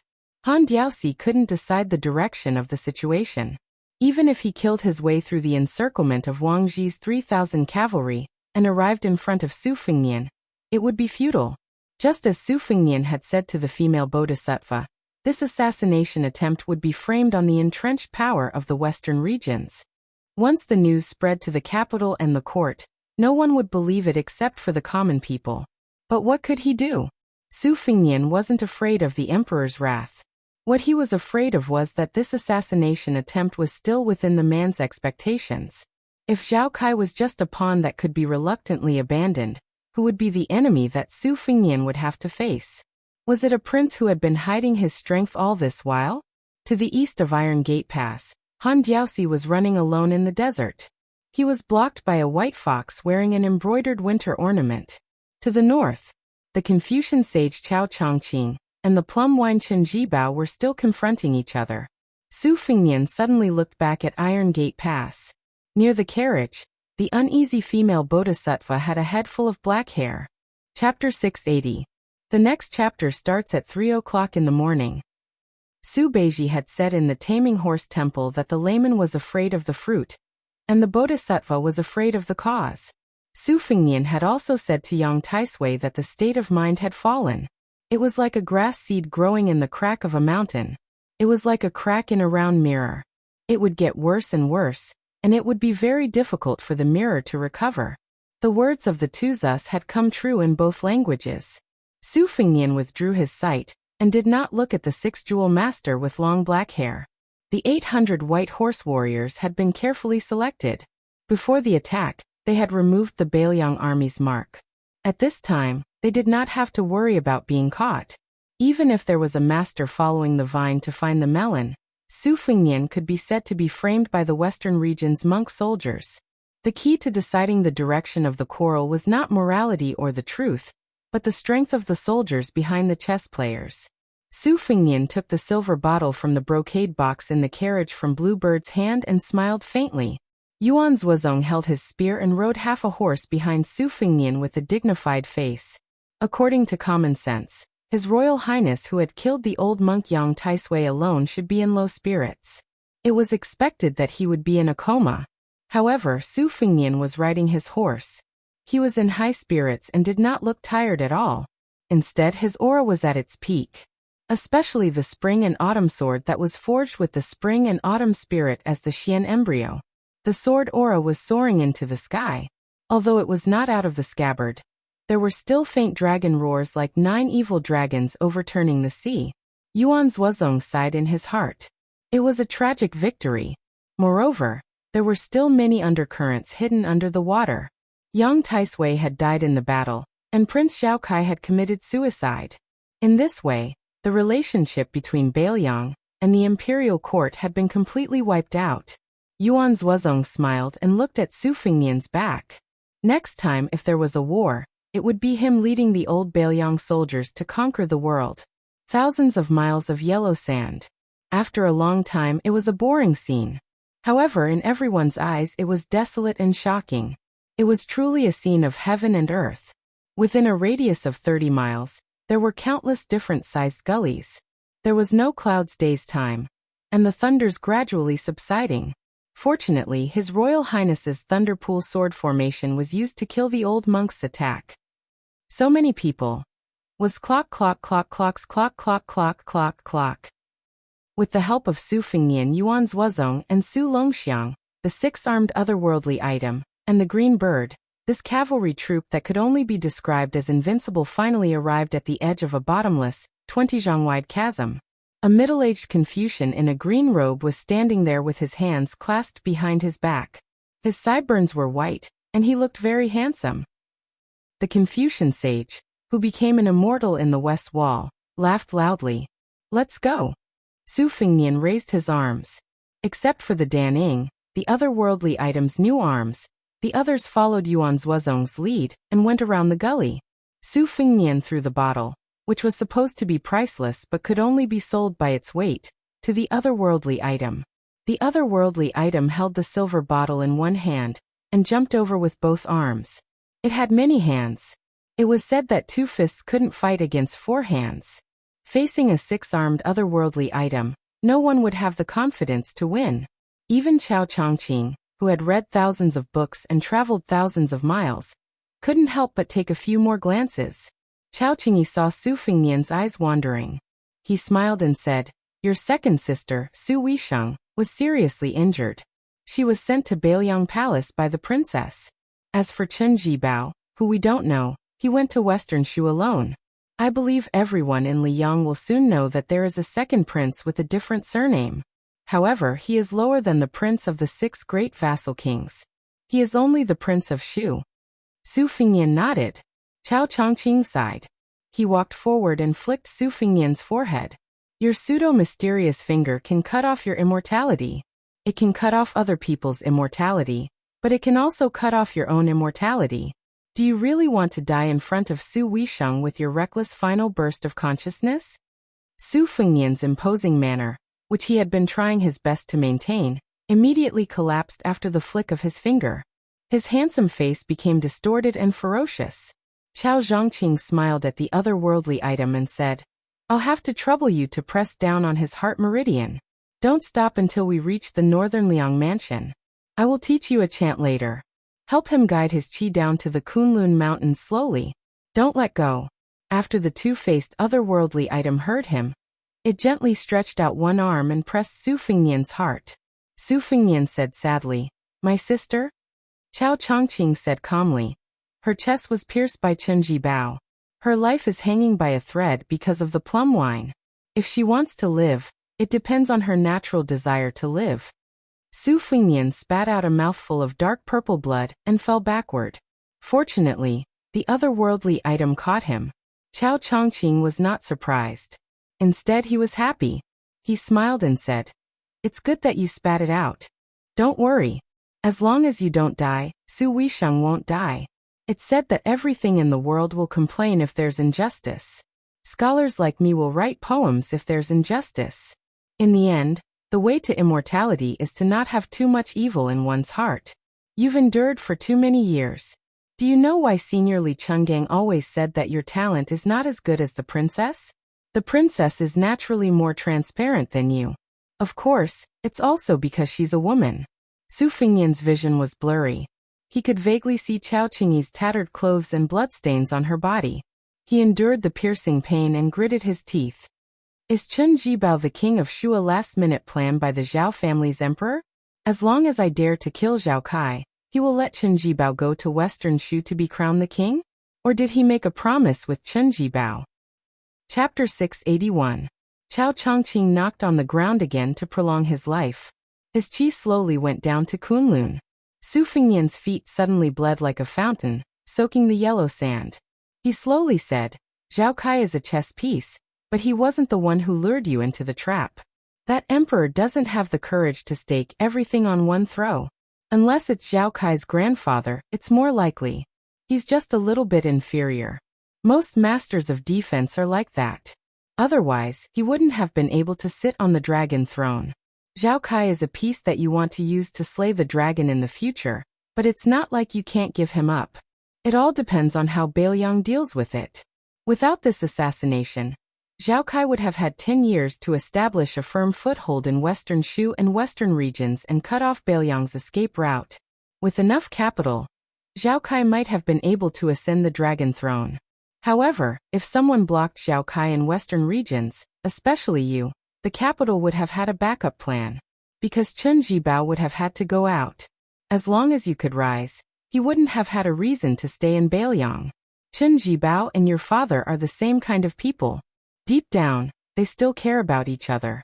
That year, when the old emperor forced Su Shao, the general didn't rebel. That's why. As long as one side didn't die of old age, they wouldn't cross the bottom line and rebel. This kind of thing has nothing to do with right or wrong. People live on one breath. Without this breath, they won't be able to achieve great things. I, Chao Chongqing, am no exception. Su Fengnian, if you don't feel like you don't have the bearing of a master, let's sit down and talk. Su Fengnian smiled and nodded. However, his smile was uglier than crying. The otherworldly item helped him sit down cross-legged. Chao Chongqing also sat down calmly. Chao Chongqing smiled and asked, not only your assassination, but also the general situation in Liyang and Bailiang. In this game of Go, it's already not easy for you to see 70 to 80% of it. If I had told you earlier that the 3-inch Tung Huang Longsher who killed 3 million people and the #1 strategist of the spring and autumn period were involved, would you have charged headfirst into the Iron Gate? Su Fengnian nodded without hesitation. Chao Chongqing didn't find it strange. He looked at the gap drawn by the plum wine and sighed softly. To be honest, Chen Jibao almost made me lose half of my cultivation here. If we fight to the death without any worries, I can live and he will die, but all of my cultivation will be destroyed. At that time, I will really be a useless scholar without the strength to truss a chicken. Su Fengnian was heavily injured, so his speech was unclear. I wouldn't be surprised if he became an earth immortal. Chao Chongqing was surprised and asked curiously with a smile, you think so highly of Chen Jibao? Su Fengnian put his hands on his knees and said calmly, Chen Jibao thinks of me as a bag of grass, but I think of Chen Jibao as invincible in both civil and martial arts. Chao Chongqing shook his head and said, Chen Jibao thinks highly of you more than anyone else. Before he left, he had said that sooner or later, he would fight with you fair and square. Chen Jibao also said this sentence. He has also been holding it in for 20 years. Su Fengnian said bitterly, should I be happy? Chao Chongqing was happy that this kid was defeated. He laughed happily and restrained his smile. The matter of destroying Buddhism in 2 dynasties caused the death of the dragon tree monk. Chen Jibao took advantage of this Buddhist saint's death. Otherwise, he wouldn't have become a saint so quickly. Su Fengnian smiled from the bottom of his heart and said, Su Shao doesn't like to talk about big principles, but there is one sentence that I remember very clearly. You have to eat your own bitterness and enjoy your own happiness, but you also have to look up to others. So I always think that there are so many good things in the world, but I can't hold them all in my hands. This is not realistic. There are so many beauties, but you can only marry a few. Isn't that right, Uncle Chao? Chao Chongqing's eyes were happy, but he flicked his finger. Don't call me Uncle Chao. Our friendship is not that good. Su Fengnian nodded and said, that's true. Otherwise, you wouldn't have let Chen Jibao go to Western Shu. After all, you and I have a faint relationship. It's already very kind of you to prevent Chen Jibao from going to the Iron Gate Pass. Chen Jibao went to Western Shu because of the shady business in the capital, where he killed 1,000 enemies and lost 800 of his own men. He planted a seed of disaster for Beiliang. Liang is not much better. Since you want to restore West Chu's destiny, this is a very good thing. Chao Chongqing smiled and didn't deny it. I don't want him to take control of Beiliang, but I want Chen Jibao to go to West Chu and proclaim himself king. Because if West Chu wants to restore its country, it can only pull chestnuts out of the fire and profit from the chaos. The more chaotic the chess game, the better. Beiliang, where you are, is far from enough. Su Fengnian clicked his tongue and said, I'm scared of you scholars. Chao Chongqing hesitated for a moment, but still said, Su Fengnian, there's something I still want to remind you of. You have to be the king of Beiliang and the heir apparent of Beiliang. In the past, you've taken the unconventional path and won by surprise troops time and time again. But in the future, you still have to use both right and strange tactics. Just like this ambush where you pull one hair and affect the whole situation. In the end, there are many things that not only the son of the Zhao clan, but also the old foxes of the Liang dynasty like Zhang Jiulu and Gu Jiantang are well aware of. It's just that under Li Yishan's instructions, Su Xiao has taken the path of overt scheming these past few years. He can't be criticized, and that's why Beiliang has the foundation it has today. Don't let down the expectations of the older generation of Beiliang. Zhao Kai didn't lose in terms of luck this time, but because he wanted to use the small to fight against the big, and seek great riches and honor in the midst of danger. But he forgot one thing. He's a prince and has to fight for the throne.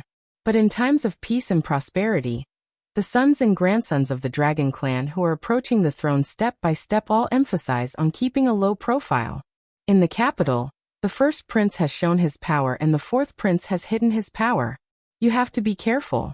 Su Fengnian slightly bowed with his hands folded in front of his chest. I sincerely appreciate your advice. Chao Chongqing gently waved his sleeves and folded them on his knees. To be honest, I didn't like you before. I thought you were fickle and sentimental. But now that I've seen some things with my own eyes, I think you're a better person. Last time, when I went to Beimang, I passed by Beiliang and had a secret meeting with the great general. This time, I acted according to the agreement and stopped Chen Jibao. It can be considered that I've paid off the old debt that West Chu owes to the Su family. From now on, we don't owe each other anything. If it's time to kill you, I won't hesitate to do it. Su Fengnian smiled. Aren't you afraid that your princess will scold you? Chao Chongqing was stunned. He bent his finger and flicked Su Fengnian's forehead, making the latter take a deep breath. The otherworldly item's joyful face smiled knowingly. Su Fengnian muttered to himself, it's almost winter. She's going to get frostbite again. Chao Chongqing was speechless. He smiled and said, that's right. She's going to make a scarecrow and scold you again. The otherworldly item helped Su Fengnian get up. I'm in a hurry to go back to see my sister. I'm sure the princess doesn't want to see me. Uncle Chao, should we part ways or walk together?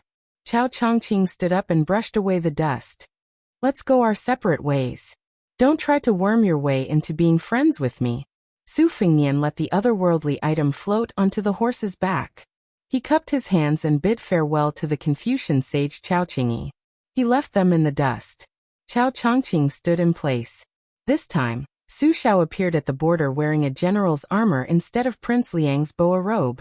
Therefore, Chao Chongqing watched as the young king of Beiliang left. Chapter 682. After that, Huang Longshi. The whole Liang dynasty liked to use this saying to ridicule someone's hindsight. Of course, hindsight also came from Huang Longshi's original creation of Xiangqi. Xiangqi replaced Xiangqi, which was also known as Xiangqi, and became second only to Xiangqi. In a small tea house in Beimang, the featherless parrot still liked to call everyone it met Grandpa. The shopkeeper of the tea house with the surname Huang was still so unmotivated. The young girl who raised a big cat did not give a good face to the customers. In addition, the business of the tavern was so cold and bleak that it was like a graveyard. This made Wenhua, who had never been able to earn money to go to the brothel to pretend to be a romantic, very depressed. Today, there was a wooden sign outside the tea house saying that it was closed. After Wenhua walked into the tavern with the birdcage, he never treated his internal organs badly, He made a bowl of fragrant onion noodles and buried his head in it. The manager, old Huang, took out 3 wooden boxes from somewhere and put them full of chess pieces. 2 boxes of black and white chess pieces, and 1 box of colorful glazed chess pieces. He cleared the table and placed them there, constantly placing and collecting chess pieces. Seeing this, Wenhua was furious. Pretending to be a ghost, if you have the ability to learn from Su Fengnian, set up a stall to gamble and earn copper coins. Behind closed doors, pretending to be a chess sage, chess master, and chess immortal. What kind of hero is he? After eating the onion noodles, he was thinking about whether to secretly go to the kitchen to reward himself with another bowl. However, thinking that he couldn't make ends meet, he really didn't have the face to take advantage of her. Wenhua didn't waste it at all. He licked the big white porcelain bowl clean and sighed at the empty bowl. Bored to death, he could only carry his bowl and chopsticks over to old man Huang's side to sit. Miss Jia, who would laugh at a customer whenever she was unhappy, was carrying a sunflower. Her legs rested on the bench as she stared blankly.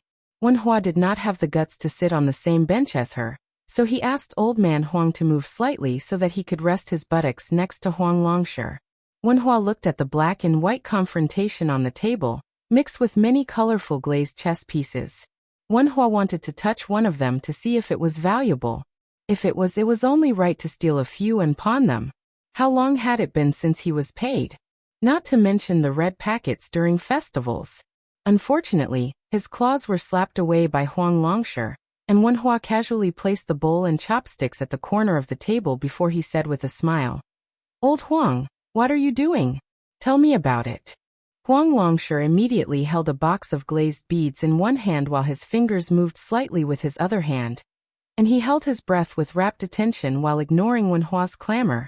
Wenhua felt bored and could only turn his head to look at the young girl who liked to chuckle. The Jia family's Jia family is raising the price to fake Jia. Let me make things clear to you. That big cat is a glutton. We can't afford to raise it. The delicate and pretty young girl chuckled, and didn't even look at Wenhua.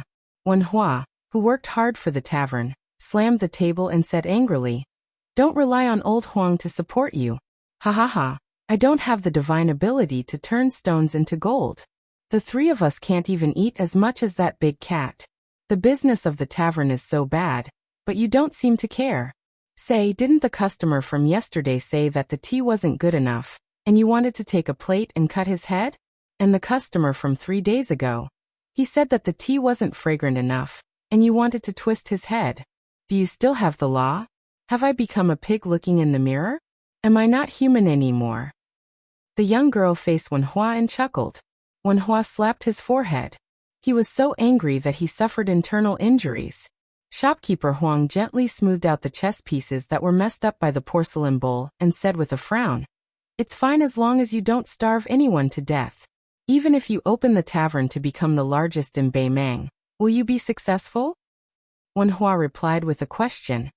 "Isn't this considered successful?" The old scholar, who had a cultured and elegant bearing, glanced at him. "Then you might as well not practice the sword. I guarantee that I'll make you one of the richest gentlemen in Beimang. How about it?" Wenhua waved his hand and said, "Go go go. If you don't let me practice the sword, you might as well kill me." Shopkeeper Huang smiled and asked, "Me?" Wenhua hurriedly smiled and said, little one, you've been playing chess for so long. Are your hands sore? Are your shoulders tired? Should I rub and knock them for you?" The more chess pieces were placed, the densely packed black and white chess pieces, and the relatively sparse colored glass pieces on the table. The white porcelain bowl became an eyesore. The old man waved his hand and said, "Take it away." Wenhua exclaimed, picked up the bowl, and jogged to the kitchen.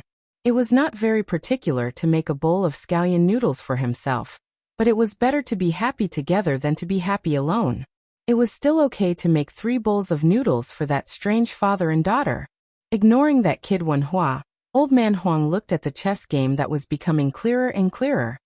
He fiercely knocked a relatively large colored glass piece into the center of the board, and then he seemed to be hesitant about whether or not he should pull out a colored glass piece. The old man put down the chess box and said to himself, "My daughter, I've missed this good show this time. There's nothing I can do about it. That man in the capital that I caused to cut off his own tongue sent a letter over, wanting to settle old scores with me. On one hand, I couldn't bear it, but on the other hand, I was looking forward to the direction of the game, so I agreed to it this time. The chess pieces have to be alive and can be used as eyes. Only then will chess be interesting. Otherwise, look, this place is called Iron Gate Pass. It's a place with good feng shui. Dying there is much better than dying on the ghostly battlefield where tens of thousands of dead people share their fates. If this large colored glass piece that went to Western Shu eats up Zhao Kai and Su Fengnian's chess pieces and stays in Beiliang, it'll be much more interesting than him becoming some county king. Don't glare at me. It was that kid who wanted to barge into this game of chess. This time, I didn't do anything to trip him up. Don't worry, that kid made a big profit this time. He's going to be the king of Beiliang for sure. Su Fengnian is dead, and Chen Jibao is the king of Beiliang. He'll have to live in Su Zhao's shadow for the rest of his life. The Zhao family owes the Su family old scores, and with Chen Jibao's temperament, he'll definitely make them pay back bit by bit. That man in the capital doesn't want to see this happen. But that guy underestimated the next king of Beiliang. How can that kid surnamed Su be more open-minded and magnanimous than Chen Jibao? You can't blame that guy. After all, on the surface, Chen Jibao is much stronger than Su Fengnian, much stronger. But in a game of chess, if one's eyes are shallow, he'll suffer a great loss. The young girl shook the golden sunflower and chuckled. Chapter 683. The old man's life was full of tricks, which made people confused. Sometimes, people would only realize it after 10 or 20 years. However, the old man rarely told others. Since the person beside him was his daughter, he didn't hide anything. This time neither side is clean. For the sake of the overall situation, the loser has to bear the consequences. The bottom line of this assassination was very clear. The son of the Zhao family wouldn't do it himself, and neither would Su Xiao. As for whether their sons would live or die, it would depend on their luck, schemes, and ruthlessness. However, the emperor in the capital had an advantage that both sides knew. He had many sons. Even if one of them died, it wouldn't hurt him too much. However, the son of the Zhao family, who was the first to place a piece on the chessboard, obviously didn't expect Beiliang to respond so decisively. Su Fengnian personally went to intercept and kill, and many of his deeply rooted spies rose one after another. Otherwise, according to common sense, as long as the sword Garrett didn't have He Yan's 3,000 elite cavalrymen, as long as the remnant of the Nangong family didn't get married, as long as Chao Chongqing didn't return the favor as promised, Su Fengnian and Zhao Kai would still lose. Chen Jibao would neither win nor lose in a short time. He would defeat Beiliang and become the king of Shu. However, when Su Xiao died in the future, Beiliang would most likely be in his pocket. Compared to Su Xiao, Chen Jibao has both advantages and disadvantages. His advantage is that he's young, and he deserves to be called a distinguished person in both civil and martial arts. He's kind of like me. Heh. Okay. I won't boast about this to you. Chen Jibao's advantage was that he had been accumulating power for many years. The one who had chilled the hearts of the scholars of the world was only his adoptive father, Su Xiao, and not this war sage who was at the pinnacle of Confucianism. The disadvantage was also very obvious. If he wanted to be the king of Beiliang, he would not have the proper title.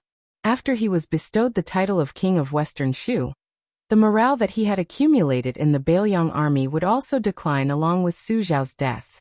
Therefore, if he really wanted to be the emperor, he could only wait for at most 10 years. Any longer, whether it was luck or the hearts of the people, he would not be able to gather them. Everyone was the same. What kind of reputation could last for 2 or 3 generations? Only Su Xiao was an anomaly in the Liang army. Chen Jibao, you're still lacking. I've long said that the bunch of old scholars in the Imperial Astronomer were all half-baked people who only knew rigid numbers and did not understand the mysteries of heaven like water. After being deceived by me for so many years, they still have no memory. Zhao Kai, this kid is also interesting. Does he really think that his luck is invincible? That female master of the Western region is not that smart. Zhao Kai's luck was accumulated by Han Diaoxi, who had been with the dragon for more than 30 years, and that old bald donkey, Yang Taisui. In addition, she also had her own cultivation. With her by his side, Zhao Kai's luck was imperceptibly accumulated by another layer. Isn't he a piece of delicious cake that has the hope of ascending the throne and becoming the emperor? How many people from the three sects would have a good ending if they were personally involved? The Dragon Tree Monk and Yang Taisui were all dead. The few Taoist masters of the Dragon Tiger Mountain, the older generation, also did not have a good ending. In the end, they are all pitiful people who think that they are above the world, but in reality, they are not at all free and unfettered. I, your father, have fooled so many auspicious signs and phenomena during the spring and autumn period. This group of smart people still haven't seen through it. It can be seen that the difference between intelligence and intelligence is like the difference between heaven and earth. Beimeng's Taiping is old, yet he refuses to accept his old age and still wants to play a game with me. I wonder if I was the one who created the chess situation that clearly divides the world. The world should be handed over to the young people. If you squat in the latrine and don't shit, how can you water the fields when the old shit is hard? Hearing this, the corners of the girl's mouth curled up as she chuckled. Wen Hua, who was carrying 3 bowls of onion noodles over, said angrily, "Old man Huang, can you not talk about this while eating?" Seeing that the shopkeeper did not move, Wen Hua glared at him and said, "Why aren't you clearing the table?" The old man chuckled and waved away the chess pieces on the table with a wave of his sleeve. Wen Hua put down 3 pairs of bowls and chopsticks and continued to chatter. "You only know how to play chess. So what if you can play chess? When I become a sword immortal, no matter who you are, if you dare to jump in front of me, I will serve you with a sword."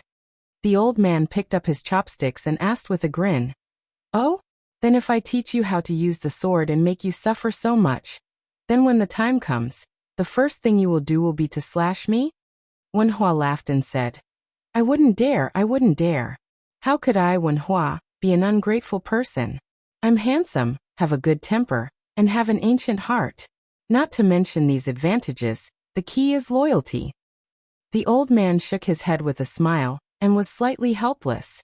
He picked up a fragrant onion noodles with his chopsticks and ate with his head lowered as he said, "Go to Liang's capital." Wen Hua was stunned and asked in a low voice, "You're going directly to the capital to make a name for yourself? Don't you need to warm up your hands in a small place first?" The old man wrapped a chopstick of noodles and didn't stretch his neck to help his daughter blow the hot air off the noodles, fearing that she would burn herself. The girl laughed brilliantly and plucked a small petal of sunflower before placing it on the edge of the old man's bowl. It looked festive. The old man was in a good mood and said to Wen Hua, "Don't you want to amaze the world with a single brilliant feat? Also, you'll be able to see the white jade lion, the brothel girl that you fell in love with at first sight." Wen Hua slurped the noodles and said with a smile, "What's wrong with a brothel girl? I just like her. I'm definitely going to the capital this time." The old man smiled lightly. After eating the noodles, the old man took out some silver and instructed Wen Hua, who had finished cleaning up the bowls and chopsticks, and returned to his seat. "Go buy a jug of good wine." Wen Hua rolled his eyes and said, "Only you, old man Huang, can make a tea seller go buy wine to drink." Not long after, Wen Hua returned with a jug of wine, and the old man said indifferently, "Keep the remaining silver for yourself." Wen Hua chuckled. He said that he was going out, and then he went to the small room in his residence and took out a bag of silver that he had hidden well. He put it all away and ran out of the tea house. He had long since taken a fancy to a set of erotic paintings. Today he had finally gathered enough silver and went out to buy it. In the past, he and Su Xiaoshu both had this kind of hobby. However, at that time, they were traveling the Jianghu and were so poor that they didn't know what to eat every day. That was because they had no money. Now that they had some money, they had to think about their brothers. Wen Hua thought that the next time they met, he would take this as a meeting gift. The gift was light, but the sentiment was heavy. If that brat dares to dislike it, I'll definitely use a wooden sword to cut him. Hee. The girl didn't drink and watched the old man drink alone. The old man laughed softly and said, "Of the 13 rankings of the spring and autumn period, I alone occupy the top 3. As for the other 10 people, apart from Chen Jibao, who entered Shu, and Song Guanhai, who dominated the literary scene of Liang for these years, they have pretty much all left. Oh, the three heroes of the Song family are also about to be killed by Lu Swan. The old man didn't seem to have a good tolerance for alcohol. After drinking more than half a jug, he fell asleep. The girl went to get a thick coat and quietly covered the old man. Then she stayed by his side and began to stare blankly again. The old man was still murmuring drunkenly.